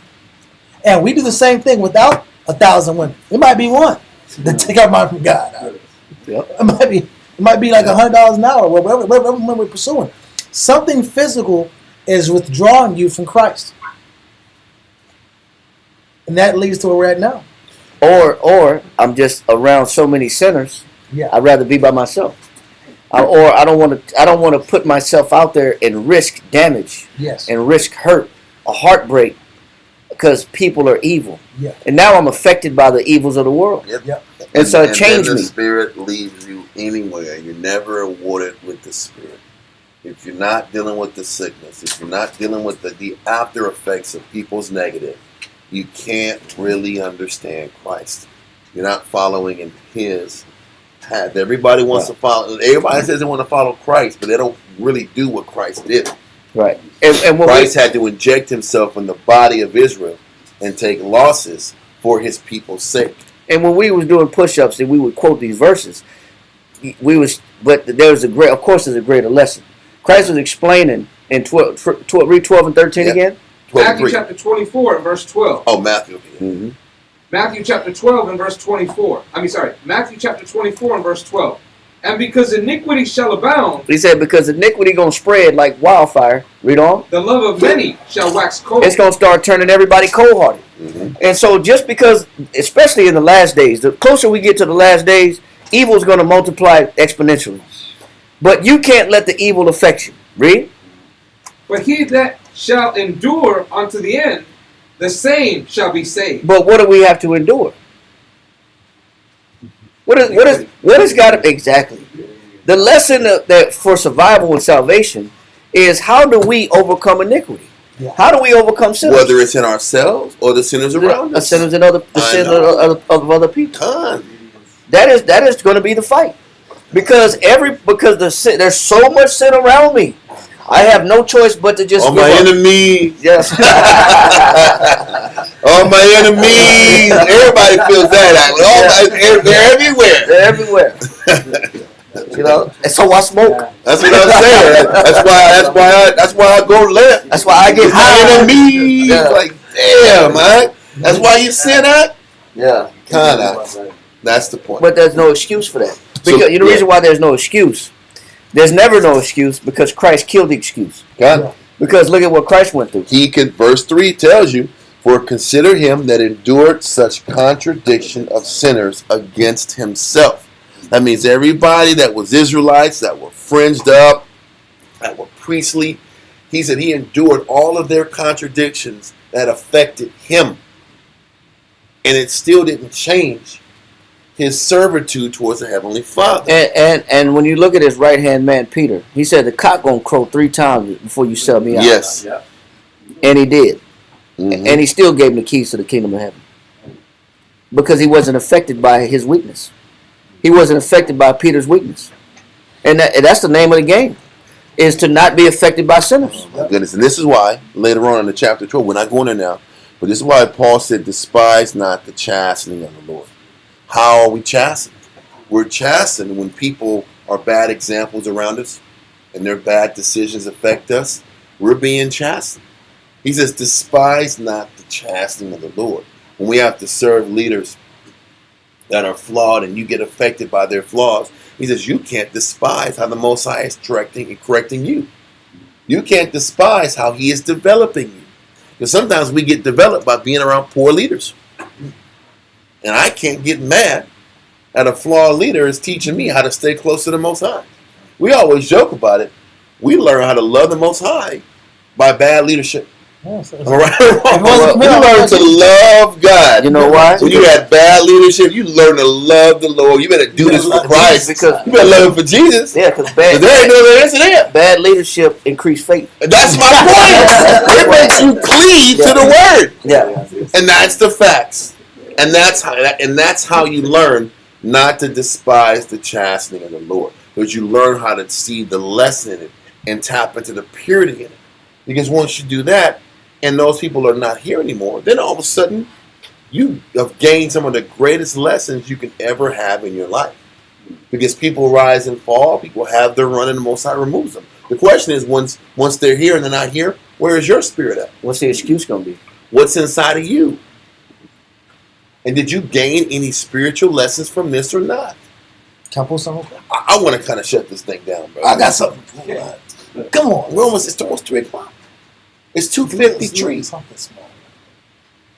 No, never mind. It's good. I want to finish up in Hebrews. No, I got you. You know what I mean? You gotta walk off. I got the bathroom. He's like in what was that movie when it says when the guy says, "But he said, take the gun away, man." I don't want the gun no more, there, man. It was Andre 3000 who said that. And he was like, no, yeah, just don't pull this. I don't want the Bible. Don't give me the Bible no more. Then if I can't use it, if I can't use the scriptures, don't give me the Bible no more. He walks off like. I'll take the gun from him. I didn't take the gun from him. Let's wait till Monday. That's more bullshit. And 3 days, I don't want the scriptures if I can't pull them. He said, he'll forget it then. He pulled like that. Like, why are y'all mad, huh? I got you. I can wait. Okay. Okay. Are there any more questions? Imagine will point out your right below. What was that movie called, huh? I don't know. It's a good movie, though. That was funny. We definitely had a couple, like 3 movies, right? No, it was Four Brothers. No, it was Get Shorty. It was after Get Shorty. It was I forgot. Doesn't matter. Four Brothers. What's that? Four Brothers. No, not that one. But it was based upon that Get Shorty movie with John Travolta. Anyway, stand up, everybody. Stand up. Yahweh. In the name of Yahweh Shai. In the name of Yahweh Shai. Please list to us right now. Please list us right now. Send Michael. Send Michael. And the righteous angels. And the righteous angels. To watch over. To watch over. Bless. Bless. Heal. Heal. Protect. Protect. And make strong. And make strong. The people of Yasharallah. The people of Yasharallah. Also send unto us. Also send unto us. Much wisdom. Much wisdom. Much knowledge. Much knowledge. Much understanding. Much understanding. Much patience. Much patience. Much faith. Much faith. Much brotherhood. Much brotherhood. And much love. And much love. Spiritual power. Spiritual power. And forgive all of our sins. And forgive all of our sins. Yahweh Shai come quickly. Yahweh Shai come quickly. For in thee. For in thee. Is our hope. Is our hope. Always. Always. And forever. And forever. Amen. Amen.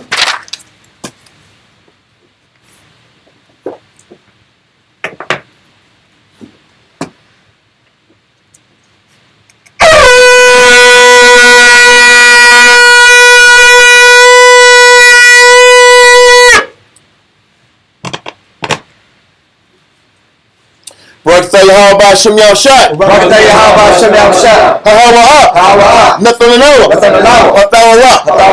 Blessed are you, Yahweh, in the name of Yahweh Shai that gives to us the law. Barakatah Yahweh Ba'ashem Yahushai. Barakatah Yahweh Ba'ashem Yahushai. Hahawa'ah. Nothing to know. Blessed are you, Yahweh, in the name of Yahweh Shai that gives us light to see. Barakatah Yahweh Ba'ashem Yahushai. Barakatah Yahweh Ba'ashem Yahushai. Hahawa'ah. Nothing to know. Ha'ayom. Kwara. La Kwara. Ha'ain. Blessed are you, Yahweh, in the name of Yahweh Shai that gives to us the ram's horn to call the people. Barakatah Yahweh Ba'ashem Yahushai. Barakatah Yahweh Ba'ashem Yahushai. Hahawa'ah. Nothing to know. Shaman. Zayaf. Lamashak. Yasharallah. Blessed are you, Yahweh, in the name of Yahweh Shai that gives us the olive oil to anoint Israel. Psalms 92. It is a good thing to give thanks unto the Lord. It is a good thing to give thanks unto the Lord. And to sing praise unto thy name. And to sing praises unto thy name. O Yahweh. O Yahweh. To show forth thy loving kindness in the morning. To show forth thy loving kindness in the morning. And thy faithfulness every night. And thy faithfulness every night. Upon an instrument of 10 strings. Upon an instrument of 10 strings. And upon the psaltery. And upon the psaltery. upon the harp, with the solemn sound. with the solemn sound. For thou, Yahweh, For thou, Yahweh, hast made me glad through thy work. hast made me glad through thy work. I will triumph, I will triumph in the works of thy hand. in the works of thy hands. O Yahweh, O Yahweh, how great are thy works, how great are thy works, and thy thoughts are very deep. and thy thoughts are very deep. A brutish man knoweth not, A brutish man knoweth not, neither doth the fool understand this. neither doth the fool understand this. When the wicked spring as the grass, When the wicked spring in the grass, and when all the workers of iniquity do flourish, and when all the works of iniquity do flourish, it is that they should be destroyed forever. it is that they shall be destroyed forever. But thou, Yahweh, But thou, Yahweh, art most high forevermore. art most high forevermore. For lo, thy enemies, For lo, thine enemies, O Yahweh, O Yahweh, for lo, thy enemies for lo, thine enemies shall perish. shall perish. All the workers of iniquity All the works of iniquity shall be scattered. shall be scattered. But my horn shalt thou exalt, But my horn shalt thou exalt, like the horn of a unicorn. like the horn of a unicorn. I shall be anointed with fresh oil. I shall be anointed with fresh oil. Mine eye also shall see. Mine eye also shall see. My desire My desire on my enemies. on mine enemies, And my ears shall hear. and mine ears shall hear. My desire My desire of the wicked of the wicked that rise up against me. that rise up against me. The righteous shall flourish like the palm tree. The righteous shall flourish like the palm tree. He shall grow like a cedar in Lebanon. He shall grow like a cedar in Lebanon. Those that be planted in the house of the Lord Those that be planted in the house of the Lord shall flourish in the courts of our power. shall flourish in the courts of our power. They shall still bring forth fruit in old age. They shall still bring forth fruit in old age. They shall be fat and flourishing, They shall be fat and flourishing, to show that the Lord is upright. to show that the Lord is upright. He is my rock, He is my and rock, there is no unrighteousness in him. and there is no righteousness in him. By Shem Yahushai. By Hashem Yahushua. Psalms 133. Shayar, Shayar, Hamayawa, Hamayawa, La Duad, Ladua, Hana, Hana, Ma, Ma, Tawab, Tawab, Wama, Wama, Na'ayam, Na'ayam, Shabbat, Shabbat, Akim, Akim, Gum, Gum, Yachad, Yachad, Kashaman, Kashaman, Hatawab, Hatawab, Ayo, Ayo, Harash, Harash, Yarad, Yarad, Ayo, Ayo, Hazakwan, Hazakwan, Zakwan, Zakwan, Aharan, Aharan, Shayarad, Shayarad, Ayo, Ayo, Paya, Paya, Marawathiwa, Marawathiwa, Kator, Kator, Karamwan, Karamwan, Shayarad, Shayarad, Ayo, Ayo, Haroya, Haroya, Tazayawan, Tazayawan, Kaya, Kaya, Sham, Sham, Tazawa, Tazawa, Yahweh, Yahweh, Habarak, Habarak, Habaraka, Kayayim, Kayayim, I, Hawalam, Hawalam, by Hashem Yahshua. by Hashem Yahushua. Psalms 133 in English. Behold, how good and how pleasant it is for brethren to dwell together in unity. It is like the precious ointment upon the head that ran down upon the beard, even Aaron's beard, that went down to the skirts of his garments, as the dew of Hermon, and as the dew that descended upon the mountains of Zion. For there the Lord commanded the blessing, even life evermore. Amen. Come on, I got it. I did that already. Yeah. Yeah, I got that.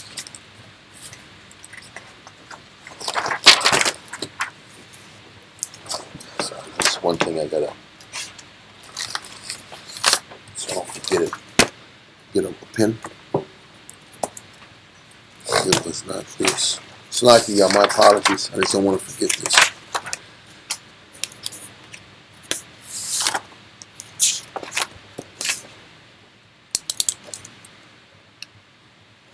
Because on this other one, see the other one is it's Psalms 133 Hebrew. Mm-hmm. No, Hebrew. That's it. See, it's one. Yeah. It's gonna be either 2 or 1. I think it's gotta be 1 versus it being 2 here. Just showed this. Yeah, I saw it. You saw it. Mm-hmm. There it goes. Mm-hmm. We gotta make a decision. I think it's 1. I don't think it's 2. Yahweh Hashem Yahushai. Yahweh Hashem Yahushai. Yahweh. Yahweh. Hashem. Hashem. Yahushai. Yahushai. Rakhnau. Rakhnau. Washralit. Washralit. Wabiat. Wabiat. Support. Turn. Yahweh. Hashem. Hashem. Yahushai. Yahushai. Rakhnau. Rakhnau. Washralit. Washralit. Wabiat. Wabiat. Support. Turn. Yahweh. Hashem. Hashem. Yahushai. Yahushai. Rakhnau. Rakhnau. Washralit. Washralit. Wabiat. Wabiat. Support. Turn. Yahweh. Hashem. Hashem. Yahushai. Yahushai. Rakhnau. Rakhnau. Washralit. Washralit. Wabiat. Support. Rakathay Yahweh. Rakathay Yahweh. Rakathay Yahushai. Rakathay Yahushai. Rakathay Yahweh. Rakathay Yahweh. Rakathay Yahushai. Rakathay Yahushai. All knowledge. All wisdom. All understanding. All mercy. All patience. All love. All power. From your house. All power. From your house. All power. From your house. By Hashem. Yahushai. The water. Amyad. Aman. Israel. Circle up.